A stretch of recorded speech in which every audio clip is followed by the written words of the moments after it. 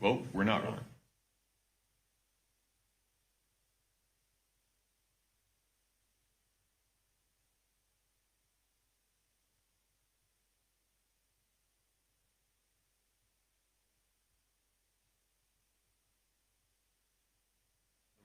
In 231-500-139.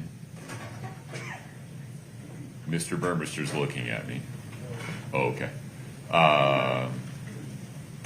Counsel for the state are present. Counsel for the defendant are present, along with Ms. Richins. We're set this morning for a closing argument. Mr. Bloodworth, is the state ready to proceed? Yes, Your Honor. Ms. Lewis? We are. Okay. Anything before we invite the jury in? Mr. Bloodworth? No, sir. Ms. Lewis? No, Your Honor. All right.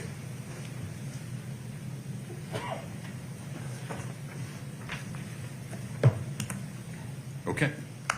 Cody, we're ready for the jury.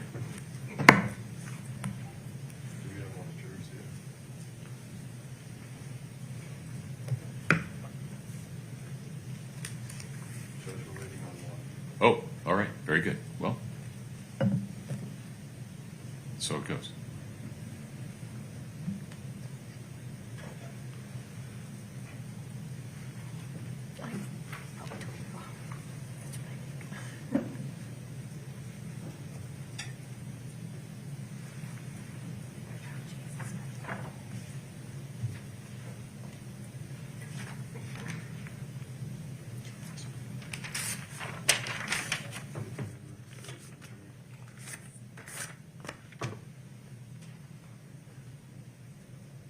While I have this moment, if one member from each of your respective teams would plan to meet with Brittany after closings are complete, just confirm that we have consensus regarding the exhibits that we're sending back into the jury room.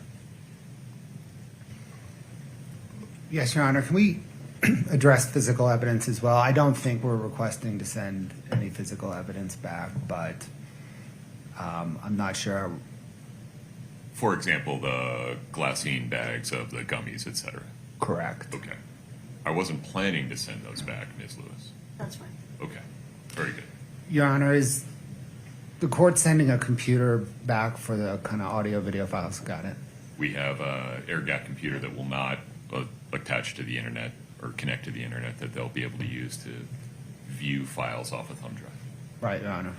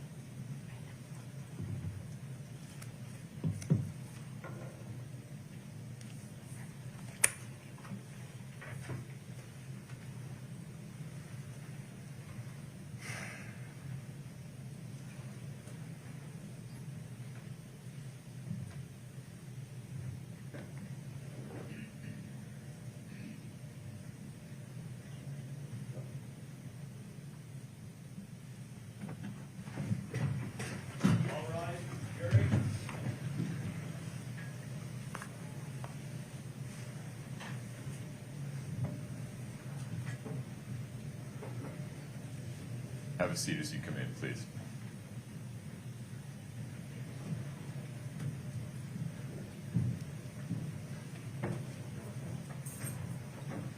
Have a seat, please. Ladies and gentlemen, welcome back. We will begin this morning with jury instructions. Then we'll take a restroom break, and then we'll proceed with closing arguments. You have a copy of the jury instructions on your chair. You're welcome to read along, but you're not required to. You'll be able to bring those back with you into the jury room to review during your deliberations. And we can fast forward to instruction number 13. The preceding pages before instruction 13 are just a written copy of the jury instructions the court gave prior to opening statements. Closing roadmap.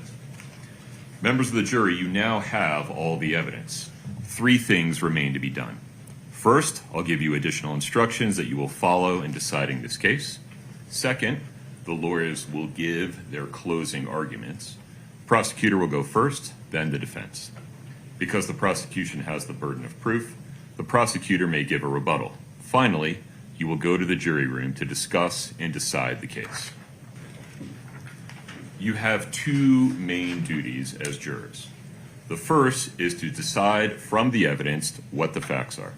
Deciding what the facts are is your job, not mine.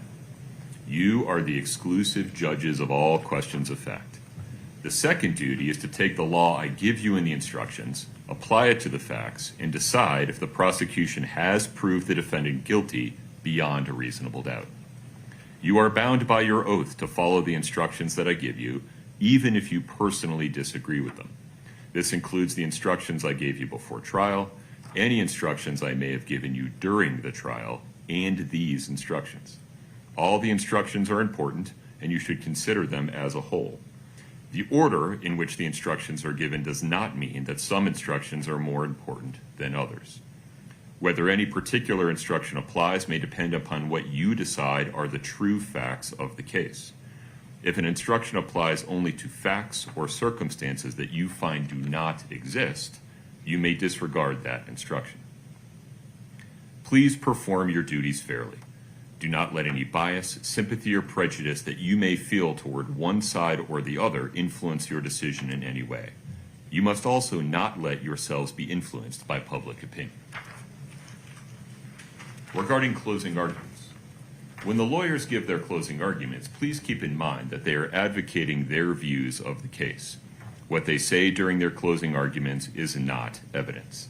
If the lawyers say anything about the evidence that conflicts with what you remember, you are to rely on your memory of the evidence.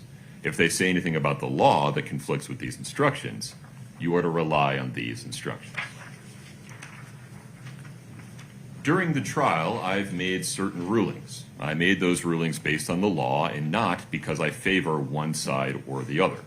However, if I sustained an objection, if I did not accept evidence offered by one side or the other, or if I ordered that certain testimony be stricken, then you must not consider those things in reaching your verdict.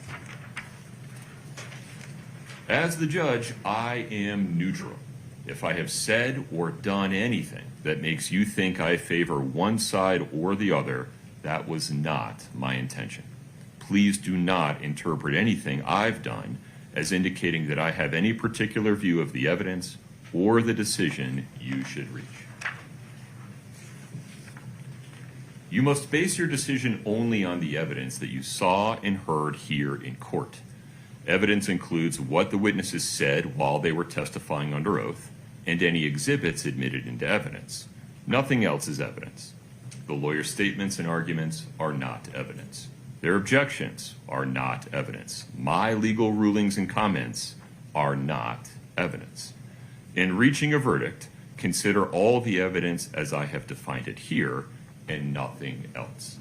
You may also draw all reasonable inferences from that evidence. Regarding items not admitted into evidence, transcripts, police reports, or other written audio or visual materials may have been referenced during the trial but not admitted as exhibits. It's common during deliberations for jurors to ask to review these materials or to have transcripts of what witnesses said during trial. These materials, other than what may have been admitted as exhibits, may not be requested as part of your deliberations. Regarding witness credibility, in deciding this case, you'll need to decide how believable each witness was. Please use your judgment and common sense. Let me suggest a few things to think about as you weigh each witness's testimony. How good was the witness's opportunity to see, hear, or otherwise observe what the witness testified about? Does the witness have something to gain or lose from this case?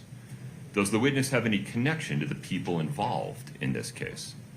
Does the witness have any reason to lie or slant the testimony?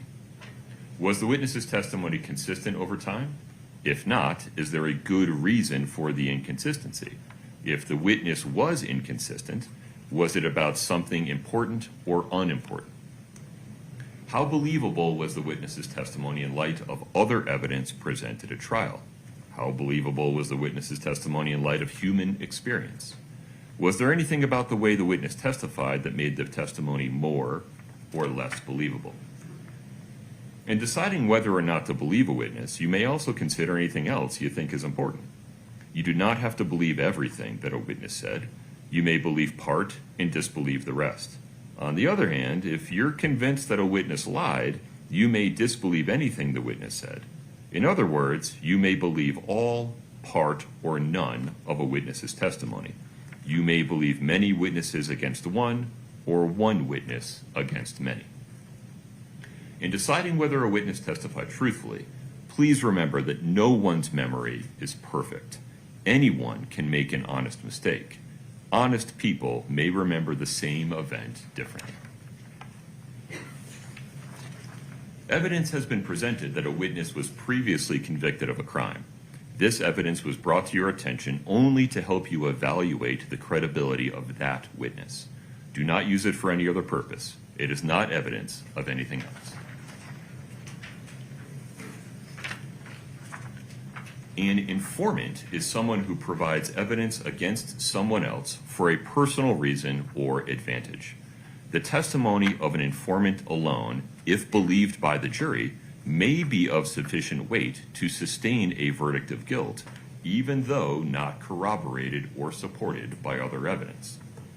You must examine and weigh an informant's testimony with greater care than the testimony of an ordinary witness. You must determine whether the informant's testimony has been affected by self-interest, by an agreement they have with the government, by their own interest in the outcome of the case, or by prejudice against the defendant.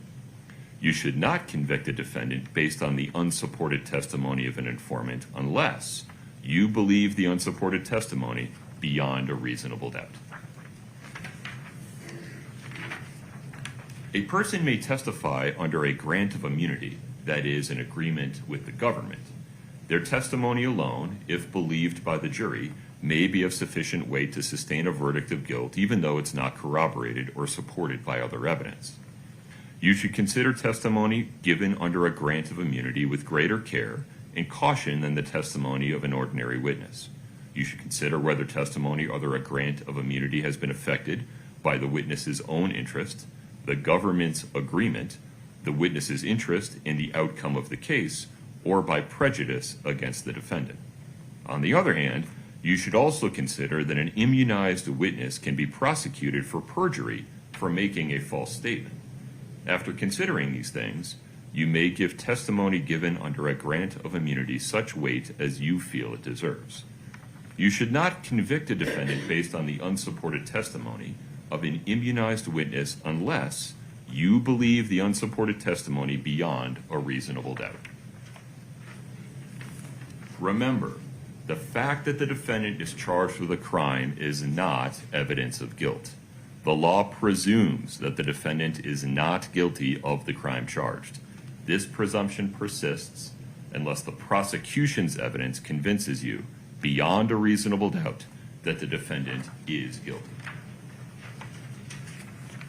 Proof beyond a reasonable doubt is proof that leaves you firmly convinced of the defendant's guilt. There are very few things in this world that we know with absolute certainty, and in criminal cases, the law does not require proof that overcomes every possible doubt. If the evidence leaves you firmly convinced that the defendant is guilty of the crime charged, you must find the defendant guilty. On the other hand, if there is a real possibility that she is not guilty, you must give the defendant the benefit of the doubt and return a verdict of not guilty. The defendant has entered a plea of not guilty and denies committing the alleged crimes. Every crime has component parts called elements. The prosecution must prove each element beyond a reasonable doubt. Until then, you must presume the defendant is not guilty. The defendant does not have to prove anything. She does not have to testify, call witnesses, or present evidence. Regarding direct and circumstantial evidence, facts may be proved by direct or circumstantial evidence. The law does not treat one type of evidence as better than the other. Direct evidence can prove a fact by itself. It usually comes from a witness who perceived firsthand the fact in question. For example, if a witness testified that he looked outside, saw it was raining, that would be direct evidence that it had rained. Circumstantial evidence is indirect evidence. It usually comes from a witness who perceived a set of related events, but not the fact in question. However, based on that testimony, someone could conclude that the fact in question had occurred. For example, if a witness testified that she looked outside and saw that the ground was wet and people were closing their umbrellas, that would be circumstantial evidence that it had rained. Before you can find the defendant guilty of any charge, there must be enough evidence, direct, circumstantial, or some of both, to convince you of the defendant's guilt beyond a reasonable doubt. It is up to you to decide.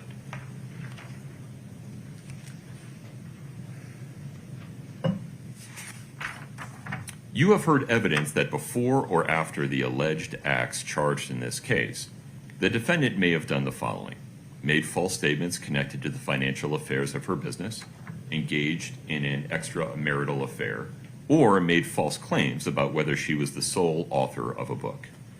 This evidence was not admitted to prove a character trait of the defendant or to show that she acted in a manner consistent with that trait.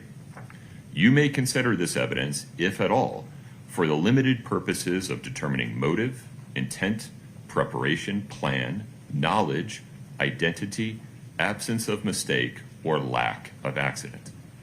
Keep in mind that the defendant is on trial for the crimes charged in this case, and for those crimes only. You may not convict the defendant simply because you believe she may have committed some other acts at another time. Regarding fact versus expert witnesses, there are two types of witnesses: fact witnesses and expert witnesses. Usually, a fact witness can testify only about facts that he or she can see, hear, touch, taste, or smell. An expert witness has scientific, technical, or other special knowledge that allows the witness to give an opinion. An expert's knowledge can come from training, education, experience, or skill. Experts can testify about facts, and they can give their opinions in their area of expertise. You may have to weigh one expert's opinion against another's. In weighing the opinions of experts, you may look at their qualifications, the reasoning process the experts used, and the overall credibility of their testimony. You may also look at things like bias, consistency, and reputation. Please use your common sense in evaluating all witnesses, including expert witnesses. You do not have to accept an expert's opinion. You may accept it all, reject it all, or accept part and reject part. Give it whatever weight you think it deserves. You have heard the testimony of law enforcement officers. The fact that a witness is employed in law enforcement does not mean that his or her testimony deserves more or less consideration than that of any other witness. It is up to you to give any witness's testimony whatever weight you think it deserves. Regarding the defendant not testifying, a person accused of a crime may choose whether or not to testify. In this case, the defendant chose not to testify. Do not hold that choice against the defendant. Do not try to guess why the defendant chose not to testify. Do not consider it in your deliberations. Decide the case only on the basis of the evidence. The defendant does not have to prove that she is not guilty. The prosecution must prove the defendant's guilt beyond reasonable doubt.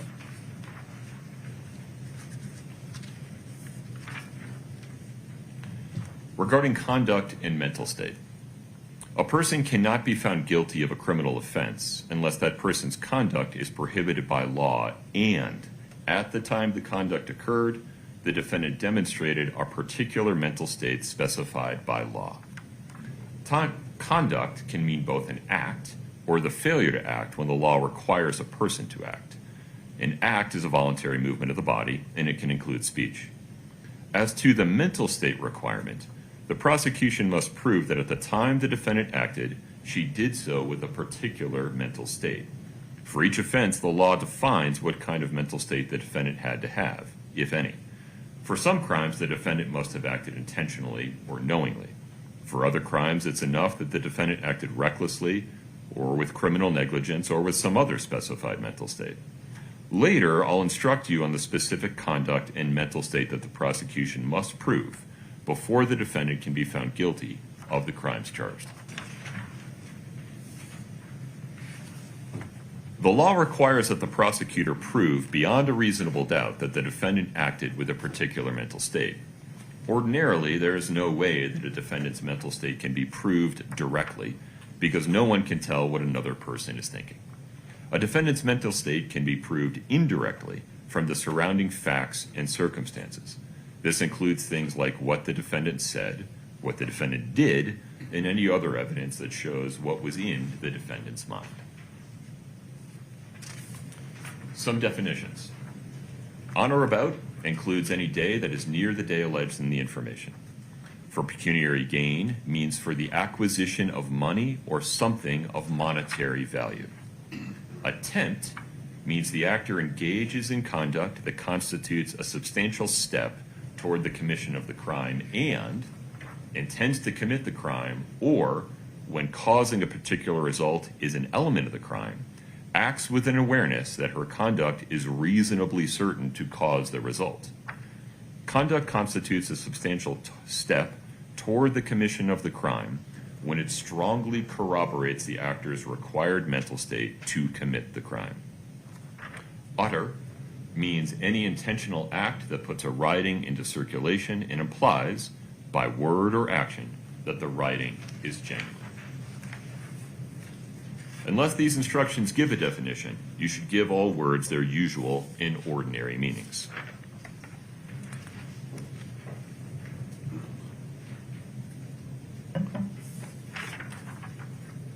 Elements of count 1, criminal homicide, aggravated murder. Kouri Richins is charged in count 1 with committing aggravated murder between on or about March 3rd and March 4th, 2022. You cannot convict her of this offense unless, based on the evidence, you unanimously find, beyond a reasonable doubt, each of the following elements. Kouri Richins intentionally or knowingly caused the death of Eric Richins under one or more of the following circumstances: for pecuniary gain or by means of the administration of any substance administered in a lethal amount, dosage, or quantity. After you carefully consider all the evidence in this case, if you are convinced that each and every element has been proven beyond a reasonable doubt, then you must find the defendant guilty. On the other hand, if you are not convinced that each and every element has been proven beyond a reasonable doubt, then you must find the defendant not guilty. To find the defendant guilty of aggravated murder, you must unanimously agree the prosecution has proven at least one circumstance listed in element 3 beyond a reasonable doubt. You must also unanimously agree which circumstance or circumstances the prosecution has proven. You will mark your decisions on the verdict form. Elements of count 2, attempted criminal homicide, attempted aggravated murder. Kouri Richins is charged in count 2 with committing attempted aggravated murder on or about February 14, 2022. You cannot convict her of this offense unless, based on the evidence, you unanimously find, beyond a reasonable doubt, each of the following elements. Kouri Richins attempted to intentionally or knowingly cause the death of Eric Richins under one or more of the following circumstances: for pecuniary gain or by means of the administration of any substance administered in a lethal amount, dosage, or quantity. After you carefully consider all the evidence in this case, if you are convinced that each and every element has been proven beyond a reasonable doubt, then you must find the defendant guilty. On the other hand, if you are not convinced that each and every element has been proven beyond a reasonable doubt, then you must find the defendant not guilty. To find the defendant guilty of attempted aggravated murder, you must unanimously agree the prosecution has proven at least one circumstance listed in element 4 beyond a reasonable doubt. You must also unanimously agree which circumstance or circumstances the prosecution has proven. You will mark your decisions on the verdict form. Definitions of mental state related to counts 1 and 2. For the purposes of counts 1 and 2, a person acts intentionally or with intent when her conscious objective is to cause a certain result. A person acts knowingly or with knowledge when the person is aware that her conduct is reasonably certain to cause a particular result.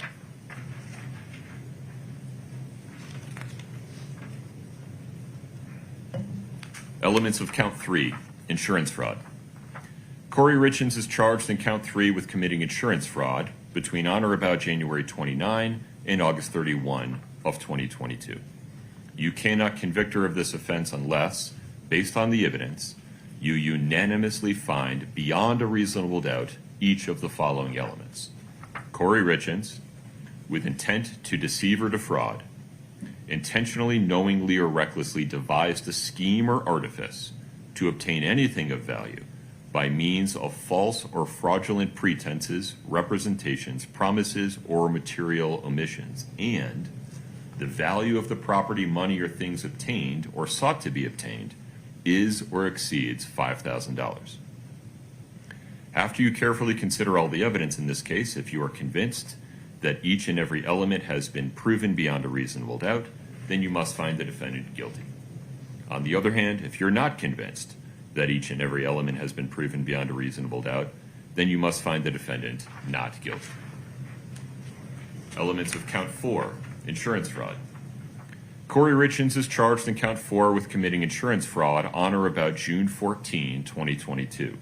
You cannot convict her of this offense unless, based on the evidence, you unanimously find, beyond a reasonable doubt, each of the following elements. Kouri Richins, with intent to deceive or defraud, presented or caused to be presented any oral or written statement or representation as part of or in support of a claim for payment or other benefit pursuant to an insurance policy, certificate, or contract. Knowing that the statement or representation contained false, incomplete, or fraudulent information concerning any fact or thing material to the claim, and the value of the property, money, or things obtained or sought to be obtained is or exceeds $5,000. After you carefully consider all the evidence in this case, if you are convinced that each and every element has been proven beyond a reasonable doubt, then you must find the defendant guilty. On the other hand, if you're not convinced that each and every element has been proven beyond a reasonable doubt, then you must find the defendant not guilty. Elements of count 5, forgery. Kouri Richins is charged in count 5 with committing forgery on or about January 29, 2022. You cannot convict her of this offense unless, based on the evidence, you unanimously find beyond a reasonable doubt each of the following elements. Kouri Richins, with purpose to defraud anyone without the authority to do so, did make, execute, or utter a writing so that the writing or the making, execution, or utterance purports to be the act of another person. After you carefully consider all the evidence in this case, if you're convinced that each and every element has been proven beyond a reasonable doubt, then you must find the defendant guilty. On the other hand, if you're not convinced that each and every element has been proven beyond a reasonable doubt, then you must find the defendant not guilty. Definitions of mental state for counts 3, 4, and 5. For purposes of counts 3, 4, and 5, a person acts intentionally or with intent when her conscious objective is to engage in certain conduct. A person acts knowingly or with knowledge when the person is aware of the nature of her conduct, or is aware of the particular circumstances surrounding her conduct, or is aware that her conduct is reasonably certain to cause a particular result. A person acts recklessly when she is aware of a substantial and unjustifiable risk that certain circumstances exist relating to her conduct, but she consciously disregards the risk and acts anyway, or her conduct will cause a particular result, but she consciously disregards the risk and acts anyway. The nature and extent of the risk must be of such a magnitude that disregarding it is a gross deviation from what an ordinary person would do in that situation. Conduct means either an act or an omission.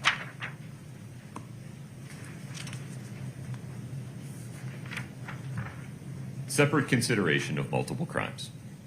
The defendant has been charged with more than one crime. It is your duty to consider each charge separately. For each crime charged, consider all the evidence related to that charge. Decide whether the prosecution has presented proof beyond a reasonable doubt that the defendant is guilty of that particular crime. Your verdict on one charge does not determine your verdict on any other charge. Regarding jury unanimity. Because this is a criminal case, every single juror must agree with the verdict before the defendant can be found guilty or not guilty.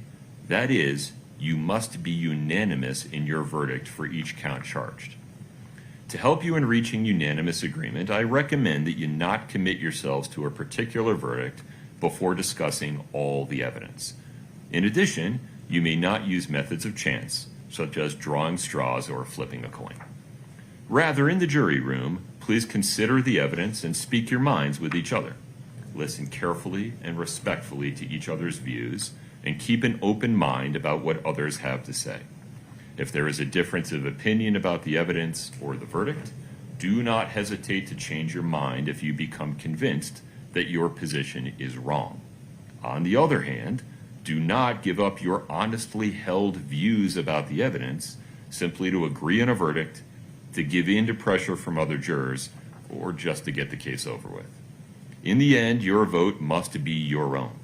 A unanimous verdict must reflect the individual, careful, and conscientious judgment of each juror as to whether the defendant is guilty or not guilty. In making your decision, do not consider what punishment could result from a verdict of guilty. Your duty is to decide if the defendant is guilty beyond a reasonable doubt. Punishment is not relevant to whether the defendant is guilty or not guilty. Let's pause there for now. That went a little quicker than I anticipated. Mr. Bloodworth, would you like to proceed? Yes, Your Honor, we may proceed and then maybe take an intermission. Understood.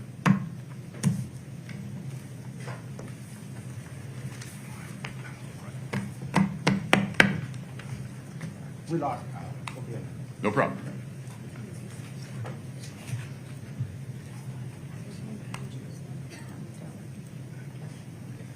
We sure did.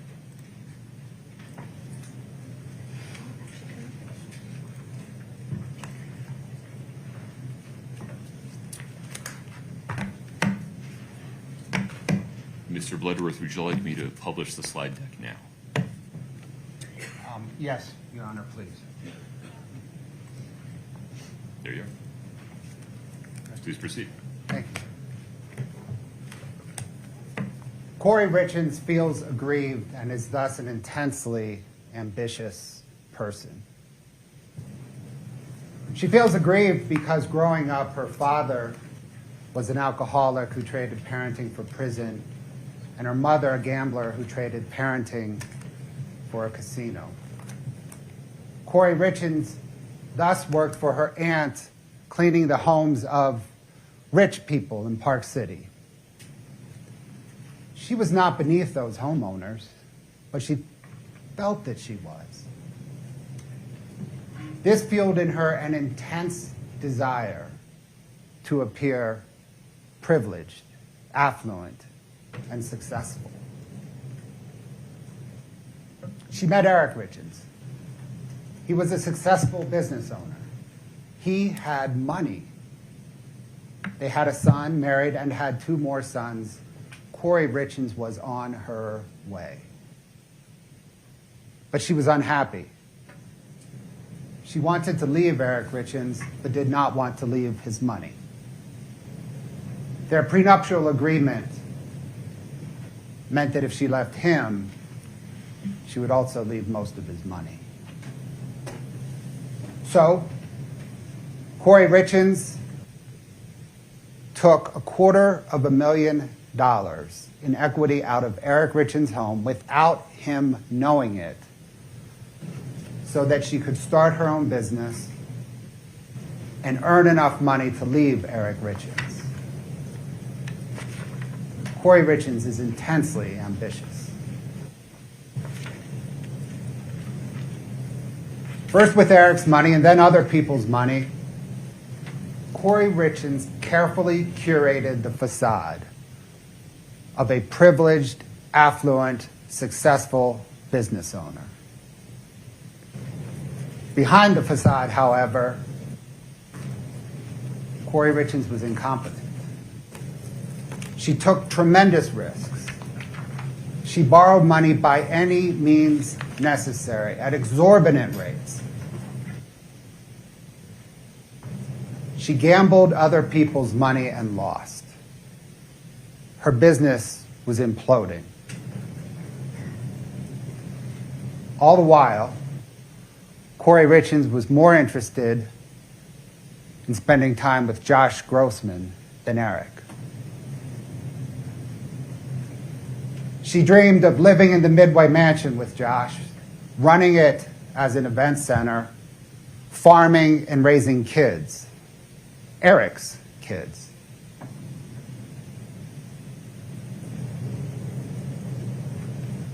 But she did not have the money to leave Eric or the money to salvage her business. Kouri Richins is an intensely ambitious person. She is a risk taker. There was a way forward. Eric had to die.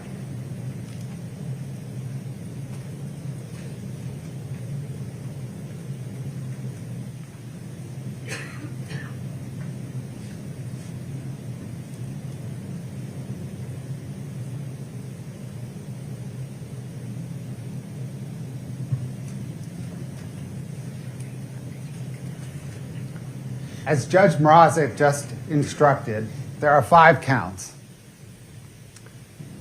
And each count has a series of elements.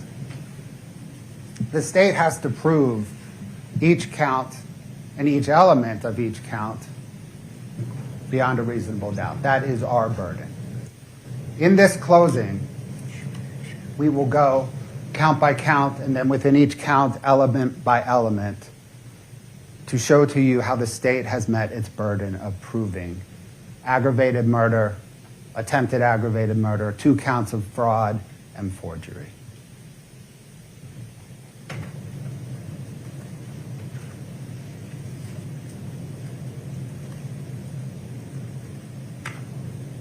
That, again, is the reasonable doubt instruction that Judge Mrazek just read, and you will have back with you in the jury room.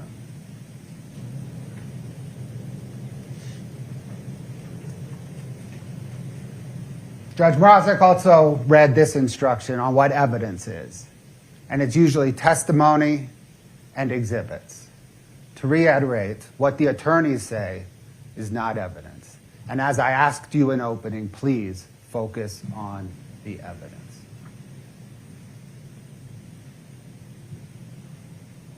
Throughout this presentation, I generally use this format for slides. And so everybody understands where we are, the count, and then the element within the count is at the top in the red banner. We then quote some witness testimony, and we cite it because it's the evidence that matters. So that you'll have the exhibits back with you when you deliberate, and you can reference them.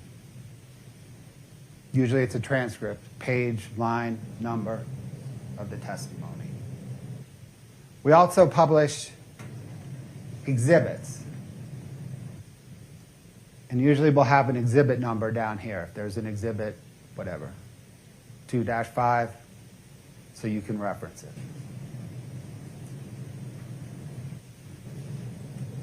Let's begin with the aggravated murder count. The evidence will prove that Kouri Richins was the person who committed the aggravated murder. The evidence will prove that she intentionally or knowingly caused the death of Eric Richins, here by means of administering to him the illicit street drugs that she purchased from Carmen Lauber. She intended to kill him with the illicit street drugs. It doesn't matter what illicit street drugs. We'll get into it more. It doesn't matter if it was the propofol, if it was the fentanyl that actually killed him, if it was oxy or some other illicit street drugs. She bought illicit street drugs to kill Eric Richins. That's what matters. That's murder. These two elements are just murder. Right? If we hide this, that's a murder charge. Here we have an aggravated murder charge, and the state will prove two separate and distinct aggravators. The first is for pecuniary gain. This is a why aggravator. Why did Kouri Richins kill Eric? For money. The second aggravator is a how aggravator. How did she do it? Here, by the administration of any substance, here it happens to be fentanyl, but it could be any substance administered in a lethal amount. Either one of those aggravators are what transforms this case from a murder case to an aggravated murder case.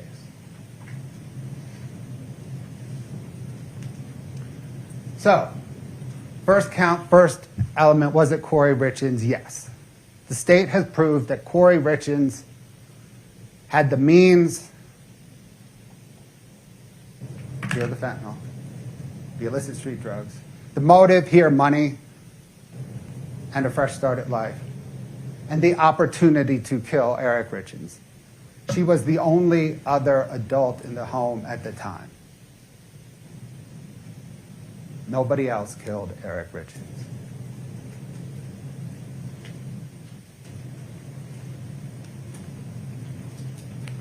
Now, intentionally or knowingly caused the death of Eric Richins by administering the illicit street drugs.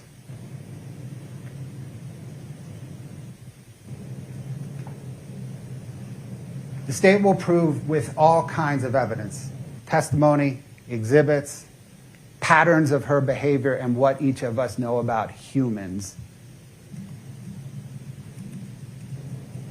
that she intended to cause Eric's death. She intended it probably as early as December the 7th,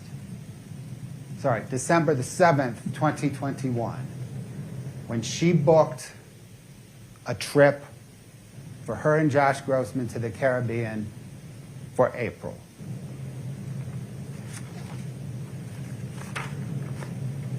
People don't book that trip. Kouri Richins did not book that trip thinking Eric Richins would be alive in April. She booked it knowing he would not.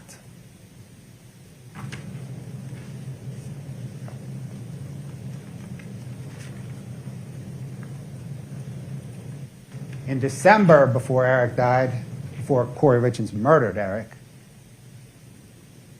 she told her friend, Becky Lloyd, in many ways it would be better if he were dead. That proves she intended to cause his death.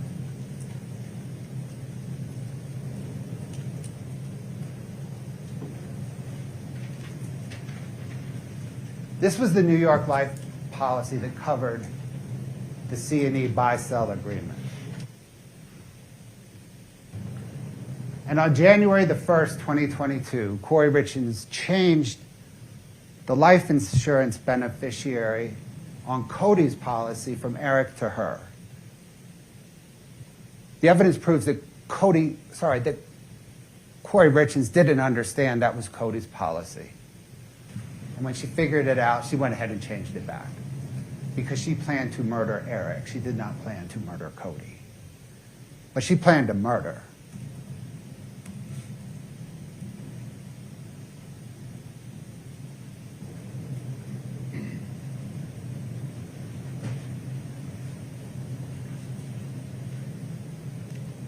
Kouri Richins asked two people, Hayden Jeffs and Carmen Lauber, for the Michael Jackson drug.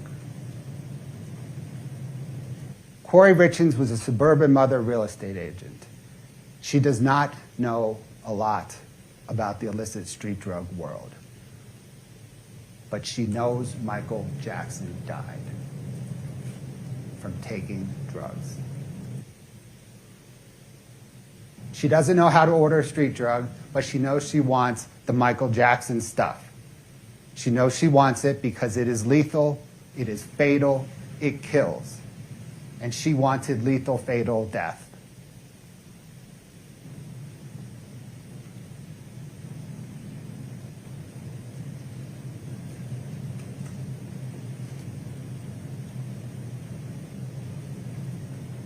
Kouri Richins is intensely ambitious. She wanted the perfect life, or at least the appearance of the perfect life. And for her, that meant Josh Grossman. But first, Eric had to go away.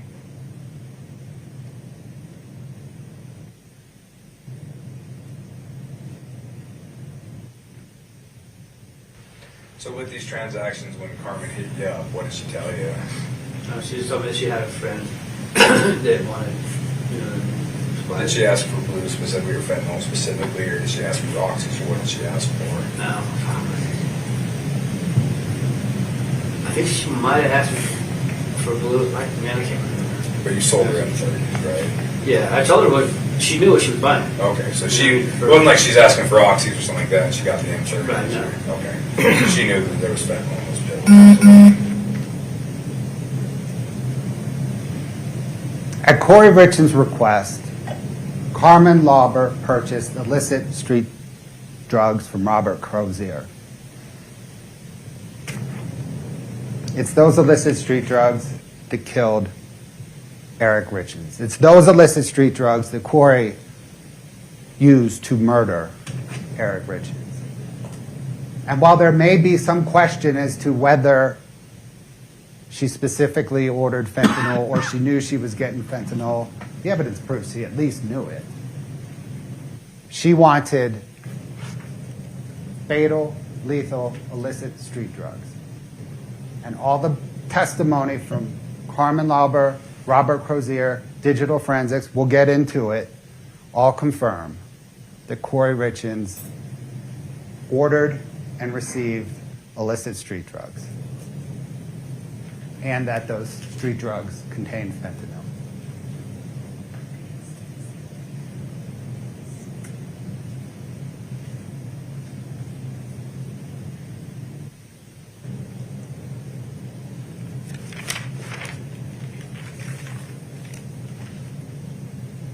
Illicit street drugs is all that matters. But you heard the testimony that despite confusion in what people were ordering, people were getting fentanyl. The fake M30s looked like the real, the fake M30s looked like the real M30s. Everything on the street in early 2022 had fentanyl. That's how we know that it was this purchase that ended up killing Eric. It's the fentanyl. We can trace the fentanyl.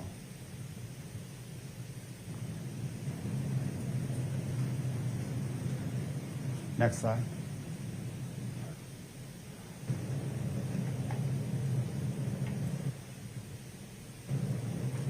The digital forensics corroborate Carmen Lauber's testimony that 5 days before Kouri Richins murdered Eric Richins,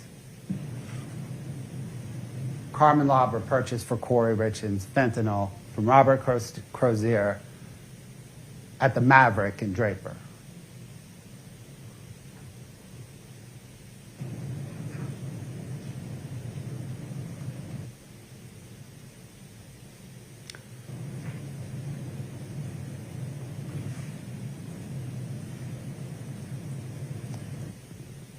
The call detail records show an extraordinary amount of overlapping communication between Carmen Lauber, Kouri Richins, Carmen Lauber, Robert Crozier during that time.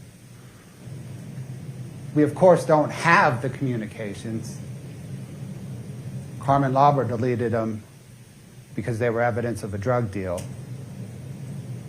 Kouri Richins deleted them because they were evidence of a drug deal and a murder. Robert Crozier said he had lost his phone.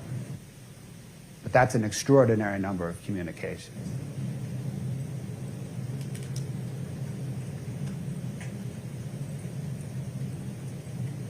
We know that Kouri Richins, the evidence proves that Kouri Richins used a Moscow Mule and a shot to administer the fentanyl to Eric.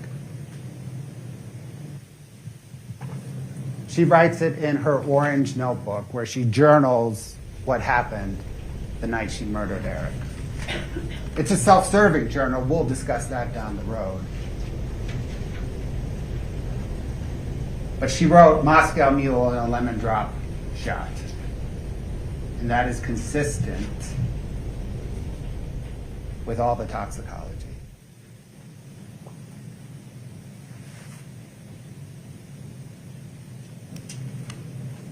Again, in the notes that investigators recovered from the kitchen cabinet in Kouri Richins' home, she wrote Moscow Mules. Lemon water, vodka, and rum. She left out the main ingredient, which of course is the ginger beer. But there was ginger beer. We know that from the Cock and Bull that OME investigator Cam Sessions found in the trash can in the kitchen. It's interesting that Kouri Richins wrote vodka, in parentheses, rum.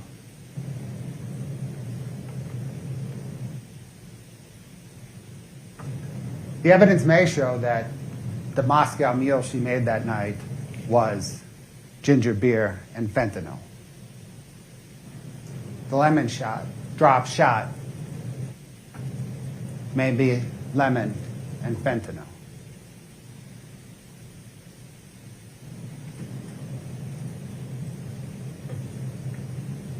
Notice that here she writes drink in bed. We'll come back to that in a minute.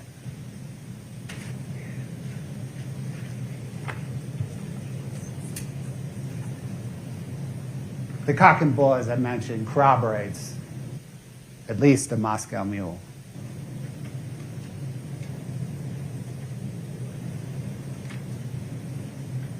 And then we know the cause of death from the death certificate was fentanyl.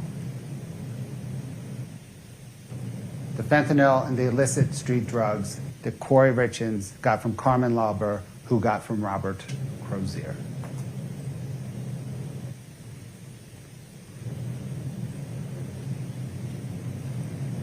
We know that Eric ingested the fentanyl from the Moscow Mule, the lemon drop shop, or both.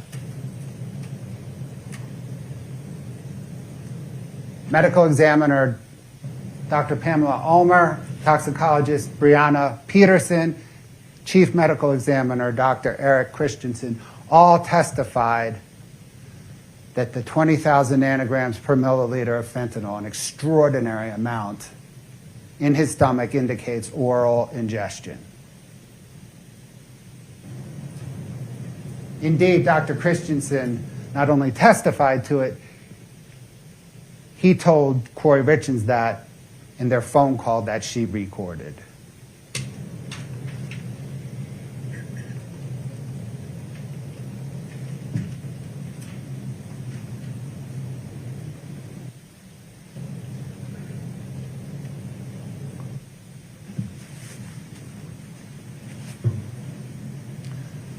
Ms. Peterson's testimony, as well as Dr. Christensen, also proves that the fentanyl was illicit. Again, illicit coming from the street, illegal street drug, illicit fentanyl. And it was their testimony, right, was that there was not only fentanyl in the toxicology, but there was norfentanyl, which was a marker of an illicit fentanyl. There's also acetylfentanyl as well. But it's the norfentanyl that is a marker of illicit fentanyl, which completely tracks with how Kouri Richins got the illicit street drugs.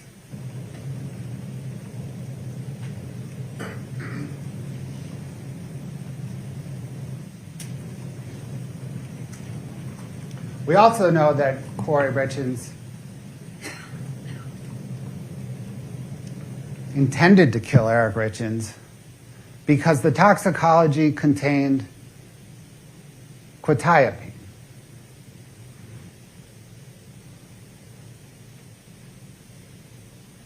Your Honor, we may have lost the audio. Let's reset. My apologies.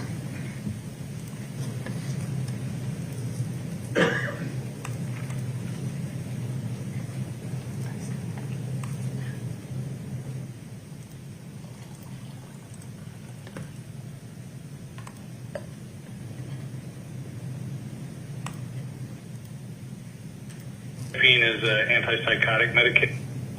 Last one. What is quetiapine? Quetiapine? Quetiapine is an antipsychotic medication. It's called Seroquel. Okay. I gotcha. It's a prescription, mental health medication that's prescribed for different things. I gotcha. The quetiapine in the toxicology for Eric Richins shows that Kouri Richins was involved because she was prescribed quetiapine. Now, this conversation that she recorded with Dr. Christensen is also very insightful. She pretends to not know what quetiapine is. It's her prescription. Of course she knows what it is. She pretends to not know what it is to cover up her involvement in putting the quetiapine inside Eric's body. She feigns the ignorance.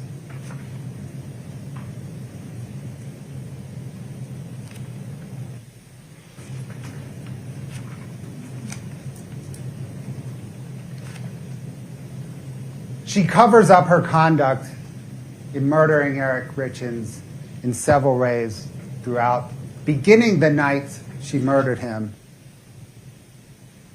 all the way through the walk the dog letter. In the orange notebook, she writes, she jumped out of bed, ran, turned on the lights, grabbed her phone, and called 911.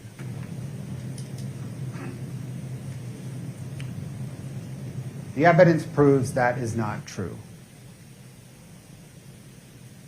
The evidence proves that when she returned to their bedroom, Kouri Richins says she was in Ashton's room. There's no evidence of that. But she returned from somewhere to their bedroom, unlocked her phone, put it on speaker. There's no call detail records showing a call at that time.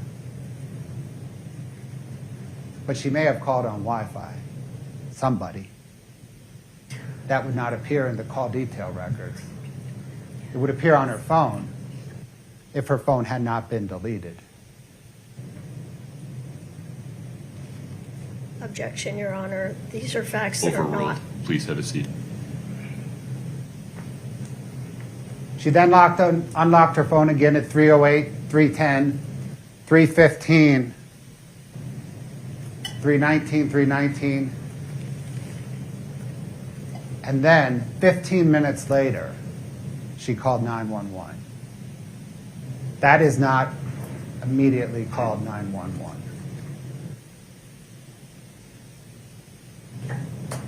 Perhaps she was staging the scene during these 15 minutes.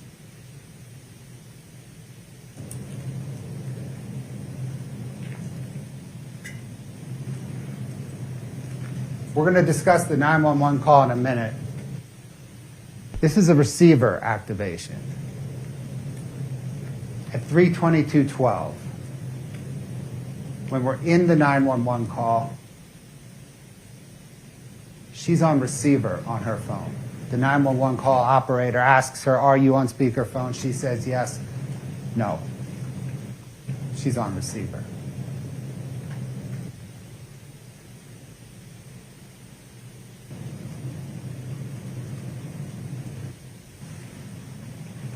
Before we play this, sorry, we're going to listen to the first part, actually most of the 911 call again. I ask that as you listen to it, you'll hear the first minute. The first minute is not the sound of a wife becoming a widow. To echo her friend Chelsea Barney, the first minute is the sound of a wife becoming a black widow. Listen to how Kouri Richins on the 911 call immediately presents, or very soon after the call begins, presents her alibi narrative. Listen to how she tells the 911 dispatcher where she was when Eric died. She is distancing herself. Rather than, he's not breathing, he has no pulse, I have to figure out what to do, I need help, she's saying, hey, look, I was not there, I was in my son's room. That's her alibi. She's distancing herself from the time and the place that she murdered Eric.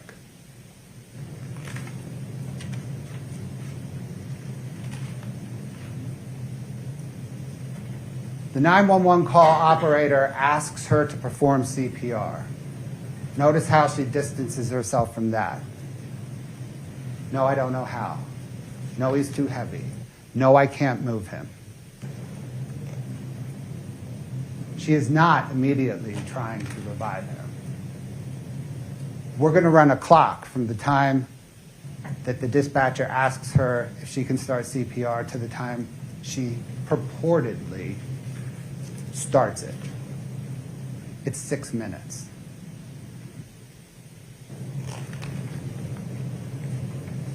Listen, please, to the portion of the 911 call where the operator instructs Kouri Richins how to remove Eric from the bed. Listen how the dispatcher says, move to the side of the bed. Kouri Richins says she does. Remove the pillows, pull the arm, pull the leg, lift up the sheath, pull him off. If Kouri Richins is following the instructions of the 911 dispatcher, Eric Richins' body is on the floor on the side of the bed, not the foot of the bed where it was found. Listen also to her choice of language. She has dehumanized Eric Richins. When she is talking about removing Eric from the bed and she is protesting and she is saying she cannot, she is not saying, I can't move him. She is saying, I can't move it. Eric is no longer a him to him. She murdered Eric. Eric is an it. Finally, listen to when she says she is performing CPR and the phone is on speaker. The phone's not on speaker. Determine whether she's performing CPR. Okay, Scott. My husband's not breathing. He's cold. Okay, what's the address? 282 Willow Court. 282 Willow Court. Uh-huh. Okay, what's a good phone number in case we get disconnected? 435 671 4987. Okay, it's going to be in Francis. Uh-huh. Okay, tell me exactly what happened. I don't know. I just came in. I was sleeping with my kids. Okay, I can't understand you. I need you to take a deep breath. What's going on? I don't know. I was sleeping in with my kids. I just came in the bed in our bed, and I turned over, and he's just cold. He's just cold. Who's cold? My husband, I turned the light on. And he's not breathing? He's not breathing? No, I need you to confirm it for me. Is he not breathing? no, Okay, can you do CPR? no, I don't know how. You don't know, I'm gonna tell you how to. Are you willing to do CPR? Yeah. Okay. If there's a defibrillator available, send someone to get it now and tell me when you have it. No, there's You have one not. available? Okay. I'm sending the paramedics to help you now. Stay on the line and I'll tell you exactly what to do next, okay? Okay, are you right by your husband right now? Yeah, he's so pale. His mouth is Okay. open. Okay, listen carefully. Are you able to lay him on the floor or the ground on the ground? I'm just thinking, I can't touch him. I can't. You can do it. You can do it. You need to calm down, He's okay? just yellow. We need to help Yellow him. and white. I can guide you through CPR. Take a deep breath for me. I'm here with you.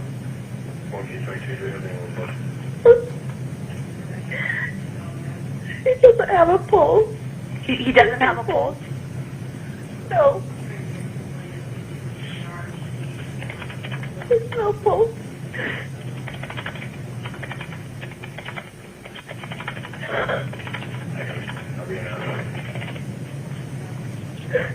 Okay, I'm here with you. I didn't hear anything. I was just there. I'm here with you. We need to get him help. I can't hear. If you need to put me on speaker, put me on speaker. I'm gonna guide you through CPR, okay? Okay.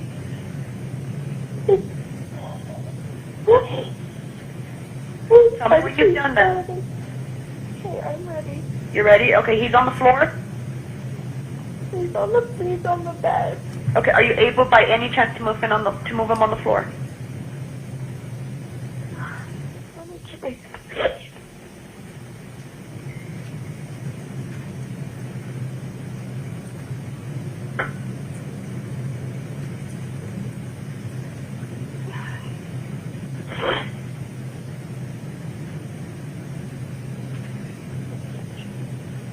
These spots on it. I don't know what's happening. I don't know what's happening. I'm here with you. Are you not able to, you're not able to move him to the floor? Go out. Go out. Go out. Go out. Go out. Don't come in here. Don't come in here. Oh my God, my sister. You're not able to move him to the floor? Just listen carefully. We just need to get him on the floor. Don't worry about hurting them. No, he's just too heavy. Is he still on the bed? Yes. Okay, if there's a sheet or a blanket under them, can you loosen it from the mattress? Yes. Okay, stand at the side of the bed closest to them and remove anything under their head. Okay. Okay? I need you to pull the sheets towards you and slide them off the bed. Don't worry about him falling. We just need to help him now. Okay. Tell me when he's on the floor.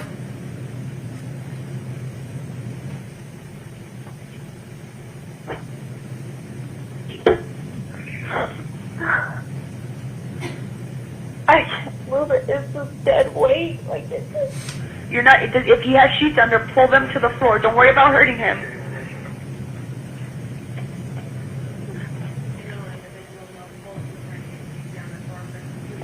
Yeah, can you please send somebody? Okay, I have the ambulance that's on the way. Okay, there's another way to do this, okay? Grab their feet. Grab his feet. Okay. Slide them towards you until they're just off the bed.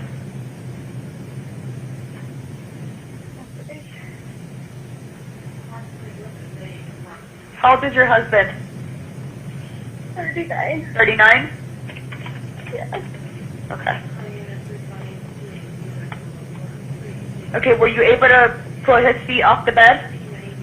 I'm pulling. Okay, now grab the arm closest to you and pull the rest of the way off the bed. Again, don't worry about the fall. We just need to help them now.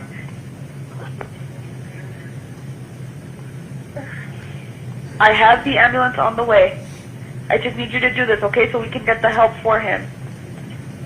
Okay. Once they arrive, they'll take over. We just need to start CPR now. You are doing great, okay? I just need you to get him on the floor. Okay, from the floor. You got him on the floor? Yeah. Okay, listen carefully, okay? Make sure that there's nothing under his head. Is he laying flat on his back? Yeah. Okay. Okay, just listen carefully and I'll tell you how to do chest compressions, okay?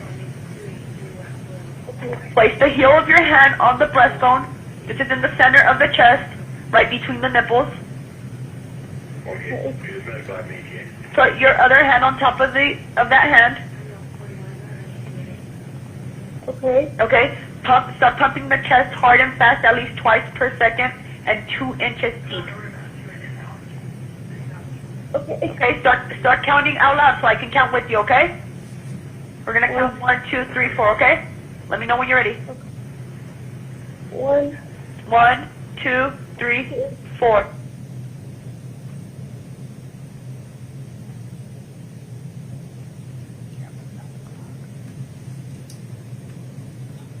One, 2, 3, 4. Count out loud so I can hear you. I'm counting with you. 1, 2, 3, 4. 1, 2, 3, 4. 1, 2, 3, 4. 1, 2, 3, 4. 1, 2, 3, 4. 1, 2, 3, 4. 1, 2, 3, 4. 1. If it's easier for you, am I on speaker? yes. Okay. 1, 2, 3, 4. Do you know if the front door is open? No, it's locked. It's not. Are you? I need you to go. Is there anybody else within the home, or is it just you? It's all my kids. Okay. Are one of them old enough to go unlock the door? Yeah, it's unlocked. It's unlocked now. Yeah, he's here. He's there. Okay.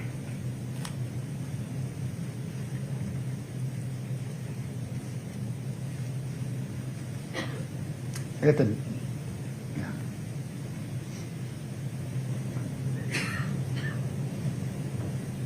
The protesting that was part of the 6-minute delay in Kouri Richins performing CPR. I can't move it. It is just dead weight.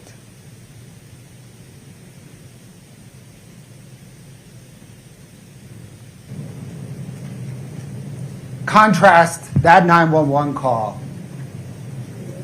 with her self-serving text message to her best friend, Chelsea Barney.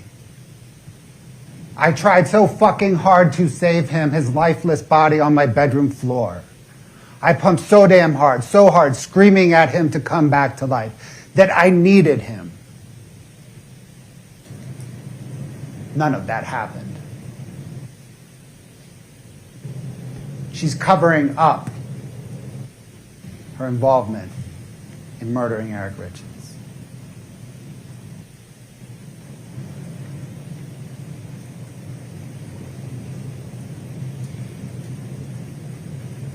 Recall the alibi narrative at the beginning of the 911 call.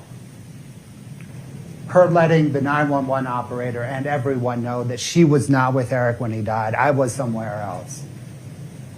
I was distant in place and time. When she calls her father-in-law, Eric's dad, Gene Richins, what does she say right at the outset? I was sleeping with Asha and I came into the room. Gene, I wasn't there. Wasn't me. When Eric's sister Katie arrives, he wasn't breathing. I went to bed. I was in Ashton's room. He was having nightmares. I wasn't there. It was not me. Her alibi. Her cover-up.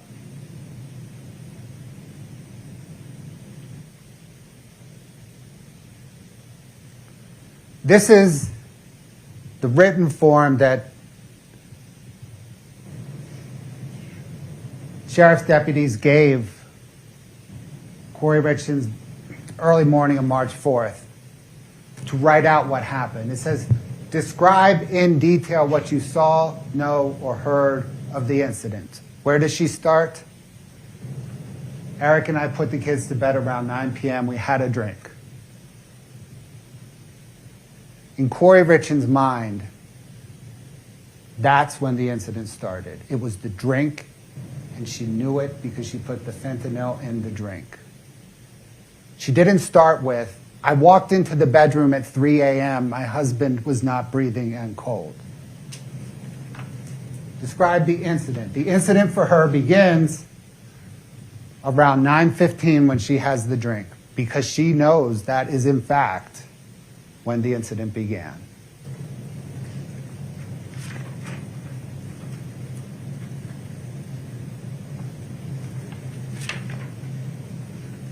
And then more of her self-serving alibi narrative. It wasn't me, I wasn't there. Before she gets into really what matters.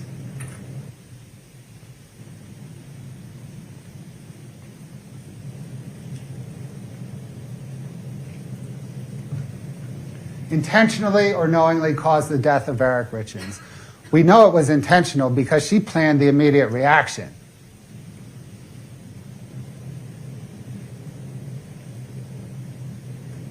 When she spoke with Eric's sister, Katie, very shortly after medical examiners rolled Eric Richins' body out of his home for the last time,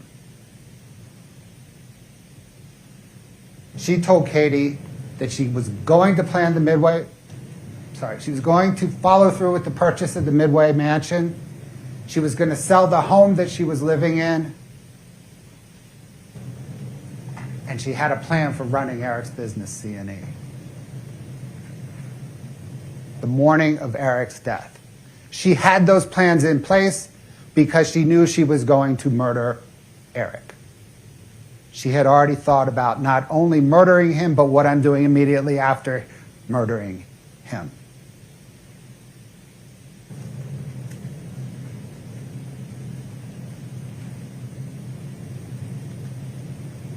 Her plan with the Midway mansion is consistent with her dream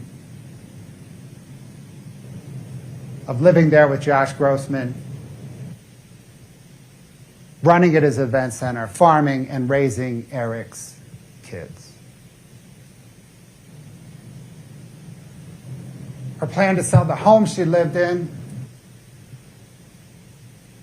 proves that she had no idea that home was in a trust. And she couldn't sell it.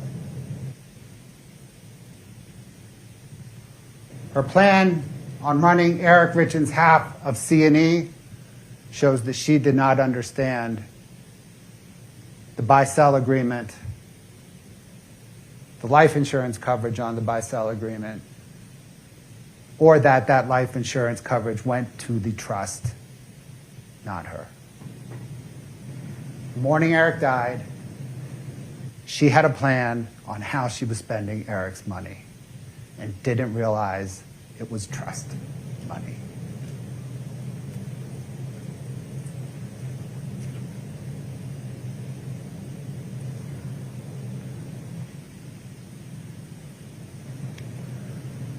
We know that Kouri Richins intended to kill Eric. The evidence proves that she intended to kill Eric, in part based on her conversation with Josh Grossman shortly after killing Eric. Kouri Richins asked Josh if he had ever killed anybody. Killed was her word. Not have you ever lost a loved one. How do you agree?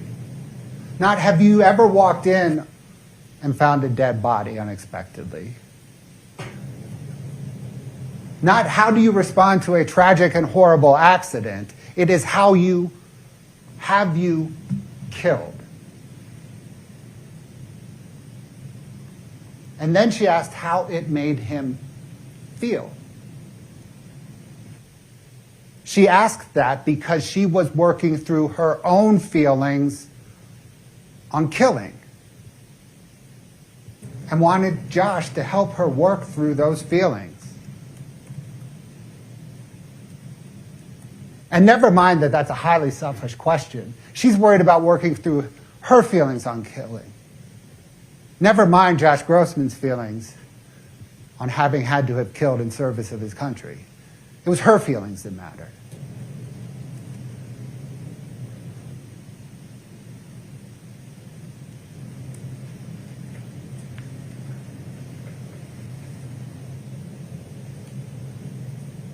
The walk the dog letter. There's a lot to unpack in this. But right now, let's unpack the fact that Kouri Richins says Eric gets pain pills and fentanyl from Mexico. She goes on to talk and says, Eric finally told me and asked if Carmen could get him some pain pills and fentanyl from Mexico. Some refers back to pain pills in Mexico from fentanyl. Sorry, pain pills and fentanyl from Mexico. Kouri Richins knows 4 months after she's been arrested for Eric Richins' murder, a year and a half after she murdered him, she knows that she bought fentanyl, and she has to explain it.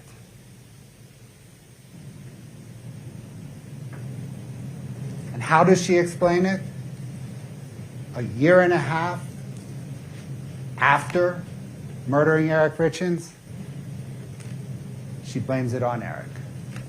Oh, I bought it for Eric.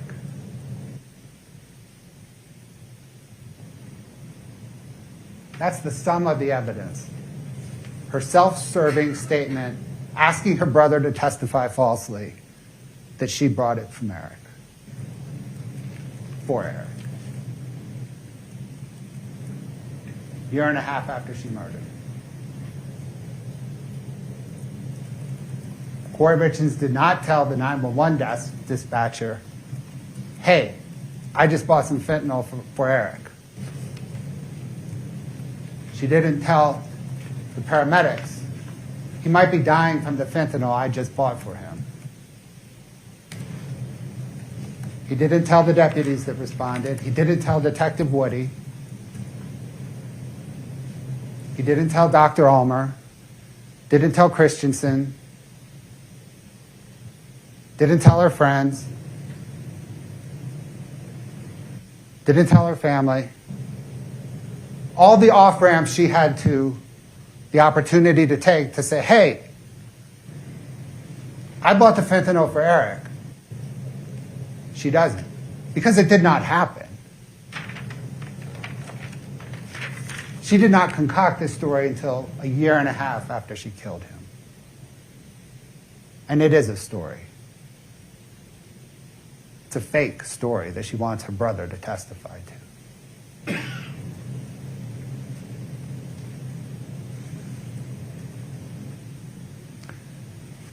There are, of course, other inaccuracies.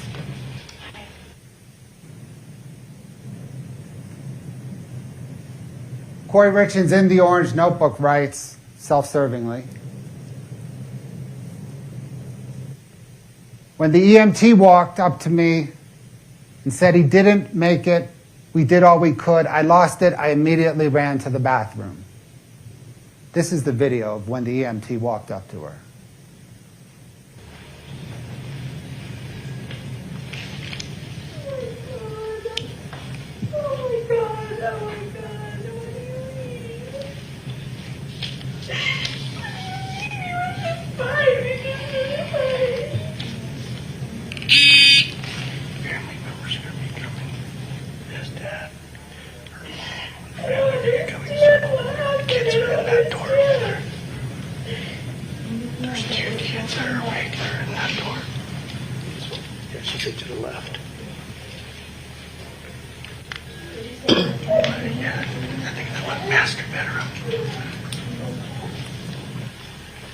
her the master bedroom.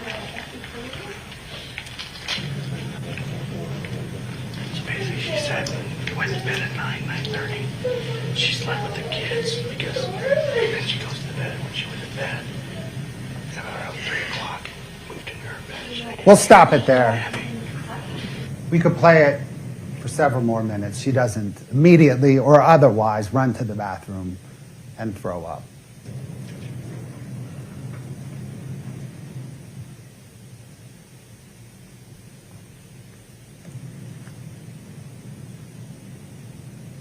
When people make up stories, they are inconsistent in the retelling. Here, in the orange notebook, Kouri Richins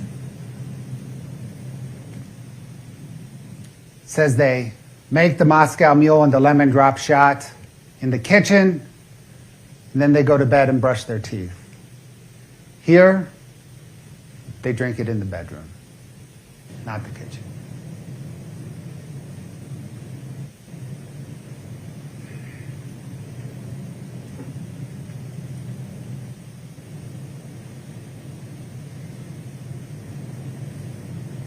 Kouri Richins tells her attorney, it's on the right, she tells her attorney that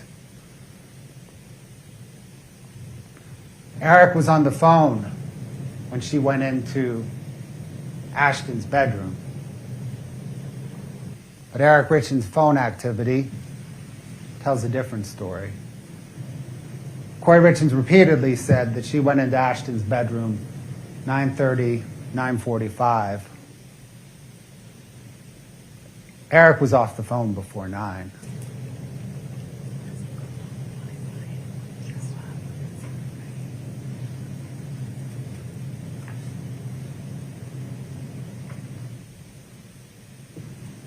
In the orange notebook, Kouri Richins says that Eric was awake when she went into Ashton's room. And that rambling phone call with Bryce Knutson that Chelsea Barney recorded, she suggests that he was asleep because she says when she returned to the bedroom about 3 a.m., Eric was in the exact same position as he was when he fell asleep. That means she was there when he fell asleep, not in Ashton's room. Her story is inconsistent in the details. That proves that much of it is fake.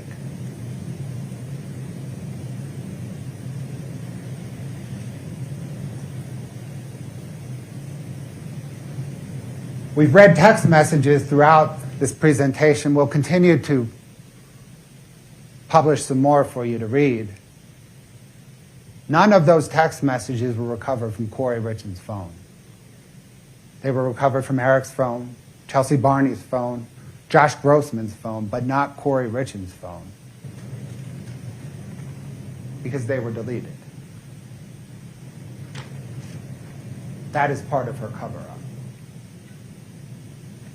When comparing the contents of the phone with few to no text messages, with the contents of the call detail records, with thousands of text messages, that's how we know they were deleted.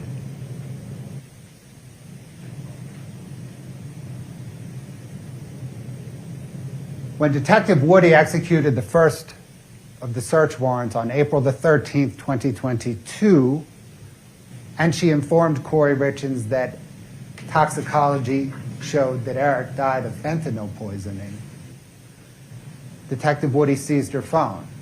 On her phone that she got to replace the seized phone, on the phone that Kouri Richins got to replace the seized phone, these are the searches. What was Kouri Richins worried about? She was worried about the police recovering all her deleted text messages. Why? They're inculpatory. They would further prove that Kouri Richins bought drugs from Carmen Lauber to then murder Eric Richins.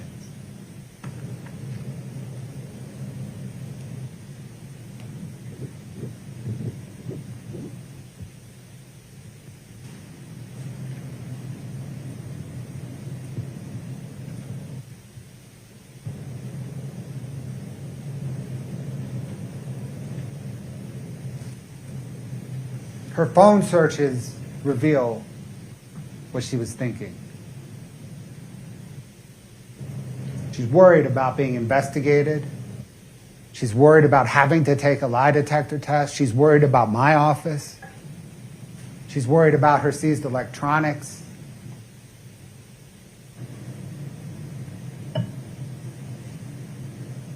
Prison is on her mind. So is money. She's interested in the life insurance.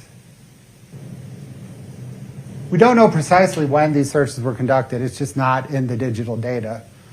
We have the data we have. But we do know that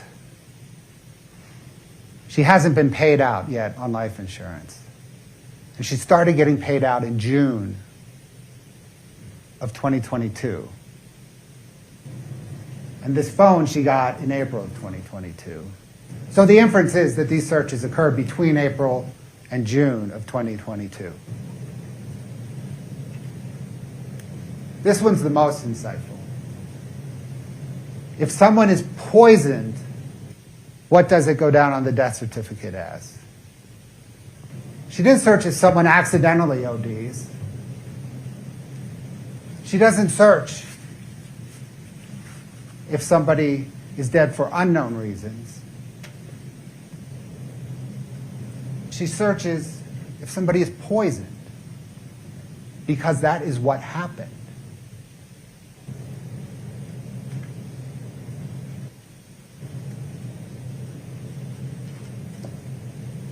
Now we have to prove that Kouri Richins intended to murder Eric Richins, which means we have to prove that Eric Richins did not commit suicide.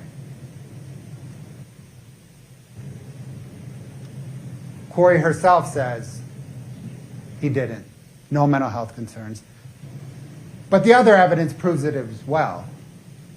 Eric had every reason to live. The first three of which are Carter, Ashton, and Weston. He was a phenomenal father. He protected his boys. He put his money in trust mostly for the benefit of them, to protect them. He was a protector. He's not leaving his boys. He was also planning for the future. He was a successful business person, and he and Cody had future business plans. He had future plans with his sister. They were planning family vacation to Disneyland. He was planning on buying a cabin in the Uintas with his father for the family. Every shred of evidence in this case proves that Eric did not commit suicide.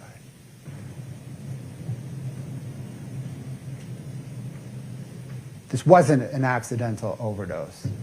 Eric Richins did not use drugs. He did not use illicit drugs. Set aside THC gummies.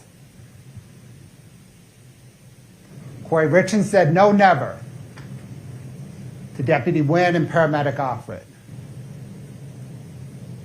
These are people that it would have made sense to tell he used illicit drugs to in the moment as Paramedic Offred's trying to save Eric's life.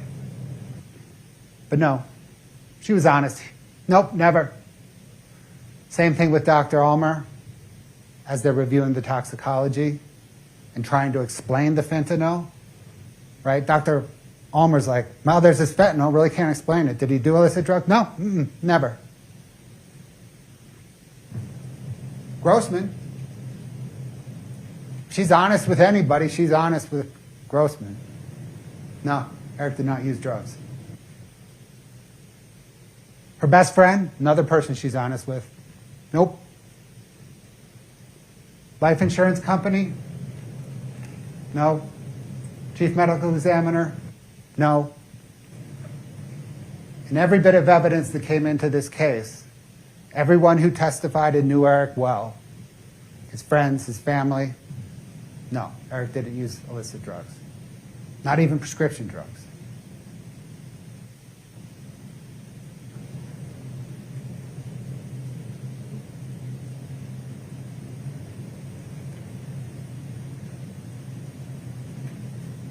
Your Honor, this might be a good place to take a break. Let's do it. Folks, one moment, just a friendly reminder. Don't talk about the case. Don't allow anybody to talk to you about it. Do not do anything with your devices during this break related to this case at all. We'll return at 10:20. Please rise for the jury.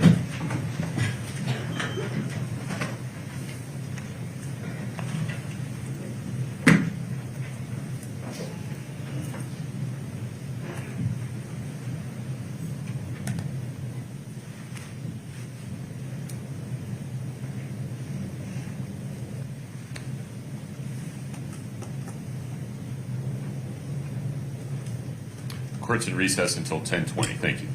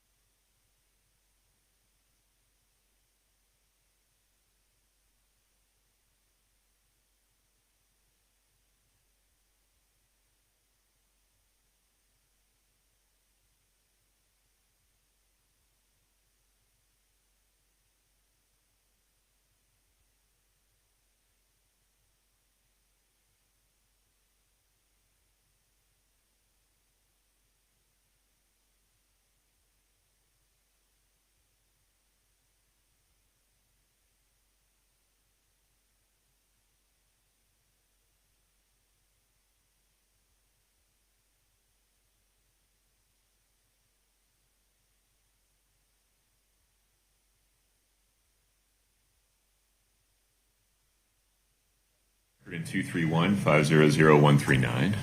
Mr. Bloodworth, are we ready for the jury? Yes, Your Honor. Ms. Lewis? Yes, Your Honor. Let's do it.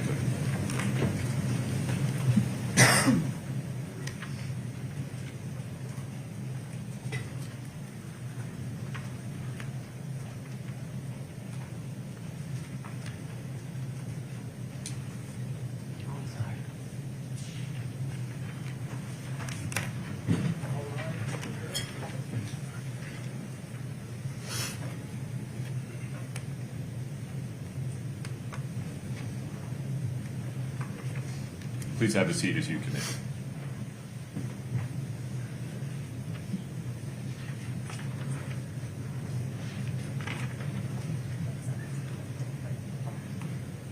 Please have a seat.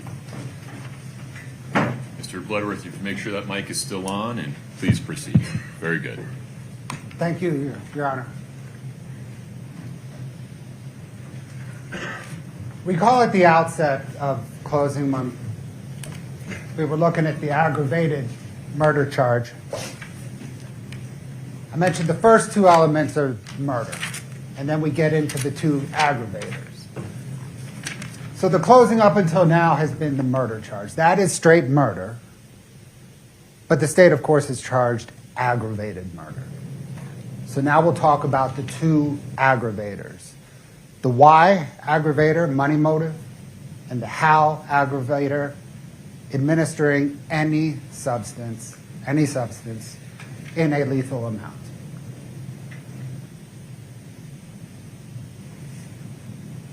You'll recall Brooke Carrington's testimony. And when she began her forensic accounting analysis, this drew her attention. The number of overdraft and non-sufficient funds transactions beginning in April. That jumped from 1 in September to 37 in October, beginning in October. That jumped from 1 in September to 37 in October to 77 in December. And Brooke Carrington's analysis was the beginning of the downward financial death spiral.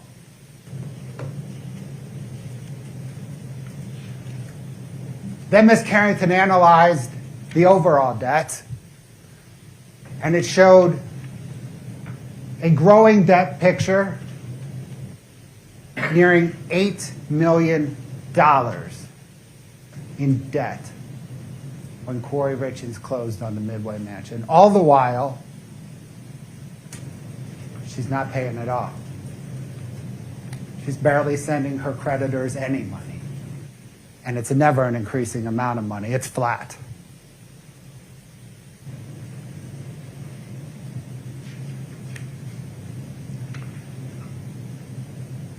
The payday loans particularly showed distress to Ms. Carrington. This isn't a traditional mortgage. This isn't even hard money lending. This is, give me money today, I'll give you money when you get paid at an extraordinary, exorbitant interest rate. And when Brooke Carrington saw this,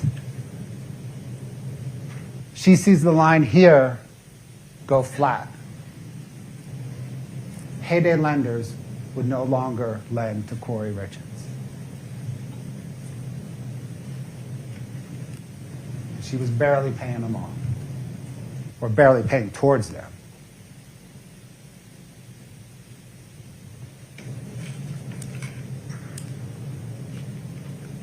Kouri Richins lost money flipping homes.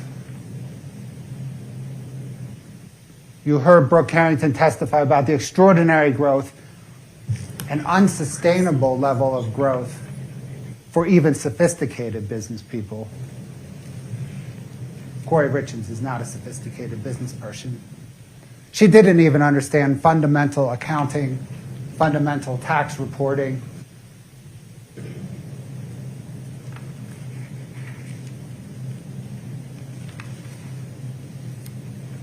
Brooke Carrington plotted out the profitability analysis of each of Kouri Richins' home flips. Kouri Richins, when she bought a home, when you total up the home she bought and the loan she took out, she started her projects $2 million in the hole. When she was finished her projects, of money that Brooke could trace to expenses, she could only trace about half of it to expenses because Kouri Richins did not conduct normal accounting. Kouri Richins lost $469,000 on her home flips. But recall that Brooke Harrington testifies there's this other pot out there of $400,000 that I know she lost. I just can't trace it to a particular project. When you add those up, it's nearly $900,000 loss in flipping homes alone. And recall that Brooke Harrington said that does not count the foreclosures. While deliberating, you'll have this, and on the second page, you'll see all the foreclosures. She lost millions more in foreclosures. To include foreclosures on Chelsea Barney's home and the Midway Mansion.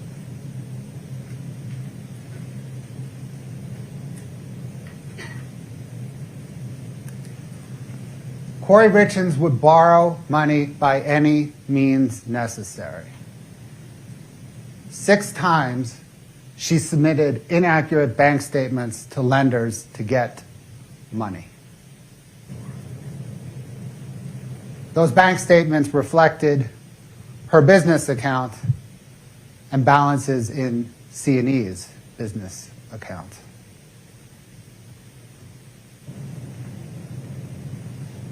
This evidence proves the level of financial desperation that Kouri Richins was in late 2021 and early 2022.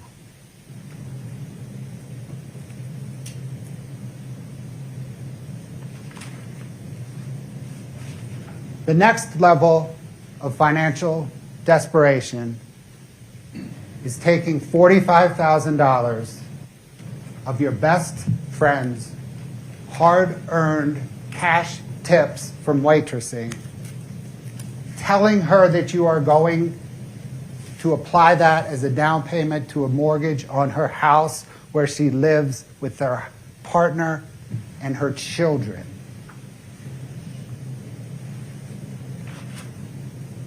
And then diverting part of it to pay off Fund 5 Merchant, a payday lender. And spending the remainder of it, as Brooke Harrington testified, on expenses to rehabilitate homes and servicing existing debt.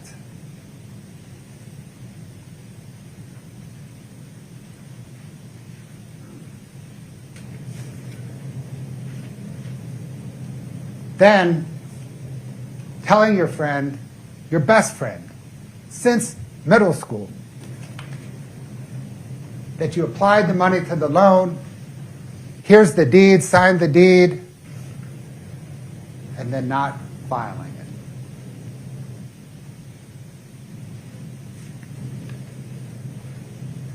And you will see, if you review the Brooke Harrington's schedule that had all the property transactions, you'll see that not only did Kouri Richins not file the deed, she took out another loan on the house. That's the loan that was foreclosed on, that resulted in Chelsea Barney, her partner, and their children getting evicted and losing their life savings. That is the next level of financial desperation that Kouri Richins was in January 2022.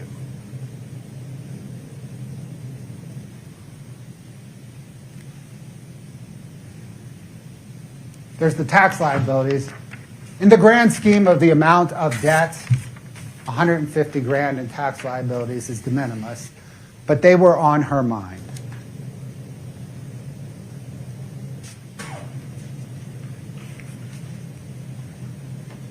There's an interesting little nugget here. She underreported her expenses in flipping homes to her tax accountant, which resulted in her paying more taxes than she would have. One would think a sophisticated business person would think to limit their tax liability. That's not what interested Kouri Richins. What interested her was the appearance of success in business, the appearance of affluence. And by underreporting her expenses, it looks like she made more money than she did, and she appeared more successful than she was. Because she cared not about being successful, she cared about her facade. She cared about appearing successful.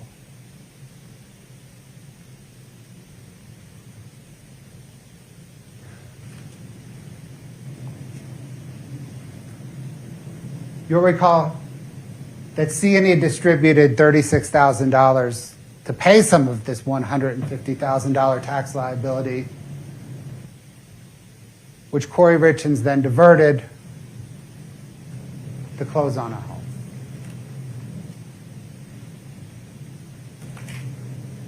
And her tax liability was on her mind. 2 days before murdering Eric Richins, she spent over an hour and a half on the phone with the IRS.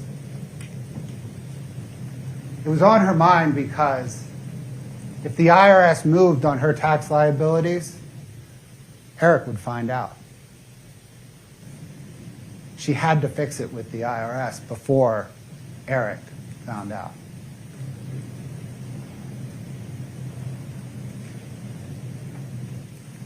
You're familiar.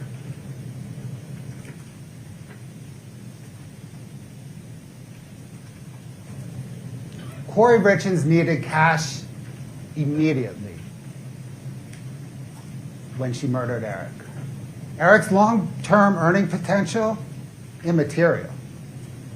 She wanted to close on the Midway Mansion. She had no money to refurbish it, to flip it right away, to run it as an event center.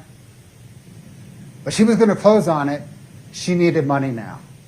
Doesn't matter if Eric's going to earn a ton of money down the road. That does not help her now with the Midway Mansion. It does not help her now with servicing her existing debt. She needs money now because she's closing on the Midway Mansion on March the 4th.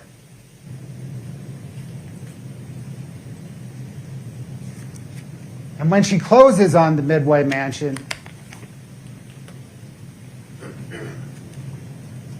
it's worth $2.9 million.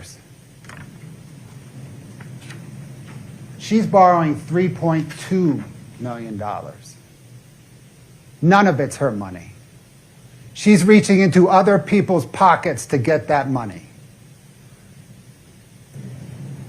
Not only does she want money to purchase the Midway Mansion, she wants $87,000 for herself. She takes out $87,000 at closing, and how does she spend it? Servicing existing debt and expenses for rehabs.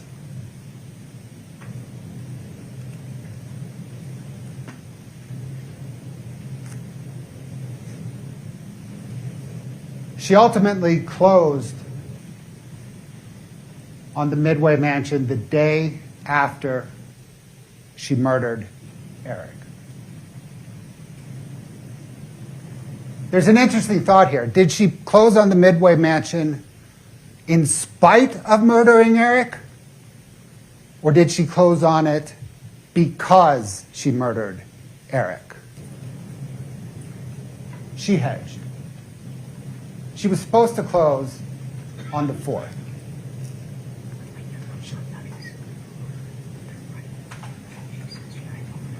She didn't want to close until she knew Eric Richins was dead, because she knew she would have his money. She knew she could do something with the mansion.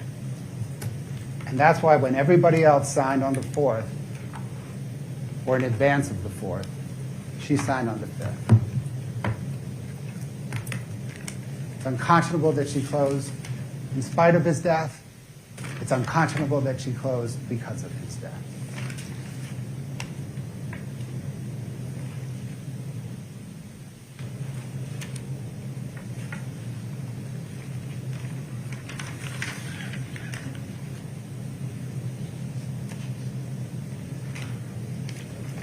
This is probably Kouri Richins' true plan for the Midway Mansion. And if Eric had not put most of his assets into trust, could have happened.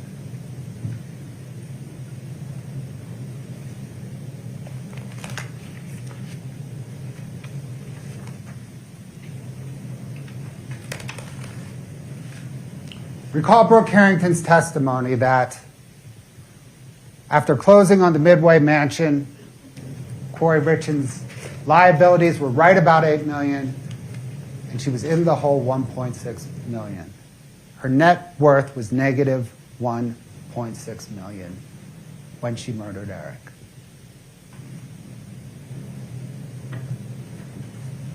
And that her business was in financial distress, her financial enterprise was collapsing, had been collapsing, and but for a significant infusion of cash and capital would continue to collapse.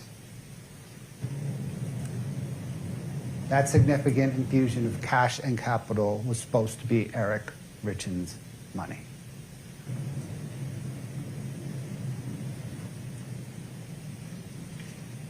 You have a fortunate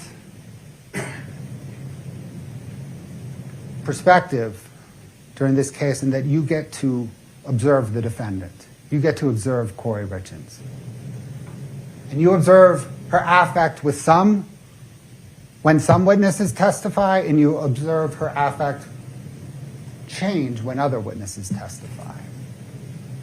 You observe that when we played the 911 call during trial, her affect was flat, no emotion. You also observe that when Brooke Harrington testified about the financial distress of her business, she was exercised. Because that testimony pierced her facade. It pierced her facade of being a successful, privileged, and affluent person. It was a narcissistic injury. She was bothered because the world saw that she is indeed not a success and not affluent.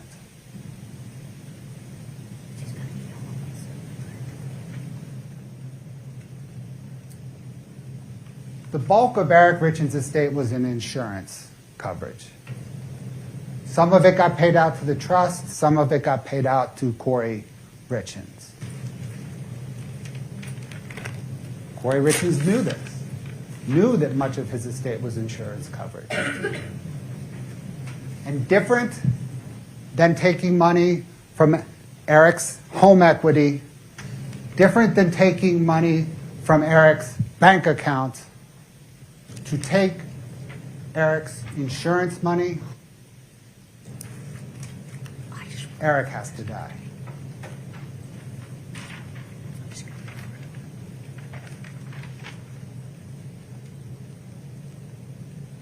Now for the aggravator of administration of any substance in a lethal amount. The substance here happened to have been fentanyl, could have been any part of the illicit street drug that she bought, happened to be fentanyl that she administered in a Moscow Mule and a shot or a shot. But we know that's how she administered it because it was in his belly. We know it was a lethal amount. The death certificate, fentanyl killed him. That's the substance, lethal amount. Can be as small as 3 nanograms per milliliter. And in this case, he had 15. 5 times what can be a lethal amount. That, by the way, is not an accident. That amount of fentanyl shows that Kouri Richins wanted Eric not only dead, but good and dead.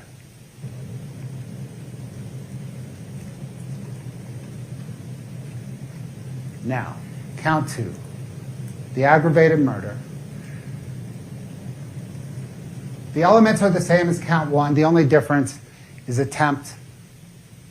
Attempt requires, as the court instructed, a substantial step. There's plenty of substantial steps, from ordering the drugs to making the Moscow Mule.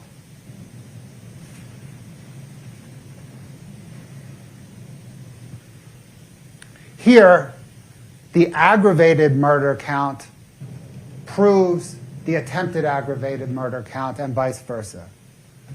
The commonalities between Kouri Richins' conduct are not coincidental.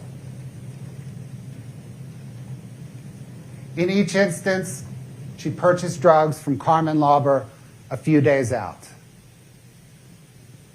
In each instance, she spoke with the IRS a few days out. Taxes were on her mind. Eric would find out if the IRS was after them. In each case, she had an immediate financial stressor. We just discussed closing on the Midway Mansion. If you look at Brooke Carrington's materials, she had a note due on Chelsea Barney's house shortly before February the 14th. She had an immediate financial stressor in each instance.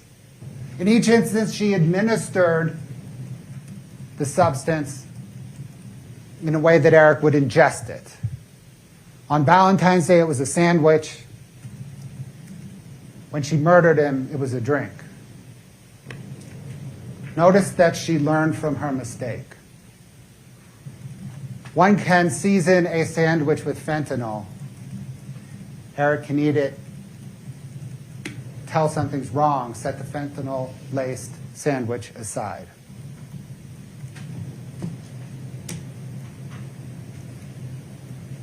You throw a lemon drop shot back.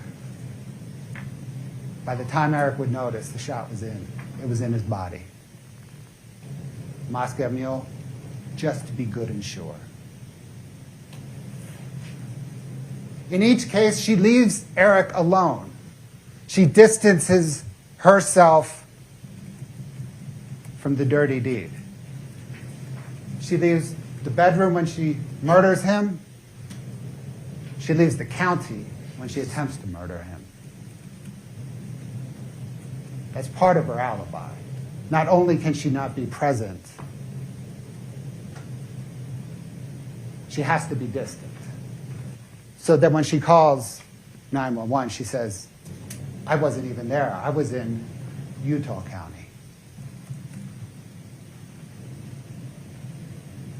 And in each case, she has a delayed response, right? It's the delayed response in calling 911 when she murders him, and it's her delayed response in returning home when she failed to murder him.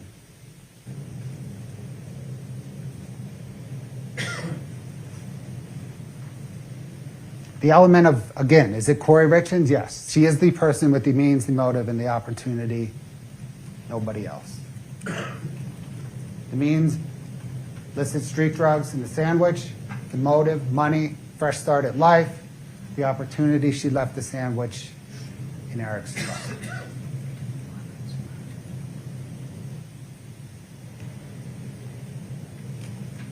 Intentionally or knowingly cause the death of Eric Richins, right? It's attempt, so attempted to cause the death of Eric Richins. The same reasons. She told Becky Lloyd it would be better if he were dead. She wanted the Michael Jackson stuff, the lethal stuff, the fatal stuff, the stuff that kills. She wanted Eric Richins' life insurance. You only get life insurance when Eric's dead.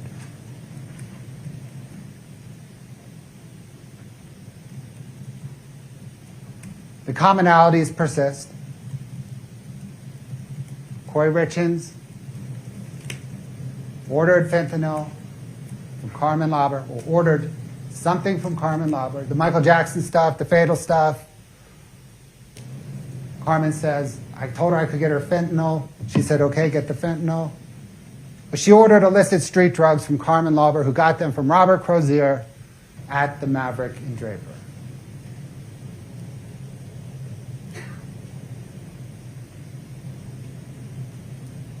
Again, the volume of calls during the drug purchase between both Kouri Richins and Carmen Lauber and Robert Crozier and Carmen Lauber. And recall, we don't have the content of the texts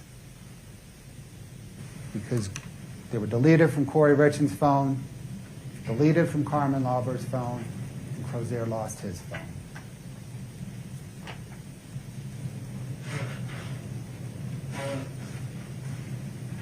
The IRS was on her mind. She called him twice, 3 days before attempting to murder Eric Richins. We know she placed the call to the Mirror Lake Diner to order a potentially fatal sandwich.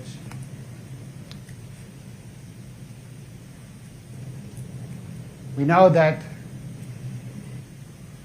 Kouri ordered it. Kouri picked it up in person. It was swiped. Don't know if you can tell that's Kouri Richins' signature, but notice it's one stroke. There's no pen lift. We'll talk more about that in a minute.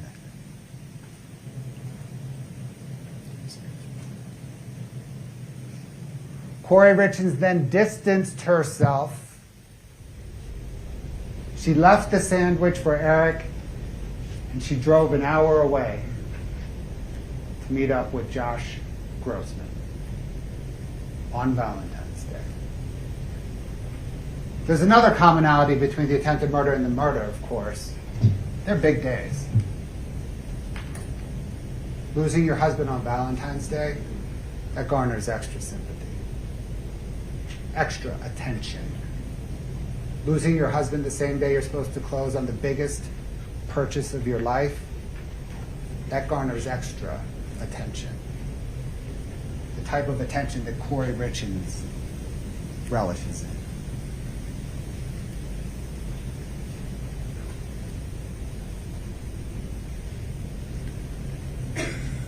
You heard Kouri Richins testify how Eric was a cowboy when it came to injury or illness.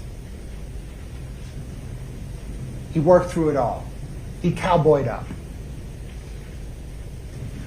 Cowboys don't go to the hospital unless they're near death. They don't even think about going to the hospital unless they're near death.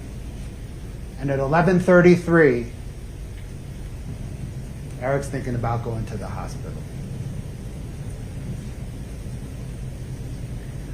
And then all the activity, the physical activity on his phone ceases. For 87 minutes in the middle of a busy workday.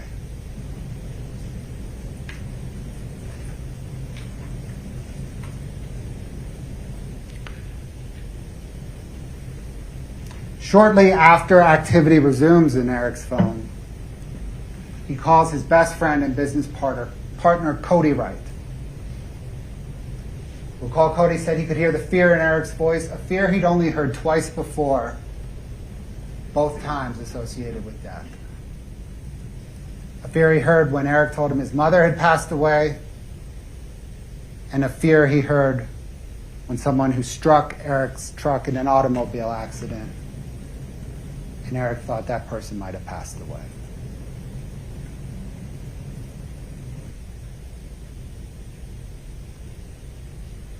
He then spoke with his hunting buddy and close friend, Josh Kays. You know and learn a lot about somebody when you hunt together and travel together. And Josh Kays said Eric sounded somber and serious. Josh asked Eric perhaps the two most pertinent questions. If he was going to the hospital, and what was he going to do about it?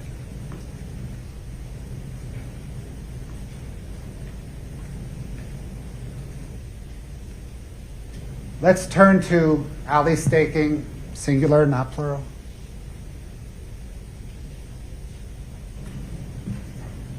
Clearly close with Kouri. Friends since middle school. You observed the banter when Ms. Staking was testifying, the banter between her and Kouri Richins. It was friendly. She's still friendly with her.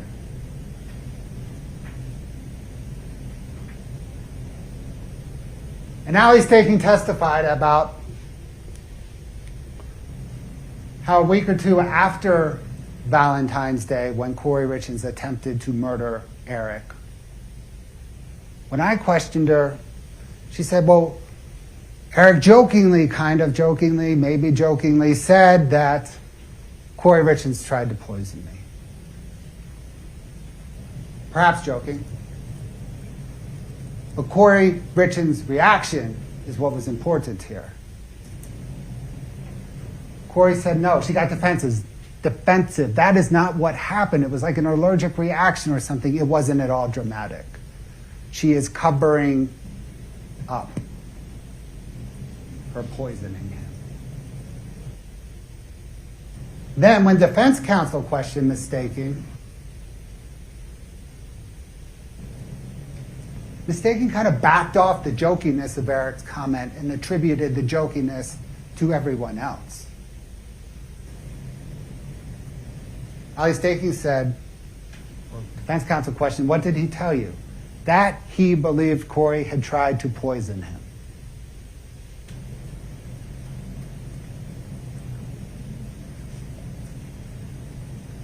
Maybe it was one of those joking things like, I'm sending a message to Kouri Richins. I know what you tried to do. I'm joking about it, but I'm going to let you know. Maybe he was serious.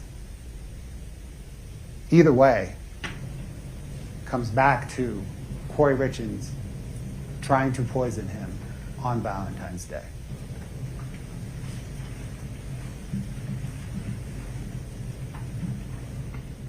Kouri Richins repeatedly tries to cover up that she tried to murder Eric on Valentine's Day.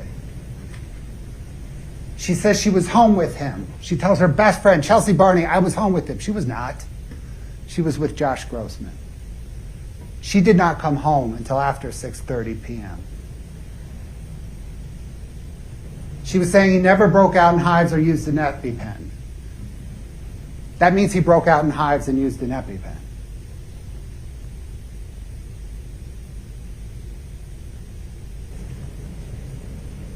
When she spoke with her mother on August the 22nd,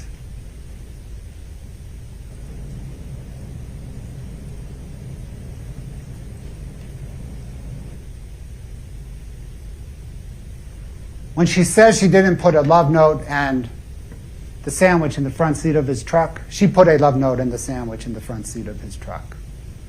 She is trying to distance herself. She is trying to cover up. She is trying to deflect.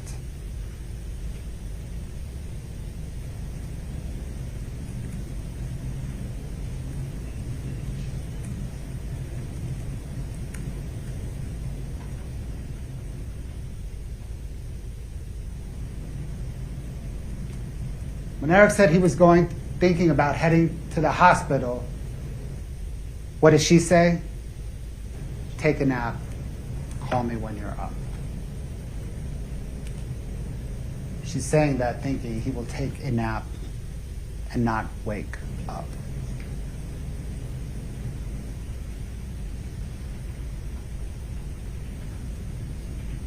When he does, Eric texts Kouri. He's asking if she's home because he had just said, I'm going to hospital. Then he had stopped communicating, or he said, I'm thinking about going to the hospital, and then stopped communicating for nearly 2 hours. He's figuring she was coming home to assist him, but she wasn't. She's in Provo waiting for her cabinet installer guy. Maybe.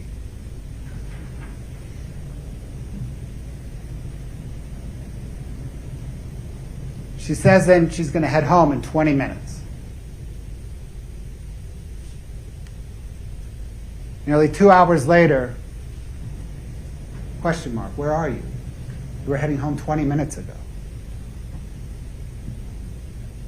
She responds, what? Thanks for answering. Did you call? You didn't call. She thinks he's heading home. She's not. She's trying to figure out what to do. She's trying to figure out what to do because Eric survived.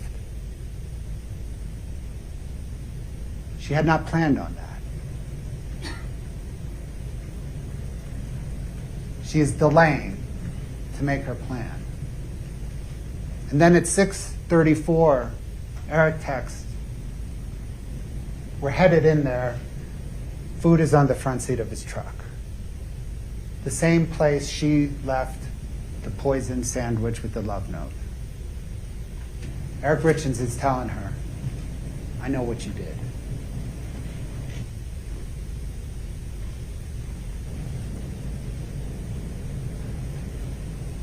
That is the attempted aggravated murder. But that is the attempted murder. Now, of course, we have the two aggravators. They're the same. Same as with the aggravated murder. The money motive, same. Similar financial distress, same. There's also the first start at life motive, right? That hasn't changed a bit. Josh Grossman is Josh Grossman on Valentine's Day, and he's Josh Grossman on March the 4th. Money motive the same, fresh start at life motive the same.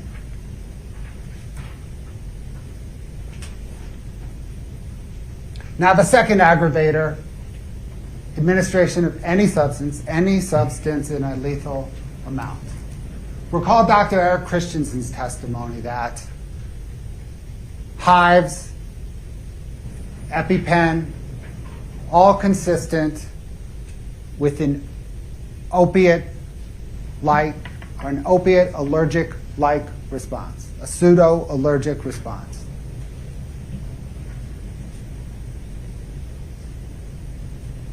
Hives, EpiPen, along with zero activity,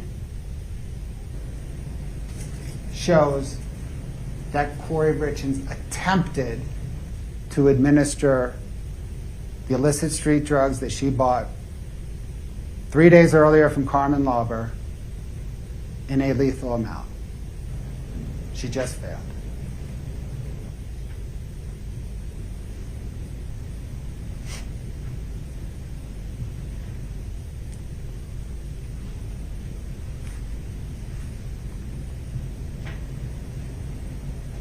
Next slide.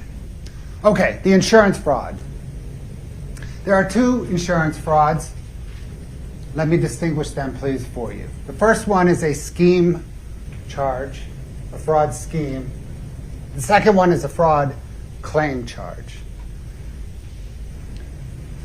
Count 3, the scheme charge relates to the $100,000 True Stage policy. We're going to put it up in a minute. The fraud claim charge relates to the $250,000 True Stage policy.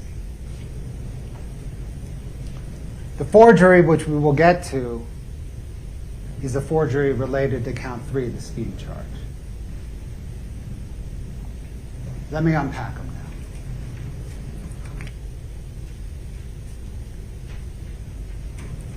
now. Okay.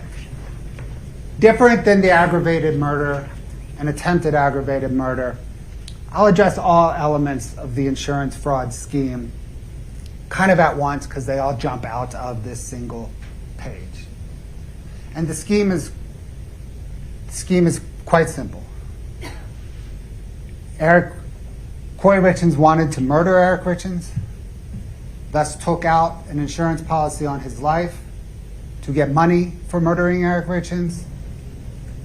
Then she murdered Eric Richins, and then she submitted a claim to get the money. That is the scheme.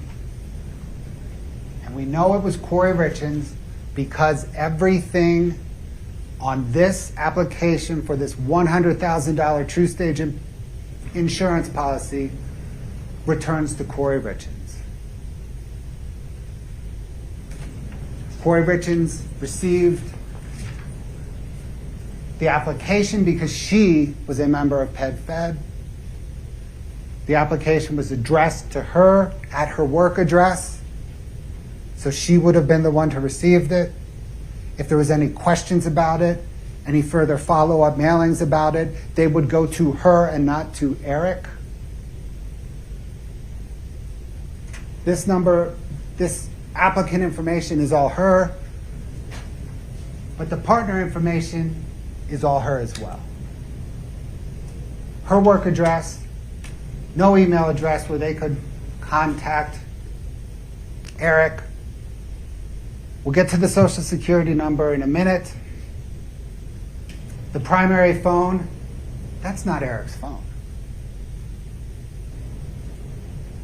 You'll see that Eric's phone is 801-792-9317. And when you look at this closely during deliberations, you'll see that was originally a 7 that she later marked up to read like an 8. She initially wrote his correct phone number, then did not want anyone from True States to call him, so she changed the 7 to an 8. So that Eric would never know that this policy existed.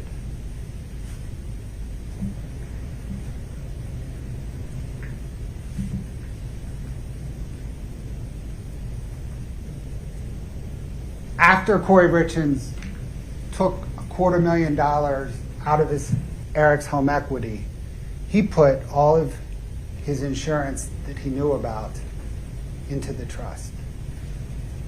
If Eric had filled this out, the beneficiary would have been the trust, not Kouri Richins.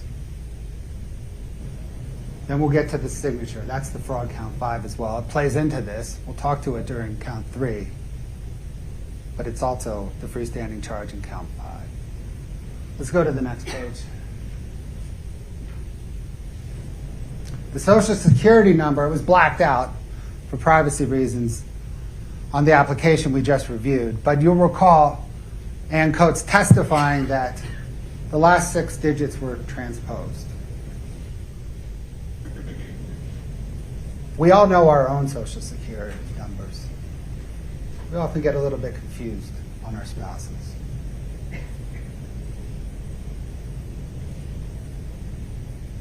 Eric did not sign the application. Matt Throckmorton, the handwriting expert. Eric did not sign it. It was probably a simulated forgery.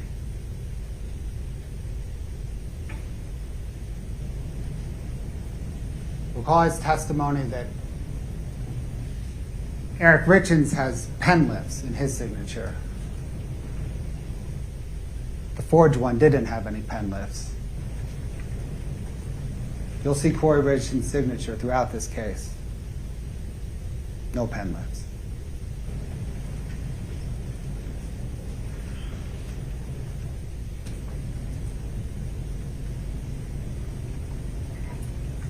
Then Kouri Richins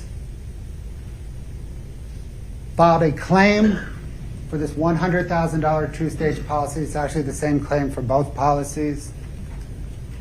And she said she really does not know where her husband Eric got the fentanyl from. Of course she knows. She ordered it from Carmen Lauber.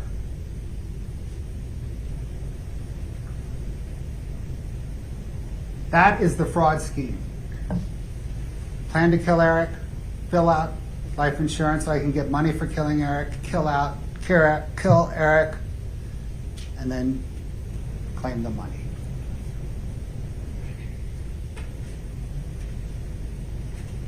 Now for the insurance fraud claim count 4. This is the True Stage $250,000 policy. This is the claimant's statement filled out. Kouri Richins beneficiary, Kouri Richins email, Kouri Richins' address. Everything about this claim says Kouri Richins is submitting this claim. And then, like before, the fraud here, the falseness of it is she says she doesn't know where the fentanyl came from, when in fact she ordered illicit street drugs from Carmen Lauber. And indeed, later in the Walk the Dog letter, admits to asking Carmen for fentanyl.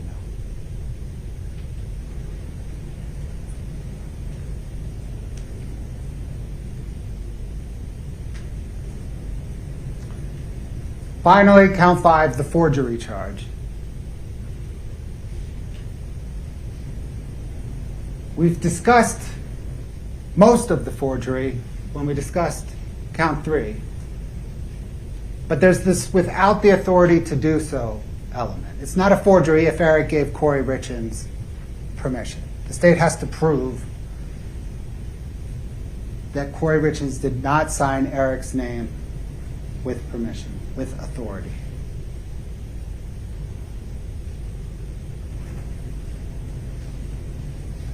All of the evidence in this case proves that Kouri Richins does not ask for permission, she takes. She took with the home equity loan. She took other people's money. She's a taker, not an asker. Finally, like I mentioned earlier, Eric Richins, the evidence proves, would have put the trust as the beneficiary, not Kouri Richins. If he had given permission, it would have been permission to make the trust the beneficiary. That's the forgery charge.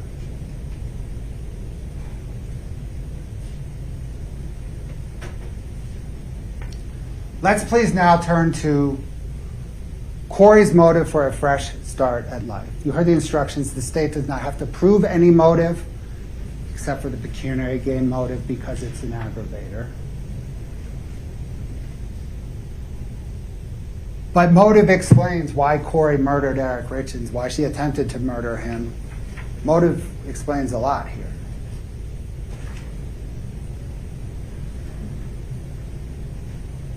These texts at this point are familiar.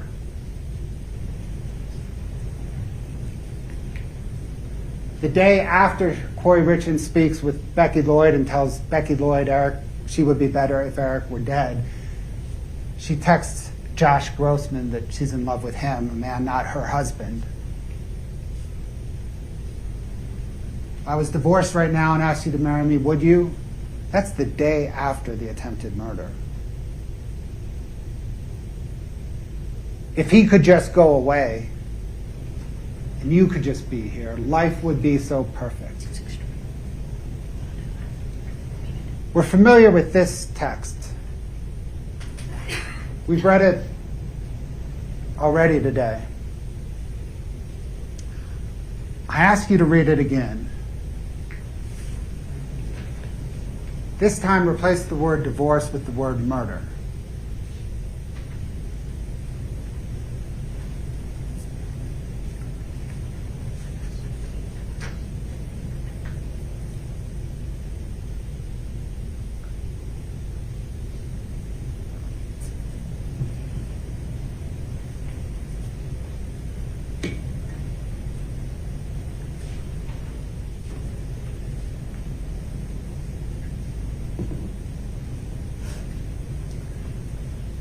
This graphic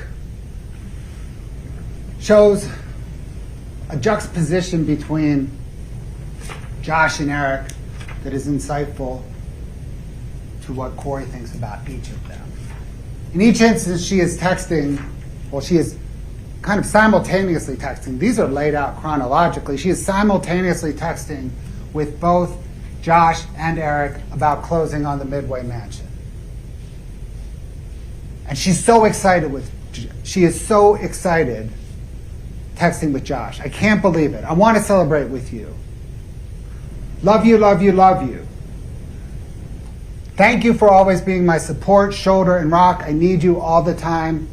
Some things I could never do without your encouragement. You have no idea how much I appreciate you. Eric tries to reach out. You want a shot? Can't. Sorry, busy. Then right back to Josh Grossman. To me, you're worth millions a year. I'm honored to be your best friend, your lover, your go-to. Life is going to be different, I promise. You're one hell of a patient person. I hate your hard days. I wish I could be there to turn them around for you. Can I try Friday? Give me a few days. Hang in there until then, please. By Friday, of course, Kouri Richins was dead. Kouri had murdered him.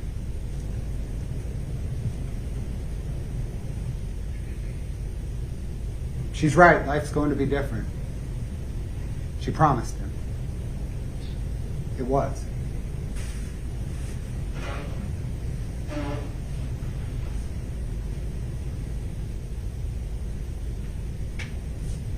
Then, 16 days after Kouri Richins murdered Eric, are we there yet?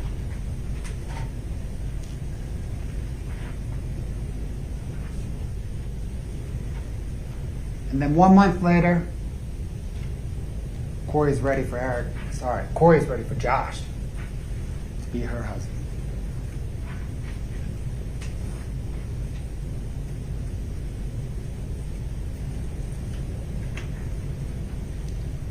Josh Grossman loved Kouri Richins. He believed that she loved him.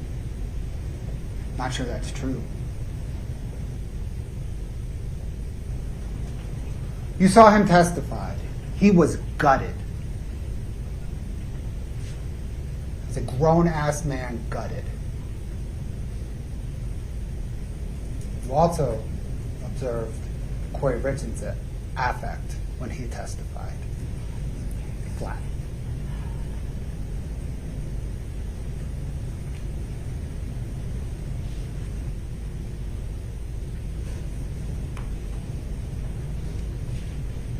The evidence proves that Kouri Richins murdered, attempted to murder Kouri Richins, and that she committed 2 counts of insurance fraud and forgery. The evidence does not support any other rational explanation.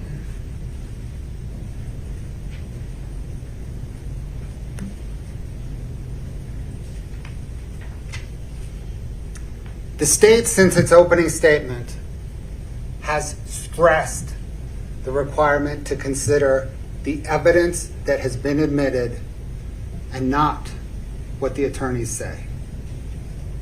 What the attorneys say, insinuate, speculate, is not evidence. Please let me show you why the state has stressed this. In the defense's opening statement, counsel said that the evidence will show that Kouri Richins had a 1/2 interest in the Willow Court home. There is no evidence of that, and indeed contrary evidence. Defense counsel said that the evidence would show that Eric was always checking Kouri's phone.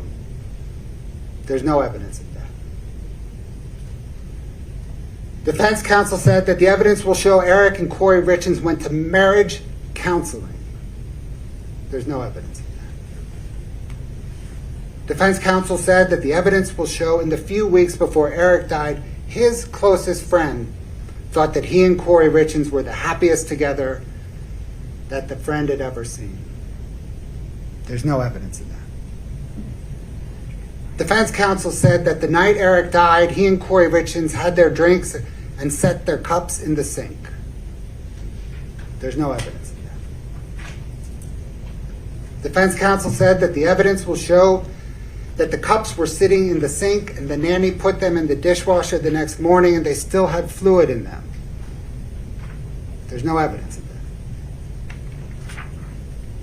Defense counsel said that Eric talked to a friend named Scott Wagner at 10 p.m. the night he died. There's no evidence of that, and indeed contrary evidence.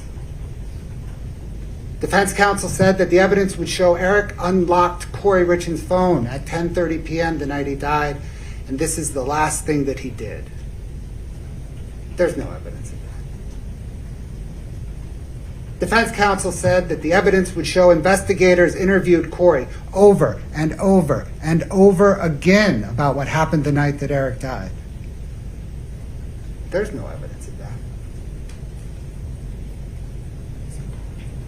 Defense counsel said that the evidence would show that law enforcement secretly recorded Kouri Richins' phone conversations for over a year after Eric died.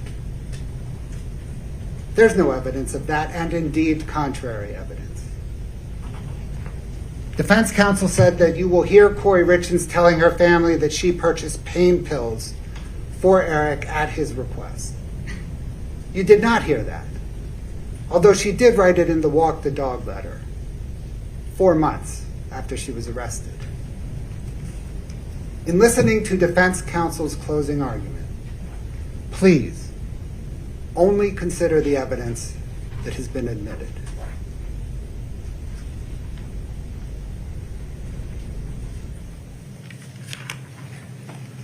Ms. Lewis. Your Honor, could we address something outside the presence of the jury before Of we course. start? Folks, let's give you an opportunity to stretch your legs, use the restroom. Please rise for the jury.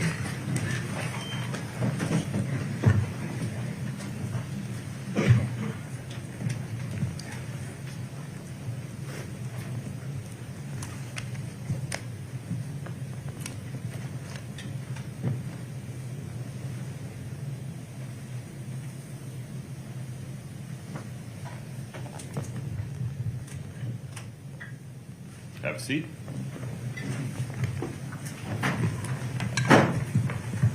Your Honor, at this point, we'd like to make a motion for mistrial and make a proffer on it.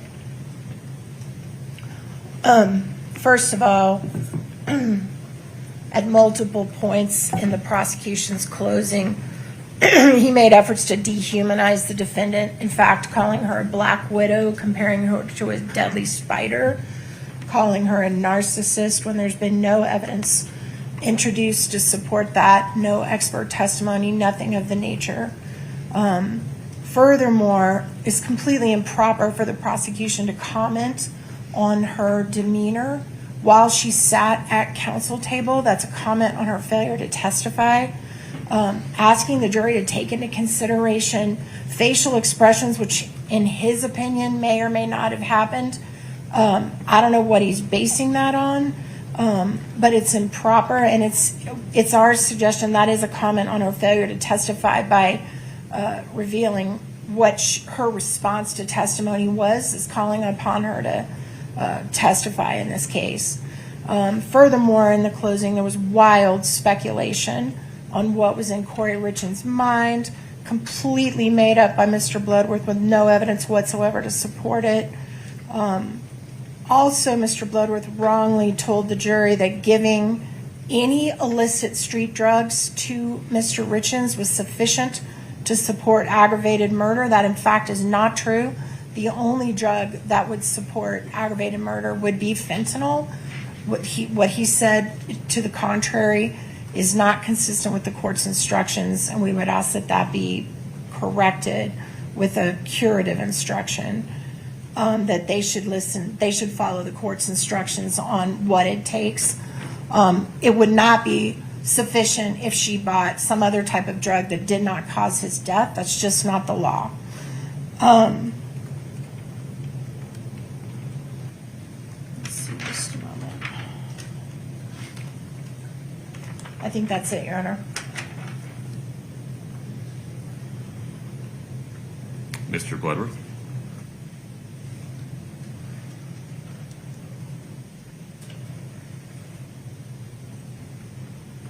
Forgive me, I need a little bit more detail as I go through these. Yeah. Which of these do you want a curative instruction regarding, and which of these are you moving for a mistrial on? Moving for mistrial on all of it, Your Honor. The curative instruction, I think, is required by the wrongful information that giving him any illicit street drug is sufficient to support aggravated murder. That's just not true.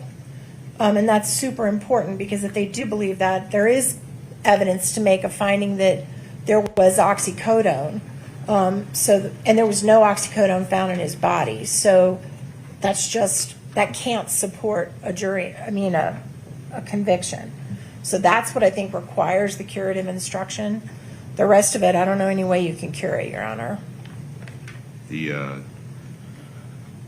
Utah Court of Appeals disagrees with you regarding the prosecutor's comments.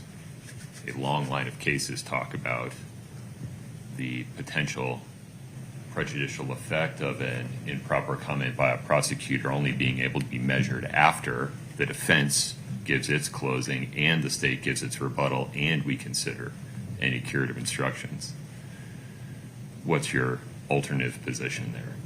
I could, for example, instruct the jury that Mr. Bloodworth's observations of Ms. Richins' demeanor are not evidence and they are to rely on their observations of Ms. Richins, if any, only. I just don't even think that her demeanor is proper to rely upon because she didn't Certainly testify. Can be.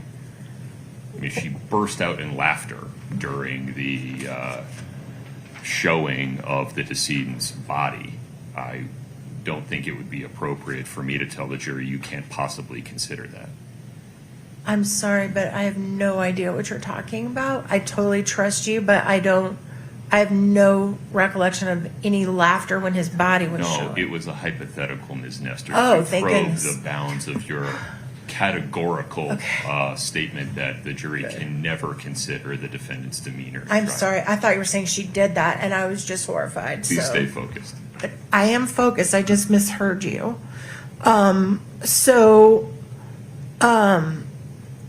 I mean, is what you're asking me is, do we want a curative instruction now? Do we want to wait until later? Is that what the court is asking? Right. Court's indulgence for just a moment.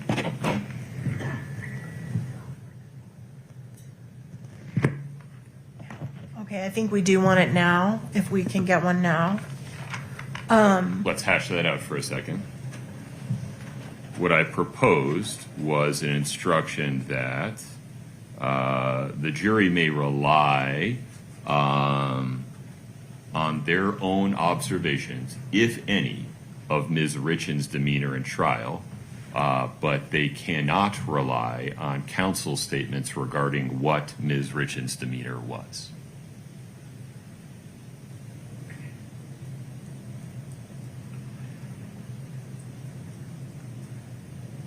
I want to be clear, there were no comments regarding her silence. Well, I mean, it's our position that when you comment on how she looked while she remained silent at counsel table, that is a comment on her silence in our estimation. But I agree that he didn't say anything specifically about silence.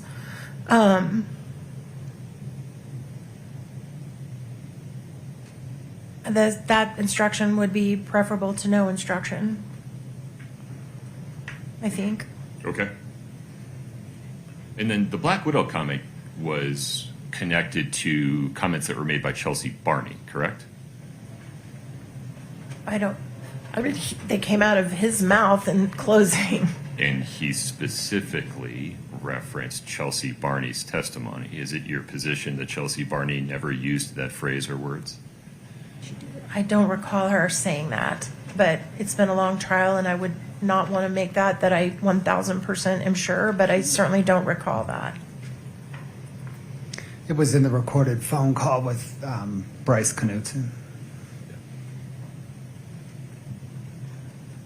And then everybody is speculating as to defendant's state of mind. It's one of the factual issues that the jury will have to determine according to circumstantial evidence because as we instruct them, there's no direct evidence of what's in her mind. Why was anything that Mr. Bloodworth said regarding the inferences that can be drawn regarding her state of mind inappropriate? Because they were made up out of whole cloth with no evidence to back it up. You're going to have to be more specific. So he went to great lengths to fantasize about what she was thinking about when there's been no evidence to that. He could have certainly said, look, She could have been thinking this. She could have been thinking that. He didn't. He gave them what was in her mind, which is just based on things he made up in his own head, not based on evidence. Why aren't they all based on his view of the evidence that came in at trial? Was there any references to evidence that did not come in? Well, first of all, calling her a narcissist, I mean, that didn't come in. There was no testimony that she's ever been diagnosed to have a narcissistic personality disorder. There's no evidence at all about her mental condition. And then when he talked about her putting the reasoning why she picked certain days to get more attention, nothing about that has ever come in to play, ever. I mean, that's just one of many. He went through lots of scenarios about what she was thinking as if it was a fact, and it wasn't. So, I mean, I think he can encourage the jury to use circumstantial evidence to try to reach their own conclusions, but he can't say this was in her mind when he doesn't know. Okay. Anything else? I think that's it, Your Honor. Mr. Blevins, go ahead, sir. Your Honor, were there any particular points that defense counsel raised that remain unresolved in the court's mind? Any objection to the proposed instruction regarding the jury must rely on their own observations, if any, of defendant's demeanor, but cannot consider counsel's statements regarding her demeanor? No objection. Okay. And then the statement regarding giving any kind of illicit street drug is sufficient to show the murder count. Mm-hmm. Talk to me about that. I did catch that comment. They're not making that one up. Now, there was more, and in the total course of the state's initial opening, I think you made it clear that you were encouraging the jury to make specific findings beyond a reasonable doubt regarding each required element. Mm-hmm. There was that initial comment, though. I don't think an instruction regarding having trouble crafting a curative instruction that doesn't just give a theory of the case. What's your view of this? Your Honor, I don't think anything needs to be cured. The state does not have to prove that the defendant intended to murder Eric Richins with fentanyl. True. The state only needs to prove that the defendant intended to murder him with the illicit street drugs that she purchased from Carmen Lauber. And that they contained fentanyl. Yeah. Well, on the second element or the aggravator? Because there's a distinction there. I think on both. She has to actually knowingly or intentionally cause the death for count one. So if she buys something that she thinks is OxyContin. Correct. And intends the giving of the OxyContin to kill him. And it turns out that what she got was blue M30s that had fentanyl and right. It killed him. The difference between aggravated murder and murder is irrelevant. She has committed an aggravated murder. What the distinction I think that I acknowledge is that she doesn't have to intend to kill him with fentanyl. Correct. She has to intend to kill him with poison. Even if she thought she was getting one and got the other. Correct. As long as it worked, correct. She committed the crime. Correct. And I think that's what I said throughout. I think that is the weight of the argument overall that you made. If there's a particular sentence I said that is different than that, then I agree we should cure it. But I don't think I said anything different than that. On this one, Ms. Nestor, I think the better course, rather than for the court to insert itself at this point, is to allow the rest of closing to play out, and we can readdress this issue at the end. Okay. I expect that this issue will get teased out in detail through Ms. Lewis's closing and the state's rebuttal. Give me a moment to collect my thoughts regarding the others. All right, thank you. Court will be in recess until... Yeah. Oh, I'm sorry, go ahead. I'm sorry, Your Honor, can I just maybe say one thing? Yes, please. The state did not refer to the defendant as a narcissist. The state said that that was a narcissistic injury. Right, I got it.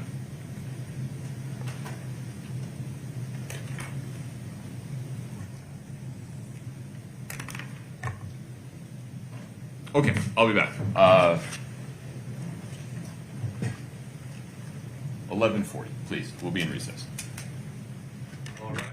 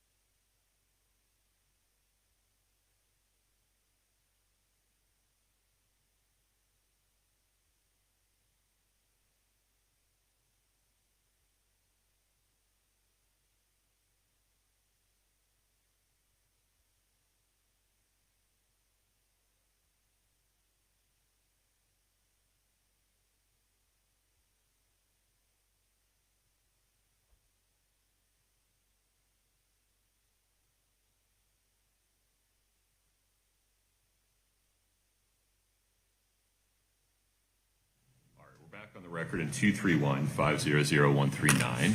Counsel for state and the defendant are present. The defendant is present as well. Counsel, this is what I propose. Let me give you a ruling regarding defendant's motion for mistrial. Then I'd propose I give the jury the curative instruction related to evidence of defendant's demeanor. Then I'd propose we take a lunch break, Ms. Lewis, so we're not interrupting your closing. I agree with that. Okay. Any objection, Mr. Bloodworth? No objection, Your Honor. All right. The issue before the court is a motion for mistrial and request for curative instruction in the alternative made by defendant on the record this morning. The motion for mistrial is based upon several comments made by Mr. Bloodworth in the state's initial opening that, in defendant's view, are so improper as to require a mistrial. The court will address defendant's arguments one at a time.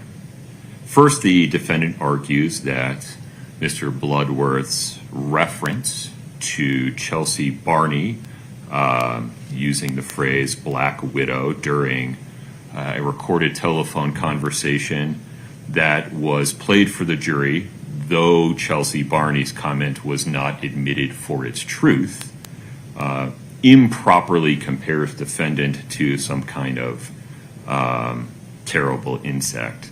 The court listened to the comment in real time during the state's opening. That is not a fair characterization. Rather, that was a rhetorical flourish by Mr. Bloodworth comparing comments by one witness or the defendant herself to her becoming a widow to Chelsea Barney, referring to her being referred to or considered as a black widow. It's not a reference to an insect. Rather, it's a reference to, in the court's view of Chelsea Barney's comment, a spouse that kills another spouse.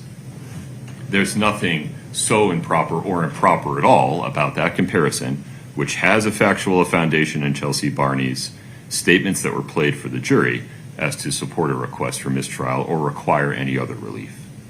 Moreover, the defendant requests a mistrial based upon, in defendant's view, Mr. Bloodworth characterizing Ms. Richins as a narcissist. Defendant argues that that is unsupported and improper expert testimony from counsel that has no basis in the evidence. The actual phrase used by Mr. Bloodworth was narcissistic injury in relation to Ms. Richins' hearing from Brooke Carrington when she testified that, in the state's view, defendant's appearances of wealth and success were not accurate. That is permissible line of advocacy during closing argument. It is not testifying in any way by Mr. Bloodworth. It is not otherwise prejudicial or unfairly prejudicial. With respect to Mr. Bloodworth's argument related to defendant's demeanor, the court determines that in an abundance of caution it is appropriate to instruct the jury that they may consider their observations of defendant's demeanor in the courtroom, if any, but they may not consider counsel's statements regarding counsel's observations of defendant's demeanor, as counsel's statements and counsel's observations are not evidence.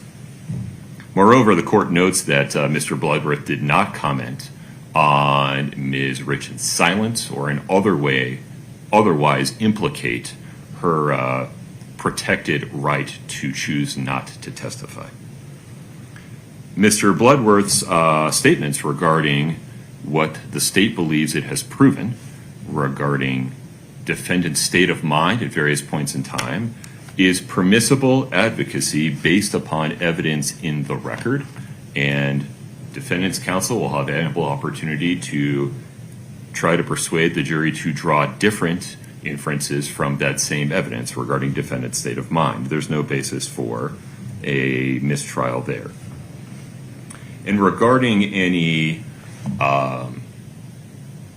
misstatement by Mr. Bloodworth in his initial comments regarding count one that may have created confusion as to whether the state needed to show that regardless of her intent to purchase, secure, or otherwise administer fentanyl, all the state needs to show is that Kouri Richins intended to purchase, secure, and administer poison, and that it happened to contain fentanyl.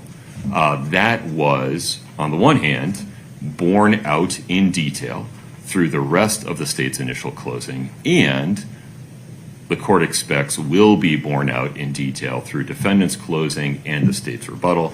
The court determines that no curative instruction is necessary on that point at this time. Mr. Bloodworth, any clarification? No, Your Honor. Ms. Nestor? No, Your Honor. Okay. All right. Are we ready for the jury, Mr. Bloodworth? Yes, sir. Ms. Lewis? Yes, sir. Okay. Can we bring the jury in, please? And Your Honor, I'm sorry to interrupt. My screen is still active, and I don't want anything to accidentally pop up during defense's closing. Thank you. There you go.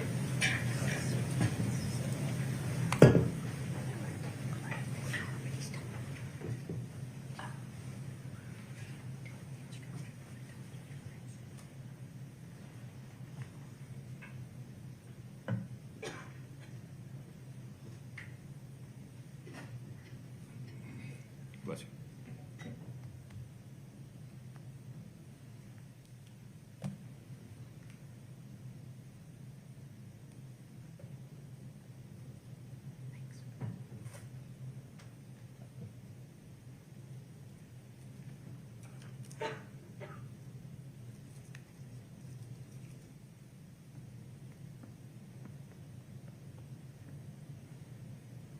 Ms. Lewis, is 12:45 agreeable? That's fine. Okay.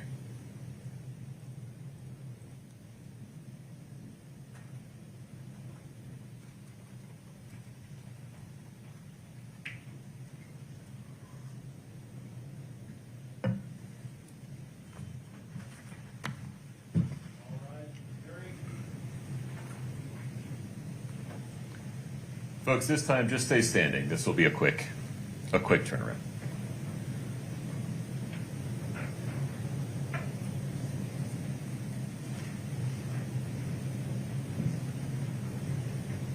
Okay, thank you for your patience. A quick instruction and then a scheduling note. First, a quick instruction. You may consider your observations of defendant's demeanor during trial, but you may not consider counsel's statements regarding counsel's observations of defendant's demeanor because counsel's statements are not evidence. We're going to break now for lunch so that we do not interrupt defendant's counsel's closing argument for the lunch break. We will take a recess until 12:45. During the break, as always, please do not discuss the case. Please do not allow anyone to discuss it with you. Please do not do any research whatsoever about the case. We'll be in recess until 12:45. Thank you.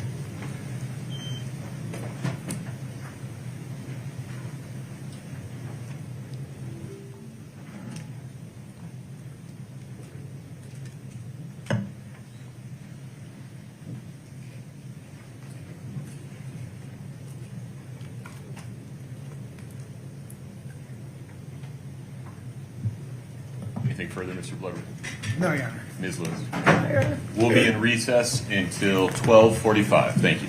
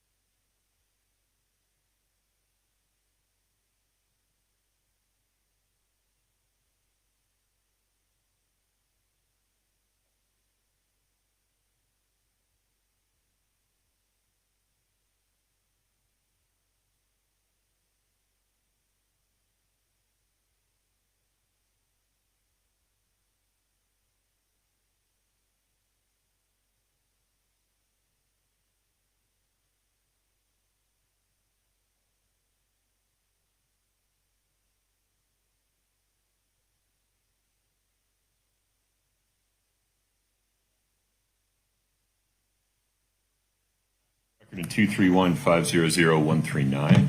Counsel for the state and for defendant are present. Ms. Richins is present. Ms. Lewis, anything before we invite the jury in? No, Your Honor. Mr. Bloodworth. No, Your Honor. Ms. Lewis, would you tap that microphone for me? Sure. I don't know. I'm sorry. There you go. Great. That should be fine. Brittany will let you know if it's not. We're ready for the jury code. Katie, is there a slide deck that we're playing? Okay.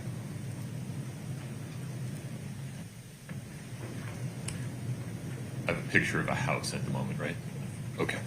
You'll let me know when you want to publish, Ms. Lewis? I think Katie just has it ready to go. Yeah. Oh, okay. But it's not up yet?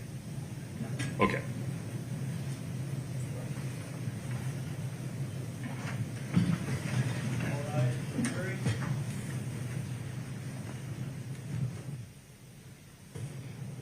Please have a seat as you come in.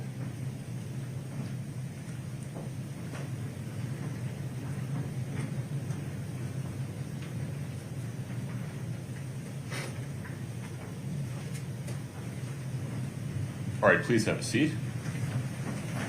Thank you for your patience. We'll continue with closing argument. Ms. Lewis.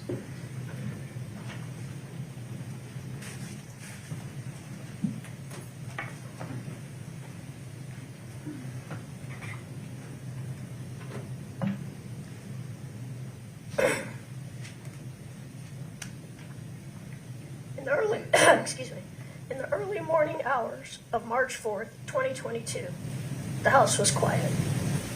Kouri Richins fell asleep in her young son's room, like many parents do. At some point in the night, she gets up and walks back down the hallway to her bedroom. She slips back into bed beside her husband. She settles in next to him. She reaches over, and he feels cold. Eric Richins, the father of her children, the man that she has built a life with. Something feels wrong. She pulls the blanket up around him, but something still isn't right. He feels heavy. She turns on the light. And when she looks at her husband, really looks at him, she realizes something is terribly wrong. And in that instant, in that bedroom, in the quiet early of the morning, Kouri Richins' world collapsed.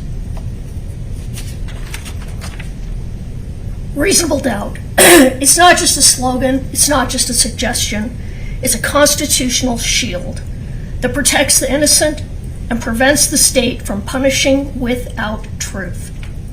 And it is the state that has that high burden, the highest burden under the law, to prove each and every single element of each and every charged offense beyond a reasonable doubt. The state stood up on day one and they told you they were going to prove that Kouri Richins had the means, the motive, and the opportunity to kill Eric Richins. And we're going to talk about each of these, but first I want to talk a little more about reasonable doubt. I've told juries for a long time that one way to understand reasonable doubt is, are there other reasonable explanations as to what happened?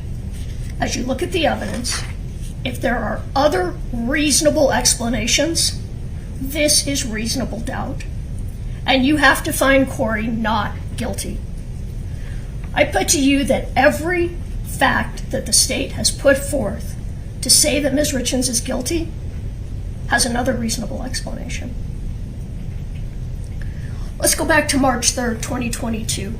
From everything we've heard during this trial, Kouri and Eric were happy that night. They were celebrating. Kouri was just about to close on the Midway Mansion. Rightly or wrongly, she believed that this was going to be the deal that put her over the top. The deal that had made everything she'd done with her business, the good, the bad, and the ugly, all worth it.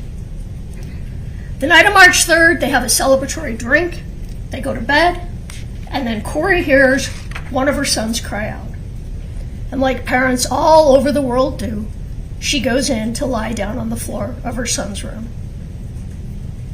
An alibi or the truth?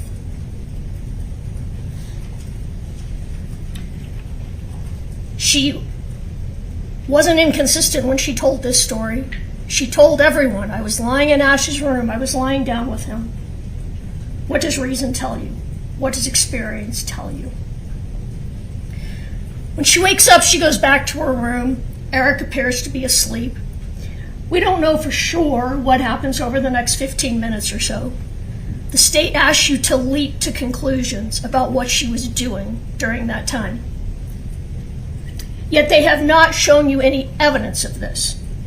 They just tell you to believe it. But what does reason tell you?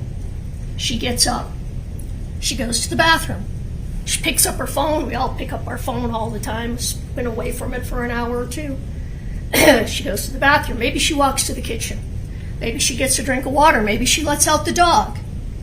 And then she goes back to her bedroom, phone probably in hand, gets into the bed next to her husband, again, realizes he's cold, pulls up the blanket, realizes something's wrong and turns on the light. It probably takes a moment or two for her brain to register what she's seen. And then she makes that call that nobody ever wants to make. She calls 911. A big part of this state's case is that Ms. Richins is not grieving properly. You heard this from a couple of different witnesses, 2 or 3. What does that mean? I was unexpectedly widowed when I was not much older than Kouri, and I had 2 little boys. How do you judge someone in that moment? If I've learned one thing during this trial, I've learned I didn't grieve right. I didn't know that, but it's clear now that I didn't. They want you to look at a woman in the worst moment of her life and to judge her grief. There is no wrong way to grieve. They're asking you to judge how she is acting at that moment and then use that moment of evidence of guilt. In the opening, we pointed out, go ahead and put it on that the state looks at facts one way and sees a witch. But if you look at those facts another way, you see a widow. Here's an example. Hands over her face, curled up.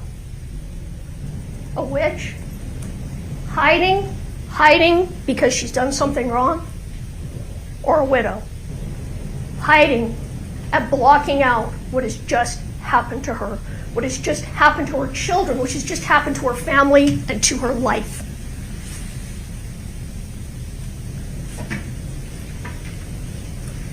Look familiar? Portrayals of women grieving in art. Portrayals of women in grief.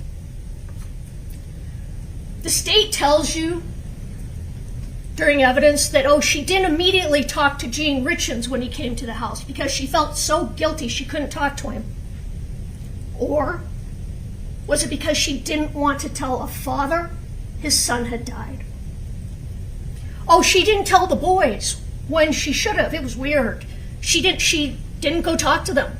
They were in the playroom. Again, because she felt guilty or because she was dreading the most difficult conversation, the conversation no mother ever wants to have with her young sons. Their father is dead. The father that everyone agrees was a wonderful father is gone, and she has to tell those little boys, you're never going to see him again. Believe me, that conversation may be the worst moment in a mother's life. How can a woman be judged on how she handles that moment? You heard her friend Allie staking. When Allie arrived at the home that day, she said Kouri was clearly upset. She said she was distraught. This is someone who's known her since junior high. not an officer who met her 5 minutes ago. She said Kouri was acting as you would expect. That night, friends came over to talk about Eric, to drink to Eric. A wake is what the Irish call it. The state wants you to leap to the conclusion that that night, Kouri was celebrating Eric's death. You heard Allie's stalking. They were celebrating Eric's life. They kept it light for the boys. They were dancing, they were smiling. All of them were, even Eric's sister. Can we not smile in our grief? They want to tell you no. But reason and experience tells you differently. Let's talk about the investigation. The investigation in this matter was nothing but sloppy. It was driven by bias. Did you notice during the state's closing they didn't really even talk about the investigation? Instead, they speculated. What was in people's heads? What were they thinking? Speculation, conjecture, not proof. Instead of looking at the evidence to determine what happened, the state they determined what happened, and then they found the evidence to support it. This is confirmation bias. Confirmation bias is when you favor evidence that supports a belief and ignore evidence that contradicts it. That is how this entire case was investigated, working backwards from a conclusion. It started on March 4th. Detective Woody, before she's even entered the home, Amy Richins tells her they think Kouri is somehow involved. Then both Katie and Amy Richins tell Detective Woody they think this is because she recently found out about a trust Eric created. Immediately, this influenced this investigation. But what happened that first day? They found nothing to support foul play. Kouri tells them he was a user of THC gummies, that maybe he used one that night. They never ask where the gummies are. They do a cursory search of the bedroom and bathroom. They admit that they don't look in places where the gummies were found a month later, high up in the bathroom, high above the refrigerator, high up in the laundry room, somewhere in a pocket of either Kouri or Eric's jacket in a closet. All places where they would have been put out of reach of children. But they didn't find any of them that day. You know what else they didn't do? They didn't secure the scene. They moved things around. They told you they didn't have probable cause to search the whole house. We couldn't search the whole house. All we could do was look in the bedroom and the bathroom. But they could have asked for consent. Kouri gave them consent when they asked to search one place outside of the bedroom. The entire house could have been searched that day, but they didn't do it. They didn't even ask. What else happens that morning? Officer Nguyen, he does his death checklist. He says, did he have any history of prescription abuse? Did he have any history of illicit drug use? And what does Kouri tell him? No. How easy would it have been to just say yes? If she had just killed him with illicit drugs, why in the name of God did she just not say yes? Had she said yes, we probably wouldn't all be sitting here today. She didn't say yes because she did not know how he had died. Over the last 4 years, they've gone back to that house 10 more times. And they still can't tell you what happened the early morning of March 4th, 2022. 10 warrants, that's a lot. That's not typical. They were still searching for evidence on February 9th of this year, 2 weeks before trial. 4 years of investigation, and they are still trying to find evidence to make their case because they know they don't have enough. They're still trying to prove Kouri Richins guilty. So let's talk about Todd Gabler. In comes Todd Gabler, the private investigator. Jeff O'Driscoll told you, well, he was an investigator for the estate. Just the civil case. Seriously? He's putting trackers on the car of Kouri, her mother, her brother. He's trying to track Carmen Lauber's car. He's providing evidence to the police. Detective Woody testified that this information from the private investigator is what helped advance their investigation. He testified he was in the house alone numerous times, finding things the police didn't, not using gloves, calling law enforcement when he found things. He said he didn't need a babysitter while he did all these things, which is different than what Clint Benson told you. He said nobody was ever in that house without me being there. That wasn't true. What he told you wasn't true. Todd Gabler was in and out of that house numerous times by himself. He also told you that he was completely fair and unbiased, testing two hypotheses. His hypotheses: suicide and homicide. He ignored any others, including accident. And how did he handle this unbiased testing of hypotheses? You heard Josh Grossman. He said the first time he talked to Todd Gabler said right out of the gate, Kouri killed Eric. Josh told you that tainted what he thought of next. How does it not taint an interview when your opening line is, oh, Kouri killed Eric, so now let's tell me what you have, what you know. Josh told you he started looking back at things differently than he had before because of that. Like I said, he tracked Kouri's car, he tracked her family's car, he tracked Carmen's Lauber car. He didn't track Cody Wright's car. He had more to gain from Eric's death than anyone. He didn't track anyone involved in the civil case regarding the trust. He only tracked people that he thought might lead to information for law enforcement. Did he follow up on Eric's trip to Mexico shortly before the death? No. Did he go to Mexico? Did he try and figure out where Eric had been in Sonora, Mexico? No. Nothing about that investigation was unbiased. Nothing. He passed it all on to law enforcement. And then what he did is he said to law enforcement, you should talk to Carmen Lauber. She's on the ropes in drug court. This would be a really good time to interview her because she would be very likely to be compliant at this time. Everything about this investigation was led by the Richins family. They started on day one and they continued until trial. They are the ones who initially hired and paid for experts. Their private investigator gave information to the police.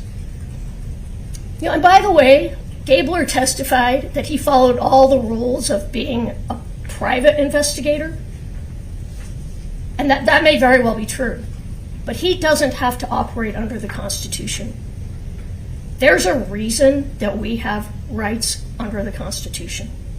There is a reason that law enforcement has to get warrants to enter your home, to take electronics, to search your house. It is to protect the citizens of our country. It is to protect the innocent.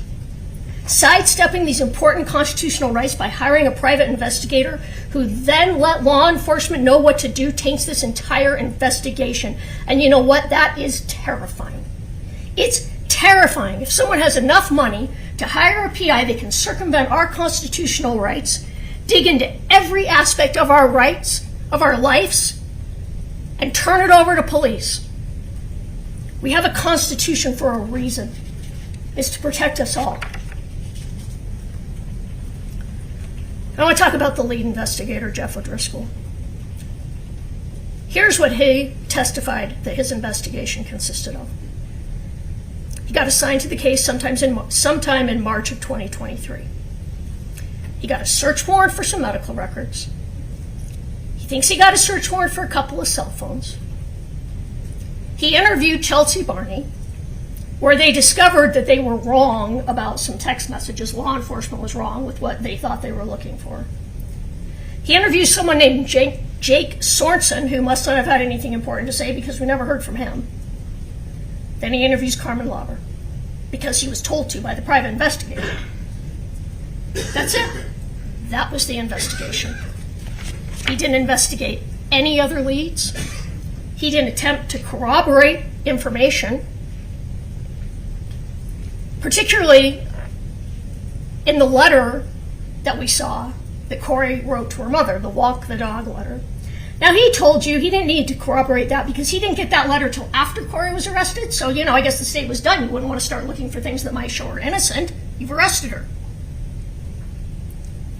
Interestingly, they were still executing search warrants. They were still trying to find evidence for guilt, but they weren't looking at any evidence that might show innocence. It is absolutely possible that everything she said in that letter was true. In fact, at least 3 things in that letter were corroborated by the state's own witnesses. But they didn't investigate it.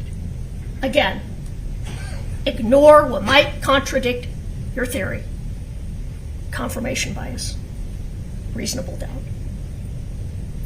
Also remember that letter never went to anyone. So it was nothing more than thoughts on paper. That's all that letter was. What else didn't he do? He didn't interview the person Eric was talking to in Mexico the night of his death, and we'll come back to that, but he didn't follow up on that. He said that. He didn't follow up on where Eric went in Mexico or who he was communicating with in Mexico when he was there. He didn't investigate what Eric did or where he went on February 14th, 2022. He didn't follow up to see did Eric go to the hospital that day. In fact, he did nothing regarding that day. Nothing. What else? He didn't find fentanyl anywhere. Allegedly, there were 90 to 120 pills of something. At least oxycodone. Where were they? I guess somebody took them, but they didn't have them. So whatever pills Carmen may or may not have provided to Kouri were gone. They no longer existed. They couldn't find or test those pills. And we do know that she bought oxycodone, but you know what? There was no oxycodone in Eric's stomach that night. So instead, Detective O'Driscoll says, well, we wanted to corroborate Carmen's story. I mean, we were going to corroborate it. We weren't just going to go by it. The story that they fed her. They want to corroborate the truth. They wanted to corroborate a story. Again, let's find what confirms our theory. Let's ignore what doesn't. Confirmation bias. Reasonable doubt. Sitting here in this courtroom after 4 years of investigation, there was an awful lot that O'Driscoll just could not tell you. Things he couldn't remember. He couldn't remember what people had told him in interviews. For example, he was asked, did you interview Eric's allergy doctor? Well, yes, but I can't remember what he said. Well, that might have been important because he testified the EpiPens in the house belonged to the children.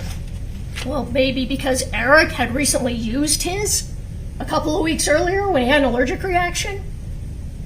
He said, well, if I could have a few minutes, I could find out what was said. I could give you more information. We were in trial. He was on the stand 4 years after Eric had died. 3 years after he'd been appointed as lead investigator. And either he wasn't prepared to testify or he just didn't know. He is the lead investigator.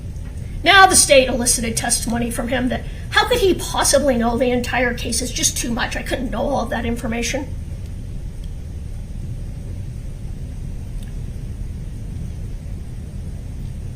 But he's the one they put on. He's the one they relied on to testify about this investigation. You didn't hear from anyone else about the last 3 years of that investigation. They chose him. You know what else he couldn't testify to? He couldn't testify how the fentanyl got into Eric's system. He said, well, he ingested it. There was no evidence, none, that fentanyl was put in a drink. That was argument. Argument is not evidence. And they waited until closing to tell you, oh, she put it in a drink, without any evidence to back that up. Okay, she made him a drink that night, but that's it. She made him a drink.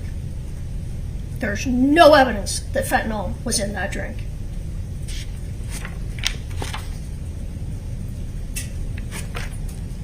And the lead detective who couldn't tell you anything, he sat through this entire trial. He heard every witness testify. He had an opportunity to form his answers or reform his answers based on what he knew other people had said.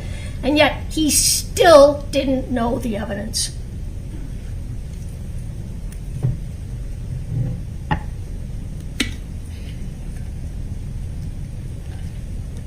I want to talk a minute about deleted texts and the phone searches just quickly. Deleted texts. They said there were deleted texts off Kouri's phone, and that it looks like that probably was true. Why would you delete texts off your phone? Maybe because you were having an affair over the last 2 years? You might want to delete that off your phone before your whole husband's family finds out about it. Maybe because she was buying oxycodone. I mean, she asked Carmen for pain pills. Doesn't mean she killed her husband, but you probably want that off of your phone. The phone searches. So the evidence showed that Kouri found out on April 13th that Eric died of a fentanyl overdose. And that's the day they took her phone and she gets a new phone. These searches are all done on that new phone. Searches of how much fentanyl does it take to kill someone, or how much fentanyl is a lethal overdose? I don't remember exactly. Yeah, because she just found out her husband died of a lethal overdose of fentanyl. You might want to know what that means. And she texted other things. They said, oh, she texted about women's prisons. Of course she's worried. An innocent person would be worried. Anyone would be worried if they just found out that they are a suspect in a homicide investigation. She would have been scared to death. She was looking for information based on what she found out after Eric died. All right, what do we know about those last few hours before Eric's death? It's not a lot, but we do know some things from the autopsy and the toxicology reports. We know that he had fentanyl in both his blood and his stomach. We know he had quetiapine and alcohol only in his stomach and not his blood. So this means the quetiapine had to be taken after the fentanyl. Had they been taken together, they would have both been in his blood. We know there was no histamine response, no anaphylaxis, so he had not had an allergic reaction to anything in his body that night, including fentanyl. The state wants you to believe that the allergic reaction he had on February 14th was to fentanyl. If he had an allergic reaction on February 14th, he would have had one again 3 weeks later.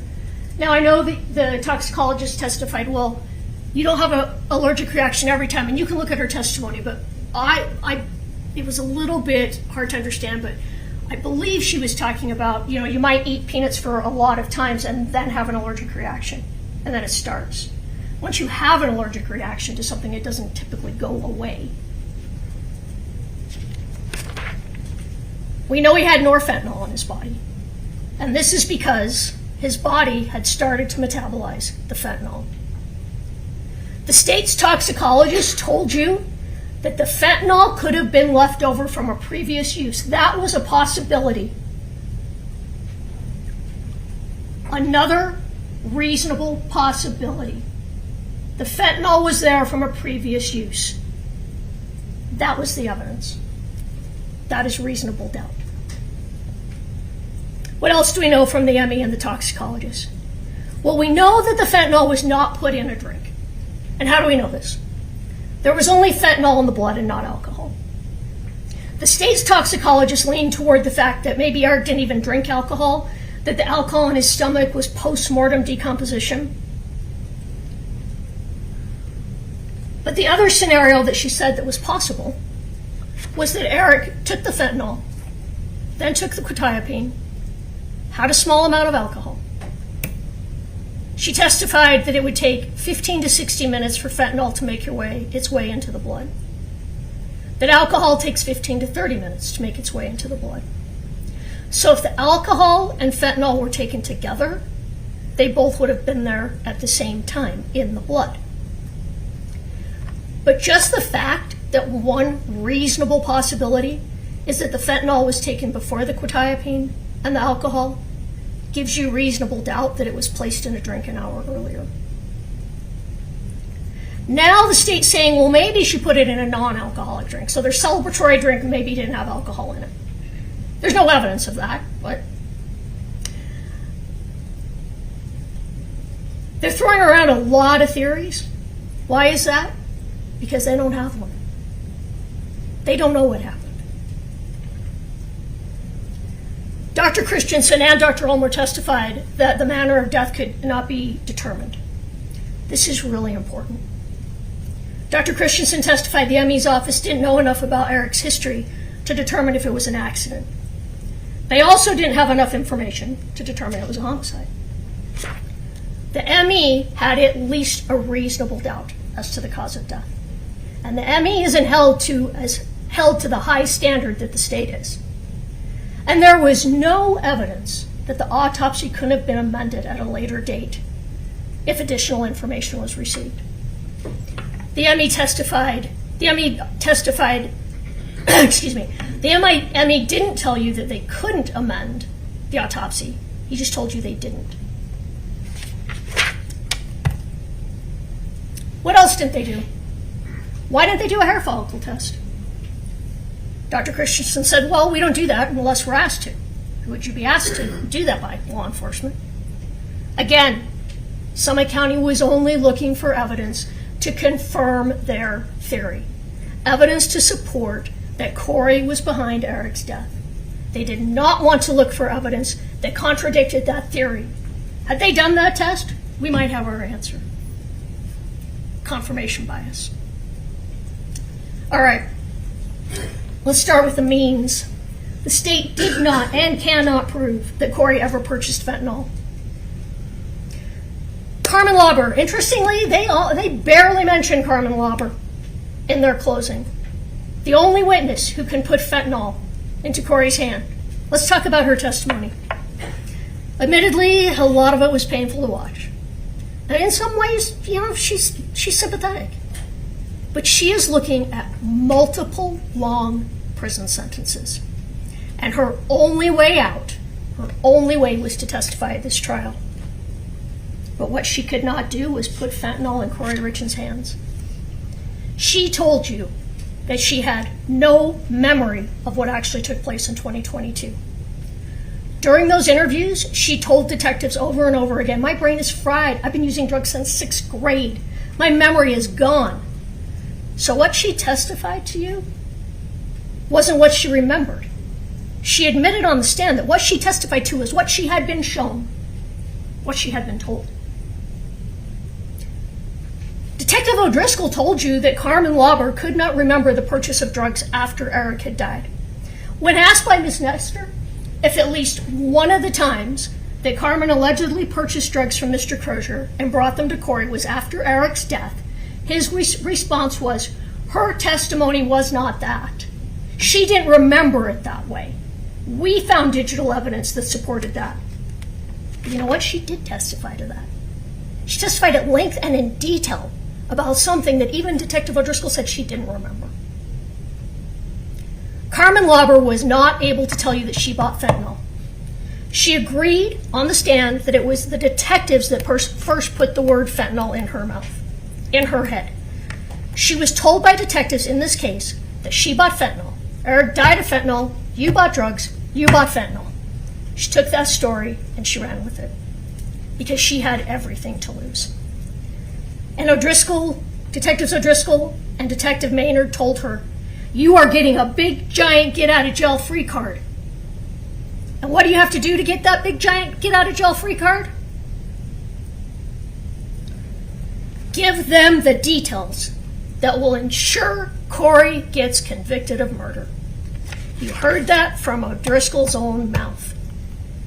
He tried to explain it away. But he went in and he told this woman, get out of jail free card, give us the details to ensure Kouri gets convicted of murder. She had to tell them that. She had to tell you that. She had to say she purchased fentanyl. The detectives walked into those interviews not to find out what happened, but to get Ms. Lauber to confirm what they already had decided happened. Again, confirmation bias. She told them at that first interview, I literally never dealt with fentanyl. And she had reason not to deal with fentanyl. She told you that. She had a daughter who had overdosed from fentanyl. She was afraid of fentanyl. She told them that Kouri asked for something for an investor's bad bag. Maybe it was for Eric. But she told them that Kouri asked for an investor's bad bag. And that later she asked for something stronger. She asked for the Michael Jackson drug. She told them Kouri never asked for fentanyl. She admitted that she got the word fentanyl from Detectives O'Driscoll and Maynard. She told them she couldn't remember. She asked them to lay it out for her, to put the pieces of the puzzle together, to write it down and I'll sign it. They argued that was because, well, she didn't want to write it in her cell. That's why they wanted us to write it. Well, she could have written it right there at the table, I suppose. But you know what else? Remember? She also told the Assistant United States Attorney basically the same thing. Put it together for me. And the U.S. Attorney or the Assistant U.S. Attorney said, oh, we don't do it that way. You have to tell us what you remember. They literally offered a big, giant get-out-of-jail-free card. In the state's last question to Detective O'Driscoll, they brought up the TV show The House of Cards, but who held all of the cards in this case? Jeff O'Driscoll told you. Carmen Lauber held all of the cards. Their entire house of cards is being held up by her. And now at trial 3 years later, she comes in here and says she bought oxycodone once and fentanyl 3 times. Oh, she had her story down. She told it very nicely on direct. But when pressed, she couldn't remember anything. Not from 2022, not from 2023. She couldn't remember on Friday what she testified to on Thursday. And you know, I didn't ask her about her mental health or her learning disability to be mean. I asked her because it explains why she was so easily convinced by law enforcement as to what she needed to do and what she needed to say. She described her learning disability as low education. Well, you can decide what that means for yourself, but one possibility is she has an intellectual disability. And if that is the case, she is more vulnerable to suggestibility than most people. Easy to manipulate. And they took advantage of this. We all saw it. They did too, but they had to find someone who would confirm their theory. But you know what? Through all of this, there were a handful of things that Carmen Lauber was consistent about. There were a few. Kouri asked for some pain medication. Kouri said that in the walk the dog letter. Then she told you, I brought oxycodone from Susan Kohler on February 11th. Prescription oxycodone. Now that's important because if Kouri had any pain pills before February 14th, these were likely what she had. She said Kouri never asked for fentanyl. She said that in all of her interviews. Carmen never asked Robert Crozier for fentanyl. She said that. She was consistent with that. That she bought pills from Robert Crozier. That the pills she got from him were light green. 15 to 20 milligram oxycodone pills. When she bought from him again, she asked for more of the same. Those are the things she said throughout. Everything she said, every other thing she said has changed multiple times. It changed again while she was on the stand. Now she says the number of purchases were more. That changed. The date changed. For the first time, she says that Crozier was the first one to say the word fentanyl. It's the first time we've heard that. Wasn't in the interviews.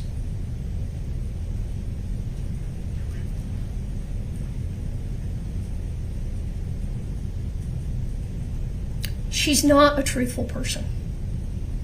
There were a couple of little things she lied on the stand about. Not super important, but I'm going to point them out because they were just untruths. When I asked her if she was on any medication for her anxiety or any other illnesses, she said no. But then later, when Mr. Bloodworth asked her, she said yes, she was on medications. They were in her car in her purse. She told you Nancy Peterson drove to buy the drugs because she didn't have a driver's license. When we showed her that photo was reversed and that she was driving, did you notice how smoothly that story changed? Oh, well, yeah, I drove one way, she drove the other. By the way, where's Nancy Peterson? There was someone who might have been able to confirm Carmen's story, but we didn't hear from her. What else did Carmen lie about? She said on that stand, and she told you, I never violated drug court after I got out, my get out of jail free card in May of 2023. But then when confronted, she had to admit, oh yeah, I did. That's right. She told you, well, I was holding a can of alcohol, but I didn't drink it. When confronted, though, she had to admit that wasn't true. She said on the stand, and she told you that. Oh, I just held it. Oh, but you told your probation officer you drank it. Oh, yeah, I guess I drank it. But what's the most important thing she admitted to lying to? She lied to a judge. She lied to a judge by writing a letter saying that she had been 100% compliant with drug court. And why did she lie to that judge? She wanted to go to Vegas. And she told you on the stand, she admitted it. Yeah, I was untruthful with the judge to get something that I wanted. She was untruthful because she wanted to go to Vegas. There is a lot more at stake here than going to Vegas. She is again being untruthful to get what she wants. And what she wants this time is to stay out of prison. And she will say whatever she needs to make that happen. You know what else she got by telling that story? In addition to her get out of jail free card, she also got an advance straight to go and pass drug court on the way card. No more showing up at drug court. And she told you drug court's tough, but she didn't have to go anymore. No regular check-ins. She just had to text hi or lobber to Detective Maynard. And most importantly, no more drug tests. She's still on probation, still waiting to go to court to see if her charges will be dismissed. And she's not being drug tested. Is she telling you the truth about being clean? We have absolutely no way to know.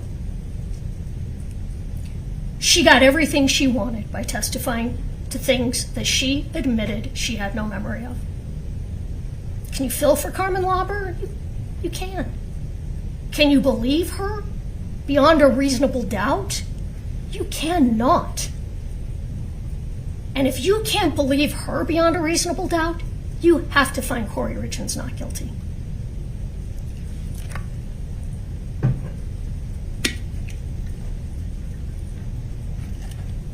I don't want to talk about Robert Crozier, because he's also an addict, and he also changed his story. But what makes him different? First, his original story was given in a 13-minute interview while he was coming down from drugs. Not in 10 hours of interviews over multiple days. Detectives came in, and they told him he sold fentanyl. They said, we already know. We know you sold fentanyl. You just need to confirm it. We won't jam you up. Just tell us you sold fentanyl. And he agreed with them. And they asked, did Carmen Lauber know she got fentanyl? And he said, absolutely.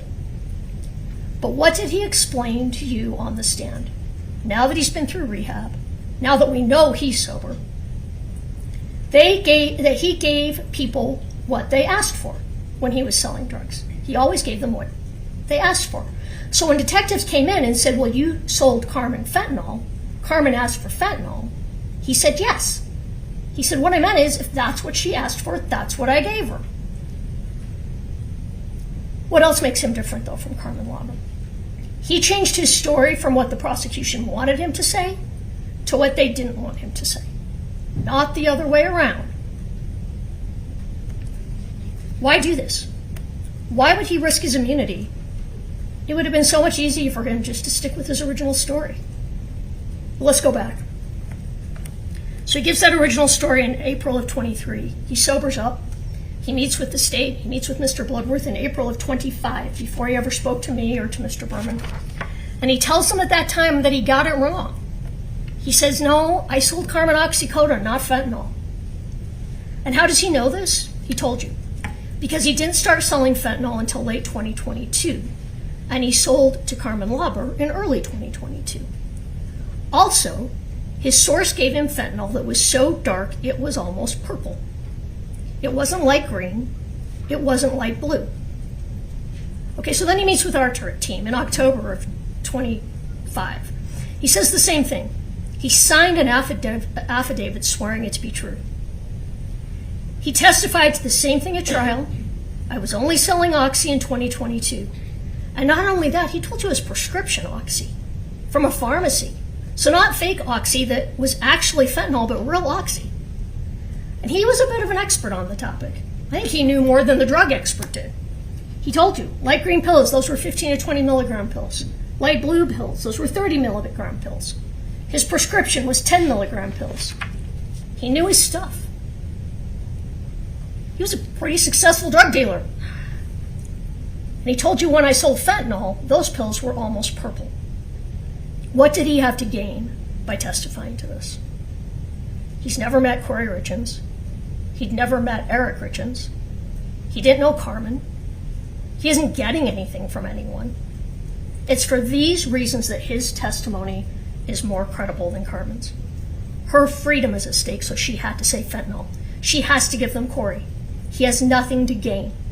He just told you the truth. The state told you in closing that they traced the fentanyl. It's absolutely not true. Carmen never even looked at those pills. She didn't test those pills. She didn't take any of them, according to her. And we don't know where any of them are. Where are these some odd 90 to 120 pills? They didn't trace that fentanyl. We have no idea where that is. They didn't trace any fentanyl. So how did Eric end up ingesting fentanyl? What other reasonable explanation might there be? You know, I'm not going to stand here and say to you that Eric Richins was a drug addict. He wasn't a Carmen Lauber. He wasn't a Robert Crozier. I don't think the evidence shows that. But that doesn't mean he didn't use. That doesn't mean he didn't ask Kouri to get him pain pills. He probably did. So what do we know? We know Eric was in pain. He had Lyme disease, which can be very painful. He had back pain. He had knee pain. We know he'd been in Mexico not long before his death. Look at what he was doing right before his death. So right before his death, he's texting Pedro Sonora, back and forth, back and forth. Did they interview him? Like we said, no. He texts his friend Scott Wagner, more, Pedro Sonora, from 8:30, between 8:30 and 8:36, he texts him 1, 2, 3, well, these are back and forth. But between them, there's 1, 2, 3, 4, 5, 6, 7, 8, 9, 10, 11, 12, 13, 14 texts. He gets a call from Scott Wagner. What's his last Google search? How far is it from Scottsdale to Nogales? And then he gets a text from Raul. We also don't know anything about Raul.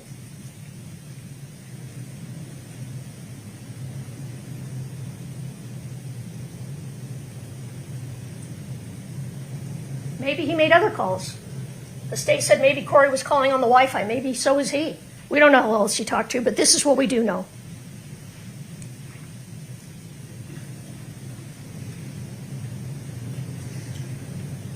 Oh, which this is a good place to bring up, I think, that the state did stand up here and they told you that we said things in opening that didn't come in during trial, and that's true. Strategies change during trial. But remember, we are not the ones under an obligation to put on any evidence. It's not us. We're not under an obligation to prove anything. It's them. Okay, so what else do we find on that first day that Eric died? What else do they find? The hydrocodone bottle. Whatever happened to that bottle? Why wasn't it tested? What was kept in that bottle? The bottle's sitting right by the bed on Eric's nightstand, right next to his phone and watch that were placed neatly in his charger. An expired prescription bottle with nothing in it but residue. And you can see the residue there. Why would that be sitting out? A 6-year-old prescription bottle. What might be the best way to bring illegal pills back from Mexico? Put them in a prescription bottle? Put them in your suitcase? what might be the best way to store your illicit oxycodone. Stick them in a prescription bottle, put them by your bed, and now that bottle's gone, and nobody knows where it is, and nobody tested it. And you saw that white powder, and you can look back when you go back, but you saw that white powdery residue on the nightstand next to Eric. Nobody tested that either. So what's another explanation? What could have happened? Eric was about to take his last pain pill out of that bottle that he kept by the side of his bed. He's on the phone with people in Mexico. He's checking how long it takes to drive from Scottsdale to Nogales. Maybe he knew he was getting fentanyl in Mexico. Maybe he thought it was something else, and he accidentally got fentanyl. Maybe had they tested that bottle, we would know. But they didn't. You know what else we know, though? We know he had a prescription for naltrexone. And it appears he wasn't taking it. A drug used to help people control craving for drugs and alcohol. It's not a drug used to treat Lyme disease. There's a reasonable alternative. Reasonable doubt. All right, I'm going to move to motive. The state absolutely did not prove that Kouri's relationship with Josh Grossman was a motive to kill her husband. Josh and Kouri had been seeing each other on and off for about 2 years. You heard from Josh. He testified that their future together was a fantasy. That at no time did Kouri ever lead him to believe that she was going to leave Eric for him. It was clear that Josh loved Kouri more than she loved him. You could see it in his face. You could see it in his demeanor. You can look at the text shortly before Eric died where Kouri was trying to break up with him.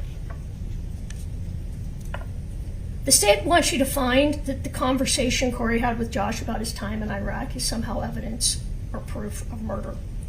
But Josh told you she was grieving, that conversation was about life and death, and Eric and bow hunting and the supernatural, that it really didn't even seem that unusual at the time. He only thought it seemed unusual when the private investigator told him Kouri killed Eric. It's not evidence of a homicide. It isn't proof of anything. Yes, they were having an affair. Eric was also having an affair, possibly more than one. You heard there was a text about an open relationship, and they can laugh about that, but that's what the text said. And you know what? We do not bring this up to make Eric out to be a bad person. It doesn't matter what he was doing in his personal life. That's not the point. The point is that there were parts of Eric's life that he didn't share with people. Just like he didn't share with Cody that he used marijuana, or even that he took prescriptions. The point is we all have secrets, and Eric had secrets. But back to Josh. The best evidence that Josh was not a motive for Kouri to kill her husband is that after Eric died, she never did get together with Josh. She didn't show up at the brunch that they'd planned to celebrate the closing on the Midway Mansion. She didn't go on a vacation with him in April. She never even finished paying for that vacation. Josh told you that Kouri changed after Eric's death, that she was grieving, that he saw less and less of her, and ultimately she broke things off. And by the way, if Kouri was as motivated by money as they would have you think, would she really have killed her wealthy husband to run off with the handyman who lived for free in one of her houses? That doesn't fit with the state's theory.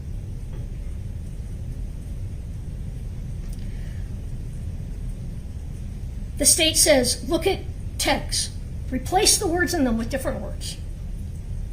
They stood here and made up what was inside people's heads, what they were thinking. The state has to rely on evidence. They have to prove their case, and they can't do that. The state did not prove that Kouri killed Eric in order to be with Josh. All right, money. Money's a motive for a lot of things for a lot of people. Was Kouri a brilliant businesswoman? No. Was her business struggling?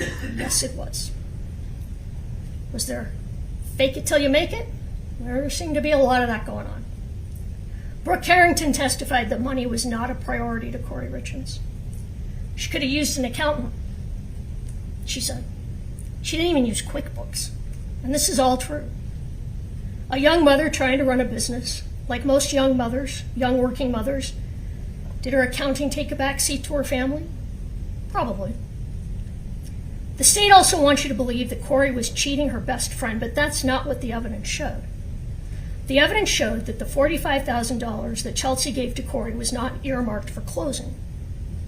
Kouri could do whatever she wanted with that money. All that mattered was that when she went to that closing on that house, that she showed up with $45,000. It didn't have to be that $45,000. It could have been $45,000 she expected to come in from another flip. But then Kouri was arrested and never got the opportunity to do that. That's why that house foreclosed. But you know what the evidence has shown? That Kouri, rightly or wrongly, truly believed that that Midway mansion was going to turn everything around. They were celebrating that night.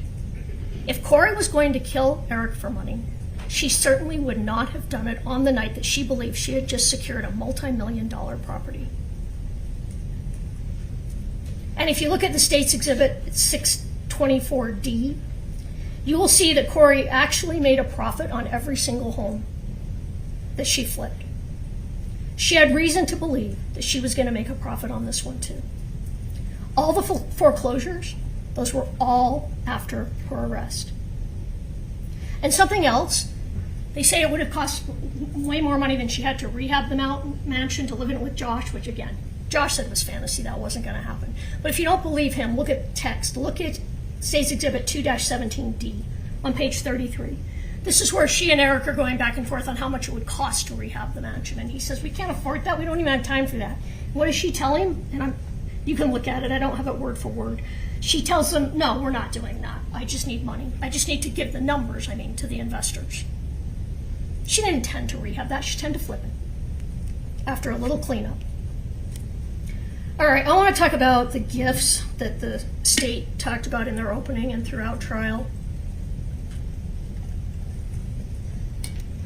They made such a fuss about these. They were accessed on Kouri's phone on March 4th, the morning of March 4th. They were tied to the celebration. That's what those were about. If you look at that exhibit, I think it's 3-40, you can see that the orphan gifts were accessed at the same time, down to the second, as a picture of the Midway mansion. So what do we know about these gifts? We know that some photos were stored in a cache on the phone, not connected to any particular text. We know that they were accessed the morning of the 4th. We know that at least one of the pictures, the one of the mansion, was sent by Eric the evening before, which likely means all of these photos were sent prior to the morning of the 4th. These were not about Eric's death. She wasn't celebrating death. These gifts were sent earlier, and she was celebrating closing on that mansion. It just doesn't follow she would kill him for money. She received less from life insurance than she thought she was going to make on that mansion. Josh Grossman told you that she was surprised when she found out about the $1 million life insurance policy from auto insurance. It appears she didn't even know that. And if you take Brooke Carrington's testimony as true, and by the way, she was a good witness. She is a professional, expert witness. First hired by the family, and then paid $200,000 by the state. A prosecution witness, sitting right here today behind the prosecution. Very different than the MEs, who were just here to tell you their findings. But anyway, if you accept her testimony, the life insurance wasn't going to fix the problem anyway. Kouri spent that life insurance within a matter of weeks and was still in debt. And you know what you heard on that phone call between Bryce and Chelsea and Kouri? All I want's the home. It's all I want. They can have everything else. They can have the money. I don't care. I just want my house where I've raised my boys.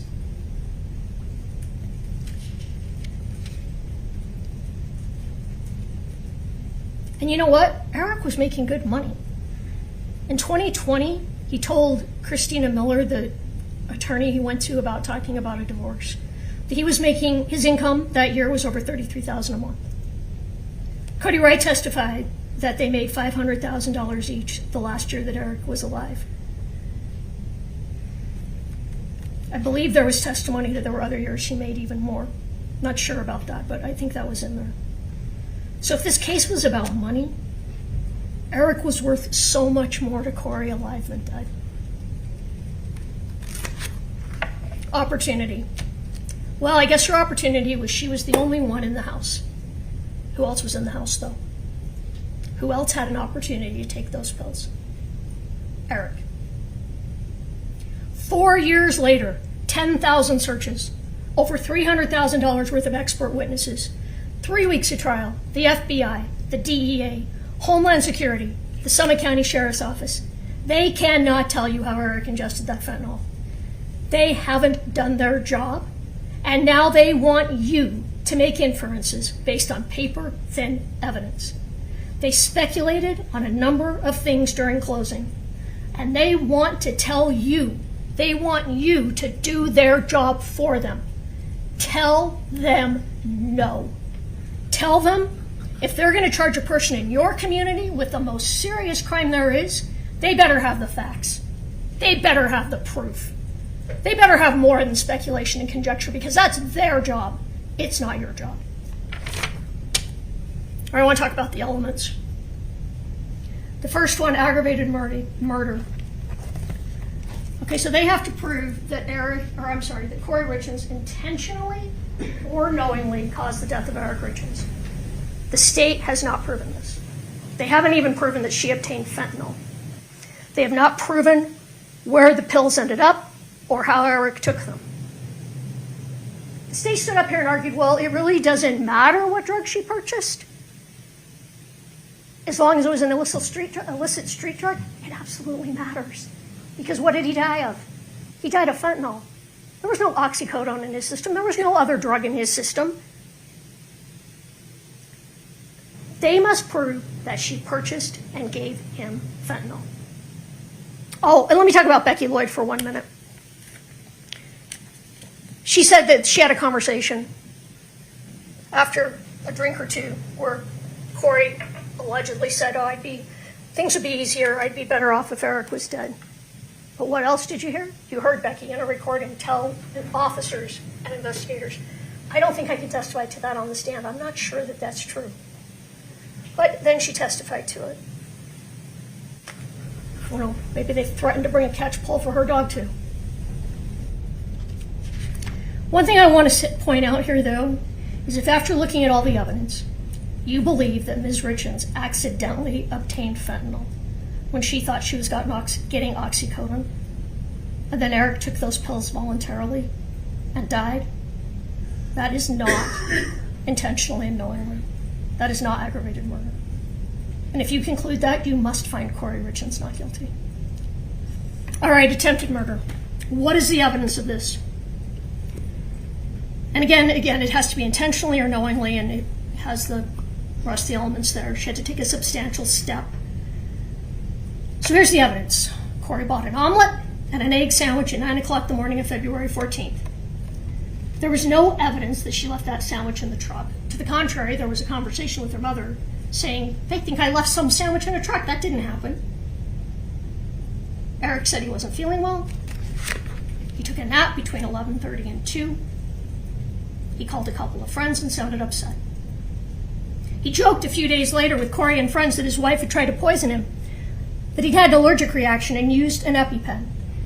Alex Staking told you that, Ollie Staking. She never said that Kouri got defensive. She didn't say that. She said they were all laughing. She said that Eric didn't seem upset or scared. It was a joke.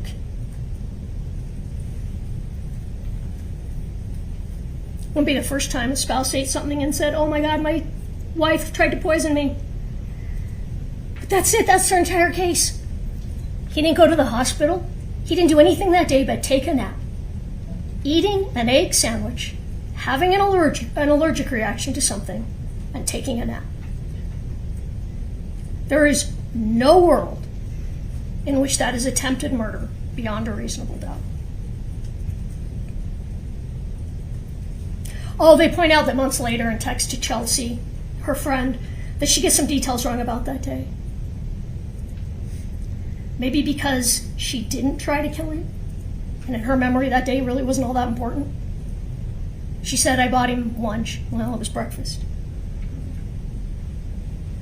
Again, they stood here and said, Eric was thinking this, Kouri was thinking this. She was, off with Josh thinking all these things. None of this was evidence, not any of it. None of it is proof. They talked about some IRS calls that she made on those days. No evidence as to what was in those calls. No witnesses from the IRS. Speculation, conjecture, not proof, reasonable doubt. Okay, I'm going to jump quickly. The other 3 counts I'm going to go through quickly, but I'm going to go to count 5, which is the forgery count. Now remember what we're talking about here. This is one of those life insurance policies that any of us who belong to a credit union get, where you don't have to do anything. You sign here for $100,000 free life insurance. And this was filled out for both Kouri and Eric. Matthew Throckmorton, the handwriting expert, all he could tell you is that Eric probably did not sign the True Stage insurance policy. Probably is reasonable doubt. And he could not tell you that Kouri did sign it. They have not proven that Kouri forged Eric's signature. And there was no evidence either way if Kouri had permission to sign Eric's name on that True Stage life insurance. I mean, let's be serious. It's the rare married couple who doesn't occasionally say, hey, honey, I'm going to sign this for you. Is that okay? But there was no evidence either way. She's not guilty of forgery. All right, jumping to the insurance fraud counts, count 3. Count 3 is directly connected to count 5, because this count alleges that Kouri fraudulently obtained that insurance policy, and the fraud was forging Eric's signature. They said there was a reversed Social Security number on there, but the fraud's the signature. So if the state hasn't proven to you count 5, it automatically follows they haven't proven count 3, and you must find her guilty, not guilty on count 3. Count 4 says that alleges that Kouri fraudulently collected the True Stage insurance policy. All that means is if she did kill her husband and then represented something different to collect that insurance, that would be fraud. But if you find Kouri Richins not guilty on count 1, you have to find her not guilty on count 4. The state has not proven their case. They don't have the evidence that Kouri Richins killed her husband. So instead, they have tried to show you as much evidence as they possibly can to convince you that she's the sort of person who would. Getting close to the end. I'm sure you would like me to stop talking, but I have to tell you, I'm afraid to stop talking. Because as I stand here right now, Kouri Richins is still cloaked in a presumption of innocence. I don't ever want to walk back to that table. As a defense attorney, that is one of the longest walks a lawyer can make. This entire case is going to flash before my eyes. And all I will be able to think about once I sit down is, what did I miss? What did we miss? What didn't we tell you that you wanted to hear? Did I focus on what you wanted to know? Did we do enough? You're about to go through those doors and into the jury room and start deliberations. Everyone in this courtroom, everyone watching around the world, we all wish we could follow you and listen in. But that room, that jury room is yours. It's sacrosanct. In that room, you get to decide. And when you get in that room and you look at the evidence, if you think that Kouri Richins might have killed her husband, that she likely killed her husband, that she probably killed her husband, you must find her not guilty. Because maybe, probably, likely, very likely, none of these reach that extraordinary burden of proof beyond a reasonable doubt. I'm going to ask you to do a couple of things when you go into that room. First, you might be tempted to go around the room and take a vote for guilty or not guilty to see where you all stand. We ask that you refrain from this. Instead, we ask, talk to each other about where you see reasonable doubt. Also, if Kathy or Alex or myself did something to offend you during this trial, please hold that against us and not against Kouri. Now, the state's going to get up and talk to you again because they get the last word. And the reason they have that last word is because of that heavy burden. But when you filled out that jury questionnaire, we asked you if you would be comfortable making your voice heard in that jury room. Would you stand by your convictions, by what you believe? And each and every one of you said yes. So here's my final ask of you. When you're deliberating and something comes up that we didn't respond to, will you be courageous? Courageous enough to raise your hand and talk about what our response would be. Raise your hand for Kouri, because you are the last line between an innocent woman and the state. Be courageous. Courage is what this moment demands. The courage to stand between a member of your community and the state and demand that they comply with the Constitution, that they comply with their burden. Do not let them fool you. Do not fall for red herrings. Kouri Richins did not kill Eric Richins. The state did not prove this case beyond a reasonable doubt, and you have the courage to tell them this and find Kouri Richins not guilty.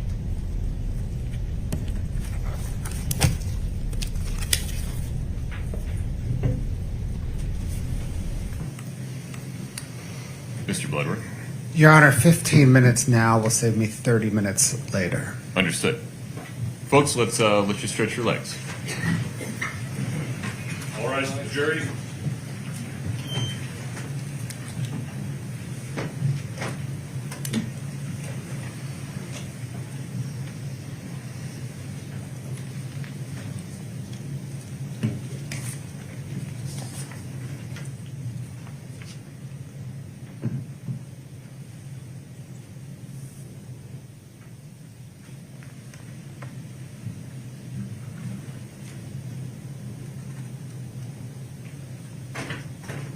Genuinely couldn't tell if you wanted to do something on the record or just needed a break. No, sir, just a break to, Collect your thoughts. collect my thoughts. We'll be in recess until 2:15. Thank you.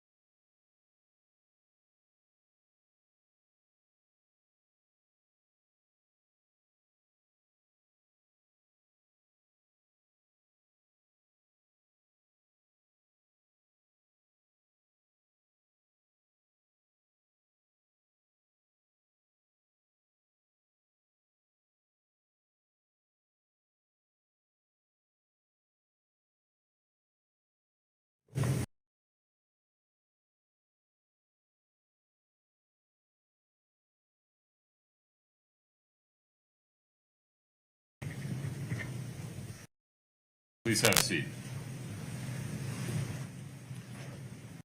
Mr. Bloodworth, please proceed. Thank you, Your Honor.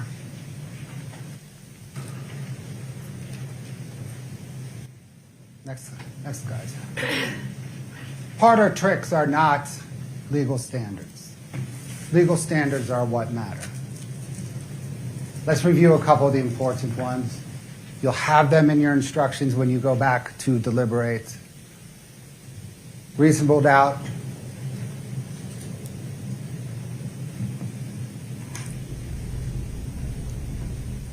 I come back to this one again and again. Evidence usually consists of testimony and exhibits presented at trial.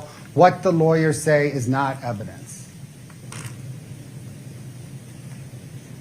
I've come back to this slide in rebuttal precisely because of defense's closing. There is a reason the state provided you in its slides with the cite to every single piece of evidence it argued.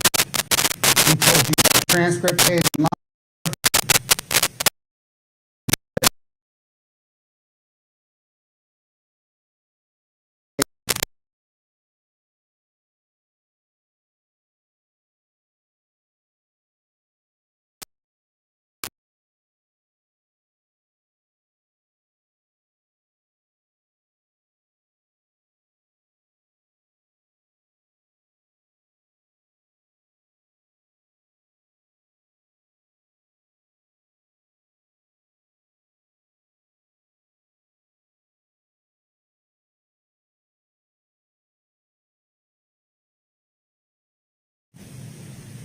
You can use circumstantial evidence to conclude facts just as you can use direct evidence.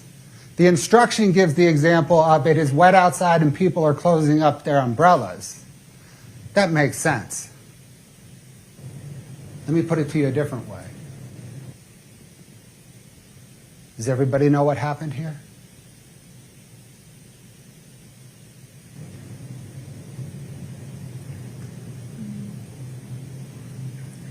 Kouri Richins chose Carmen Lauber. The state didn't.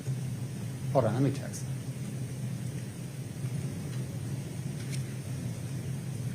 Go back one. Kouri Richins chose Carmen Lauber, not the state. Go ahead, Scott. Thanks.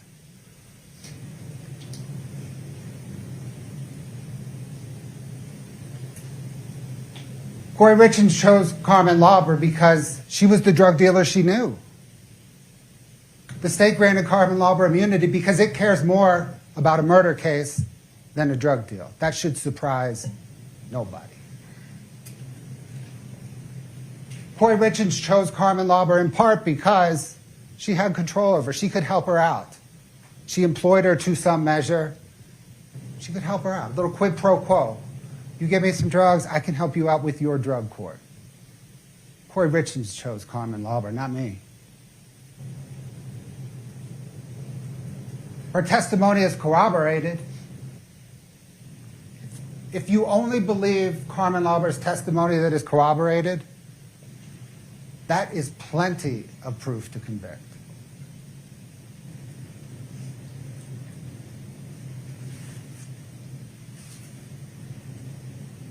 She was only at that Maverick in Draper 3 times. That's what the digital evidence shows. Each of the 3 times she was there, so was Robert Crozier. Those were the only 3 times he was there. Their testimony corroborates each other in the relevant matter. It corroborates that they met, that he sold her drugs, illicit street drugs, that it had fentanyl. Blues had fentanyl.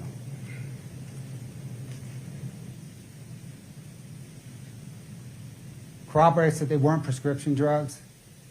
He got them from a plug, not a pharmacy.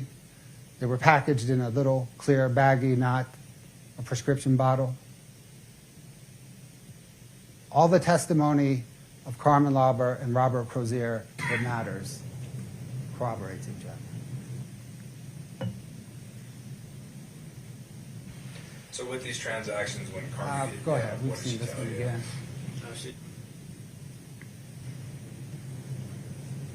Crozier was at the gas station 3 times. Carmen Lauber was there every time. The March drug deal.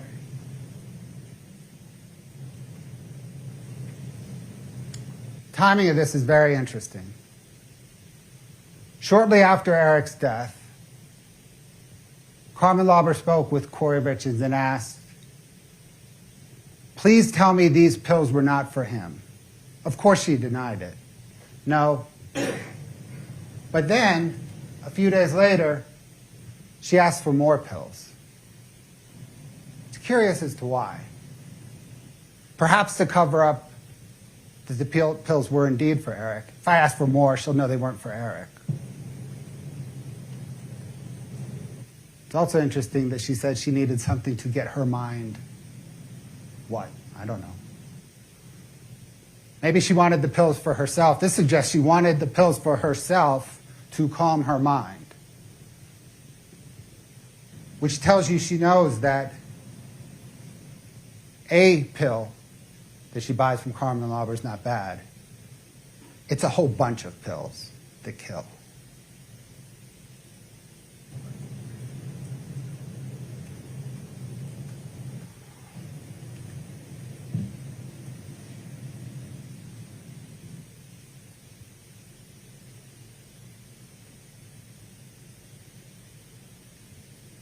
Consciousness of guilt is evidence of guilt. Kouri had a guilty conscience. She couldn't talk to her father that night, not because she was overcome by grief, but because she couldn't face. She could not face the man whose son she had just murdered. We're going to play these clips right here now. This is when Kouri Richins is asked whether she's going to tell her children, whether she's going to talk to her children. Notice Kouri Richins' reaction in the moment. To this will be Katie Richins' reaction in the moment. Go ahead, Scott. Where are your children now? Asleep in that room. 2 are awake with their ear to the door. I go on, I'm gonna go out. Please don't make them come out.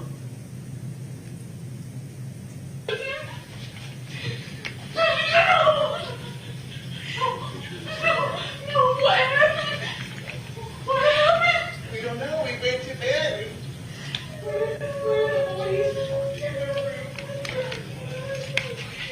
Hey, Clint's here. He's gonna help. Where are my boys? The kids are in This is where's my brother? He's in this room. No. I see my brother. Baby. Kouri, is there a way we could relocate your boys upstairs? Yeah. Because there's going to be a lot of traffic. Yeah, I'll tell her now. What? Wait, okay. Kouri Richins walks away. Mom, they want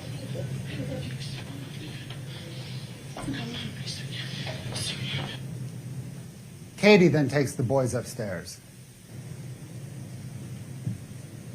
In moments of tragedy and profound sorrow, you not only comfort your children, they comfort you.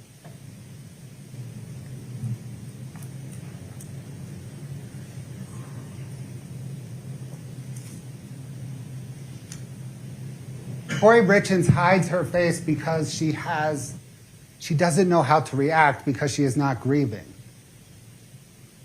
She doesn't want to see other people see her non-reaction. She's not grieving because she feels no grief. She just murdered Eric.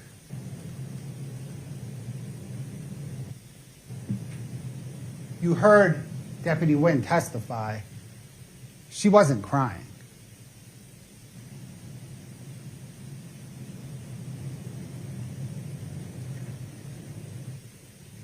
Deputy Wynn's body camera did catch a moment of surprise. That's the moment he informed her that he, Deputy Wynn, was sending Eric's body for an autopsy. That's her surprise. She didn't tell anybody that night that Eric used fentanyl because she thought she would get away with it. She didn't think anybody would find out that Eric used fentanyl. And the minute Deputy Wynn said, "We're sending his body for an autopsy," that's her reaction.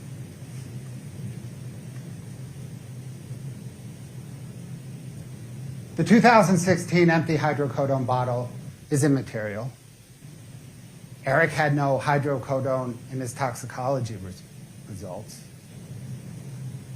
The only other hydrocodone reference in the entire body of evidence before you is that investigators recovered on the first search warrant a bag, like a Ziploc type bag, full of hydrocodone pills in the laundry room and the mudroom of the house. Perhaps Kouri Richins removed them from that bottle and staged the crime scene.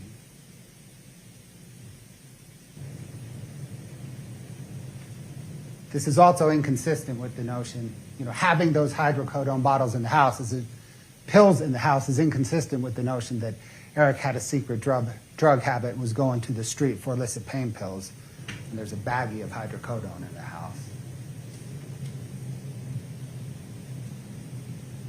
Okay, there is no good reason these images were accessed the same exact minute that deputies departed the house the morning that Eric died. None. And there is, by the way, despite what defense counsel just told you, there is no evidence that Eric Richins sent these images. He sent an image of the Midway Mansion the night before that was accessed at the same time as these images. Sorry, he sent an image of the Midway Mansion the night before, but it was not the image that was accessed at the same time. The image that was accessed at the same time is the distance full view of the Midway Mansion, which makes sense in this context, not the image that Eric sent of the pile of rocks in front of the Midway Mansion.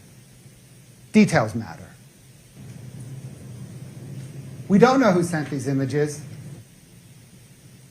but we do know that they were accessed on Kouri's phone at 8:29, the exact minute that deputies signed the log out of the house, and that whoever accessed them turned the phone this way to view them better. They also viewed the distant image of the Midway Mansion. Maybe she was celebrating the Midway Mansion. Maybe she was celebrating Eric's death. Either way, there is no good reason these images were accessed at 8:29.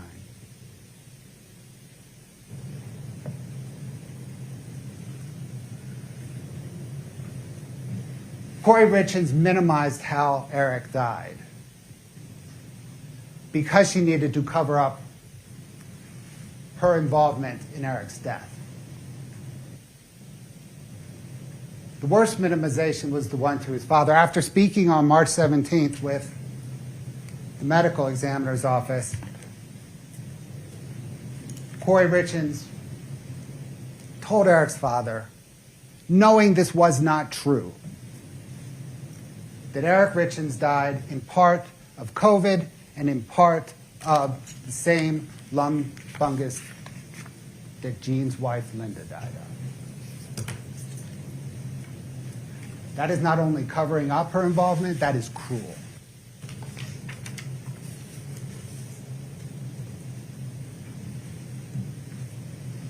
She covered up with the medical examiner. She pretended she didn't know what quetiapine was, even though she was prescribed it. She pretended she didn't know what acetaminophen was, even though it's Tylenol, and there is probably not a mother in the United States that does not know what Tylenol is. She pretended she didn't understand the word illicit. She has a master's degree.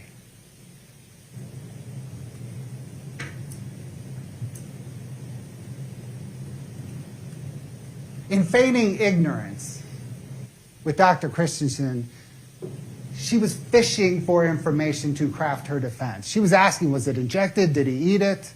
She wanted to know what the medical examiners knew so that she could craft around it. She was really worried about the amount of alcohol.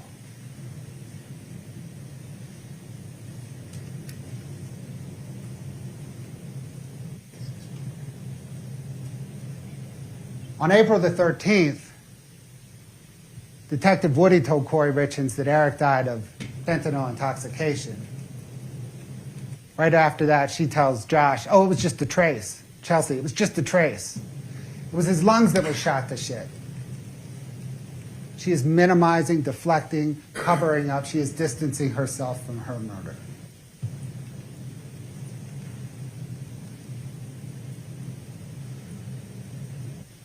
Manner of death on the death certificate is immaterial.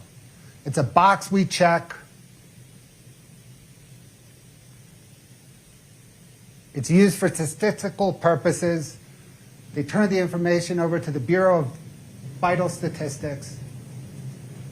It's immaterial for this case. You determine the manner of death. It's murder, aggravated murder.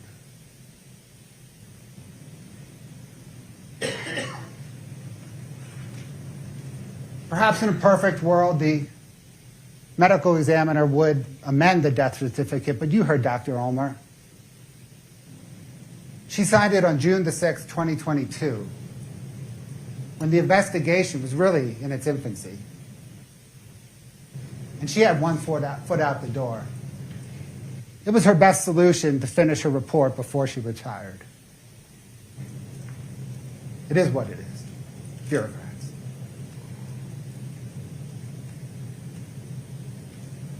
Eric did not ingest the THC gummy laced with fentanyl. When asked if she ate one that night by Deputy Wynn, it didn't seem like he did. Toxicology, there was no measurable THC in the toxicology analysis of Eric's blood or gastric.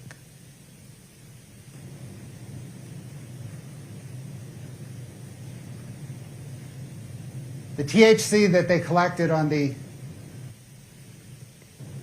April 13th, 2022 search warrant, right, the first search warrant, it was found in the cabinet above the toilet in the master bathroom. Wasn't there the night before. You heard Deputy David Pimentel talk about how he searched it. You could see his search on the body cam. It wasn't there.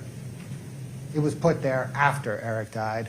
That's where most of the gummies were. There was also a package in the kitchen, which was never searched the night he died. But all the gummies were sent to the lab for testing.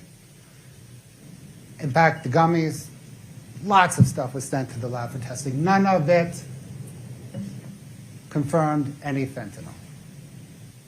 Brian Holden, he was the state crime lab tech that testified. Detective Haskell works the streets of Salt Lake City, drugs his whole career. Never seen fentanyl-laced marijuana. That's that's cover-up. That's misdirection.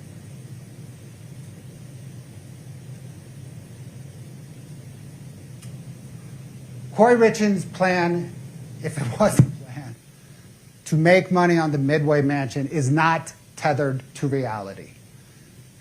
Across her portfolio, she lost money, and she lost money on nearly every individual project. She even admitted, it's out of my league, but the margins are so insane that I had to pick it up and then figure it out. Ha, ha, ha, help. That's ha, ha, ha with $3.2 million of other people's money. She is intensely ambitious.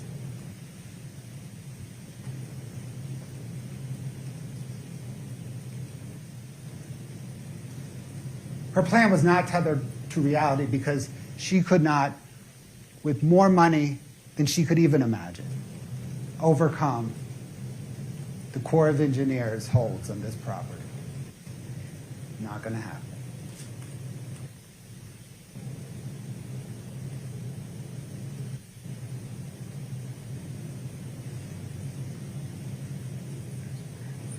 She asked Eric Richins for input on how much it would cost to rehab the house. That's the text string right there. Read the whole thing. You'll see that she sold the Midway Mansion to him, not as a project they were doing, but as just a sale that she was brokering.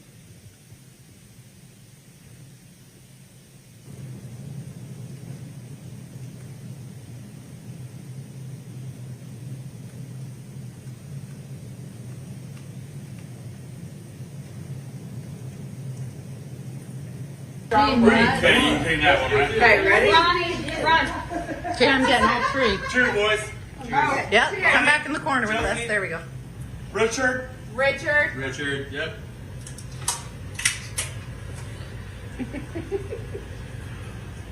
Richard. Look, Chachi's still going. Oh! You're an Afghanistan warrior. You are an Afghanistan warrior. People grieve differently. There's no ancient artwork of that photograph.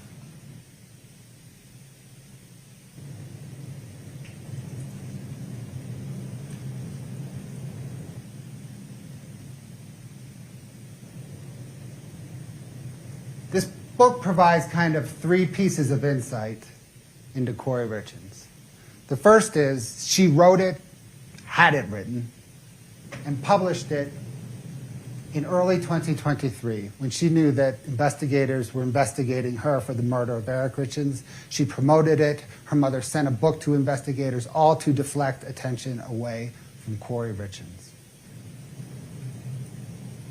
She also wrote it to make money. You see the emails, they're in evidence. She thought she would sell 100,000 copies in 10 months at $5 profit a copy. That is not tethered to reality. But it does provide insight in how desperate she was for money. That she would trade. She would trade on her sons and the death of her father to make money. The final things it tells you about Kouri Richins is that she wanted, as part of her facade, as part of her appearance of success, privilege, and affluence, she wanted to be an author.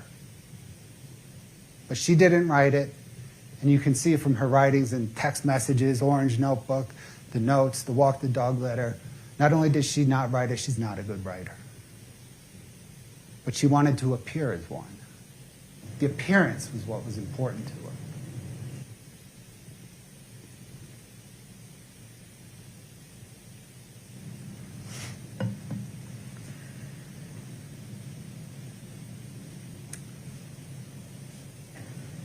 In defense's closing, when you strip out rhetoric that could be argued at any closing, anytime, anywhere, on any case, when you strip that out of defense's closing and you hone in on substance, the entire substance of the defense's argument is based around trying to explain the Walk the Dog letter.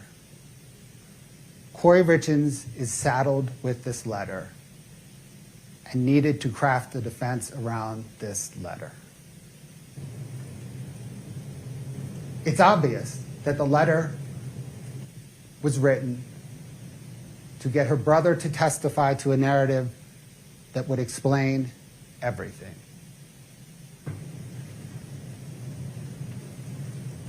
Let's unpack the letter in about 15 or so sentences,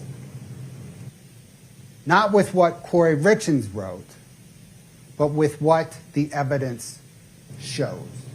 It's a translation from what Kouri Richins wrote to what the evidence shows.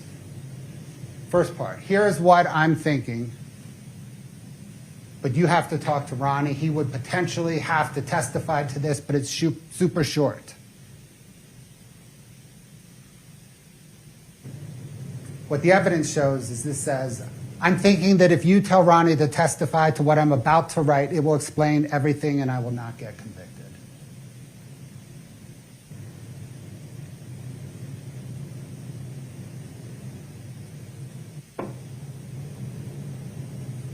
Ronnie will need to tell this to my lawyer because I just made it up and it will have to come from him. Never mind that I was arrested 4 months ago.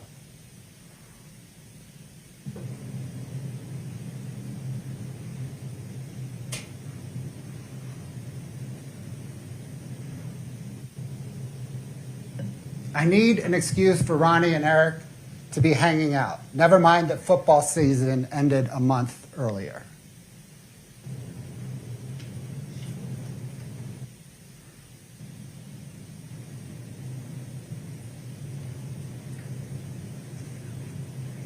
I need to explain the fentanyl, and fentanyl must be everywhere in Mexico.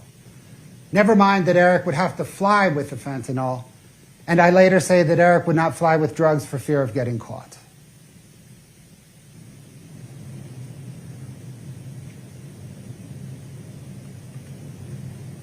Never mind that I know this story despite Ronnie never telling me.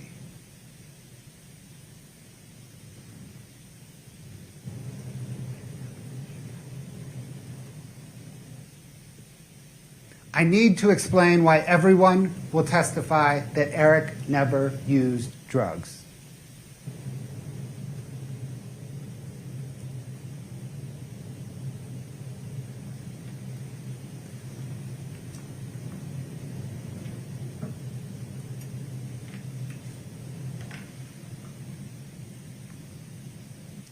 This kind of happened once with THC gummies on a trip to Hawaii. Hopefully this is enough to corroborate my entire walk the dog story.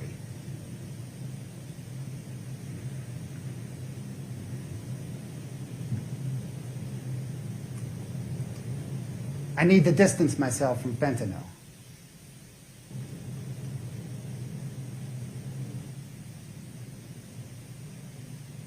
These are my made-up words, but Ronnie can make up his own words.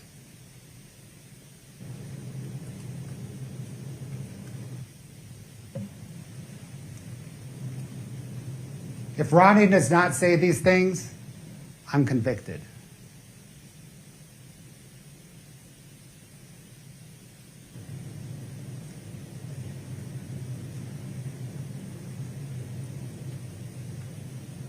I need to explain why investigators never found a trace of fentanyl in my home. Never mind that it doesn't make sense that Eric hid the fentanyl after asking me to buy it.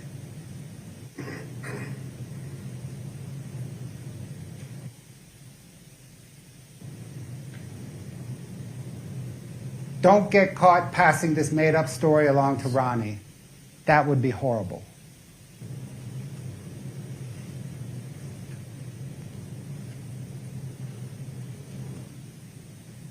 Tell Ronnie to keep the story short so that he does not mess it up. Since his conversation with Eric never happened, tell him that it was only 2 minutes long.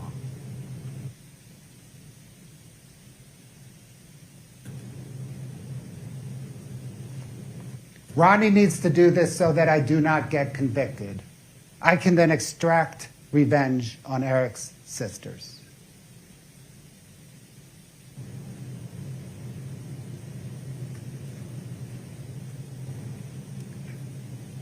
Remember, I just made this story up, so my lawyer does not know it yet.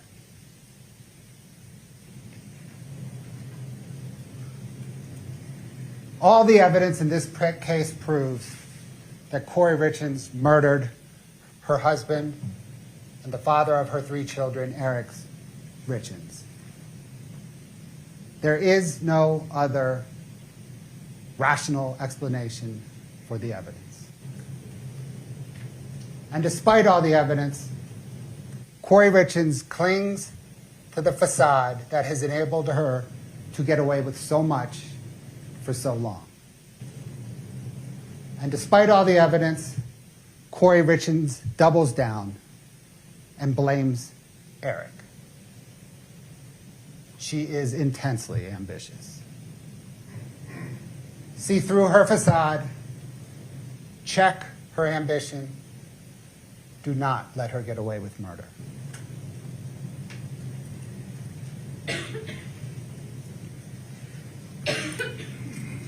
All right. Next step. Brittany, if you would please swear in the bailiffs that will watch over the jury during deliberations.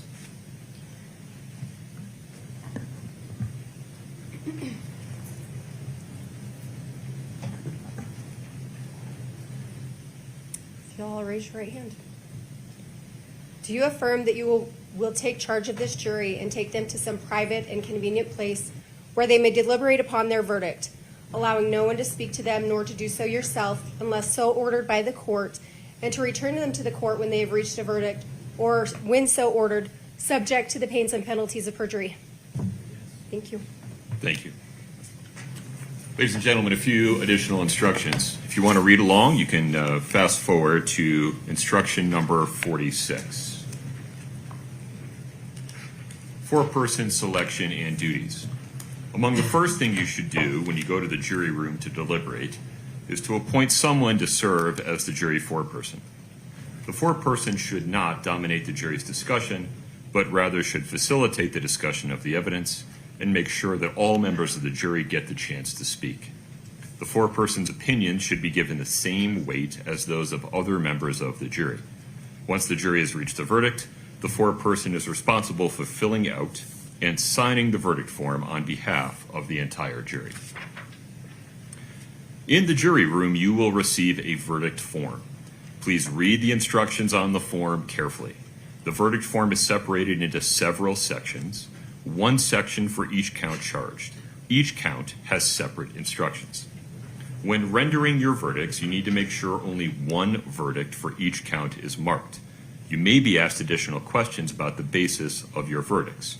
Remember, any response you give on the verdict form must be unanimous. Regarding jury questions during deliberations, these instructions should contain all the information you need to decide this case based upon the evidence. However, if you have a question or need clarification during deliberations, please write a note and give it to the bailiff. I will review it with the lawyers. We will answer your question as appropriate. This brings us to one of the more difficult parts of the trial for me personally. A jury in the state of Utah is 8 jurors, and there are 12 of you. We intentionally impanel alternate jurors to ensure against the unforeseen because things happen. Jurors fall ill, they suffer a personal or family tragedy during the length of the trial. Sometimes they simply don't follow my instructions and they get exposed to information that it's not appropriate for them to have. Because we can't see around every corner, we impanel alternate jurors to ensure that an emergency or other unexpected circumstance does not cause a mistrial.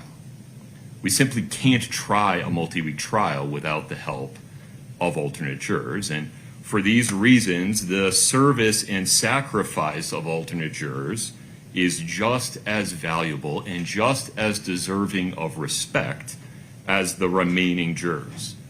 Moreover, the service of alternate jurors does not end when they leave the courthouse today.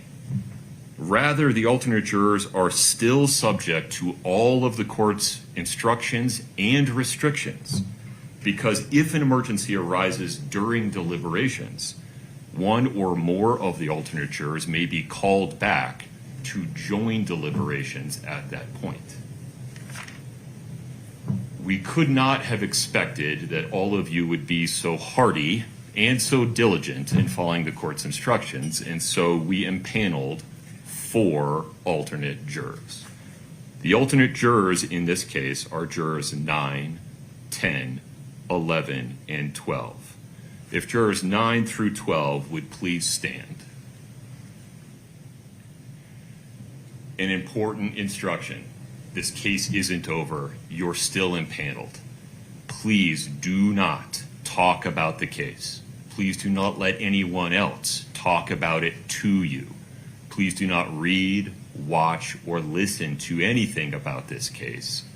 And do not do any research of any kind about it until I call you personally to let you know that all of these admonitions are lifted. Thank you for your ongoing service in this case. Please rise for the alternate jurors.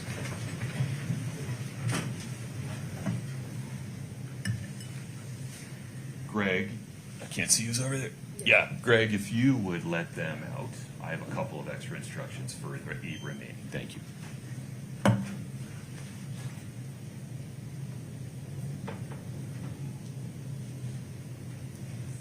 Okay, please have a seat, folks.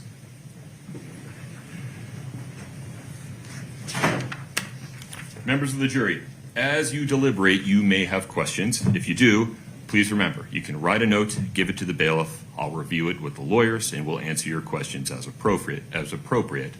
Please remember, though, that the bailiff cannot answer any trial questions for you. Just as you have not been allowed to research or investigate matters on your own during the trial, you may not use any outside source to research or investigate any matter as you deliberate. No online dictionaries, no online maps, nothing outside the evidence presented in this case. We will provide for you in the deliberation room the exhibits. You may take your notes with you. You may take your copy of the jury instructions with you. We'll provide a copy of the verdict form. This case is now submitted to you for deliberation and determination of your verdict. Please rise for the jury.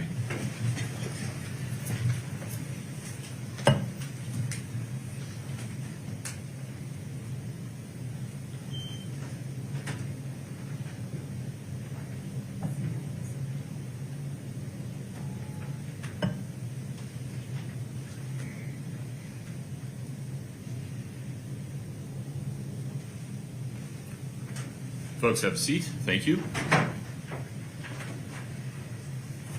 Ms. Nestor, Ms. Lewis, anything else on the record? No, Your Honor. Okay. Mr. Bloodworth, Ms. Sherbinet? No, Your Honor. All right. Let's make sure Brittany has your contact information. Regarding scheduling, my normal practice would be to check in with the jury around 4:30 and just ask them what they would like to do regarding continue working into the evening or retire for the day and come back tomorrow morning. Any objection, Mr. Bloodworth? No, Your Honor. Ms. Lewis? No, Your Honor. Okay. I need one member of your respective teams at least to begin confirming with Brittany after we go off the record that we have consensus regarding the exhibits that have been admitted and will be going back into the jury room. If any disagreement comes up, let me know. We can handle it on the record. Ms. Nestor, anything further at this time? Your Honor. Mr. Bloodworth? No, Your Honor. All right. The court will be in recess. Thank you for your patience.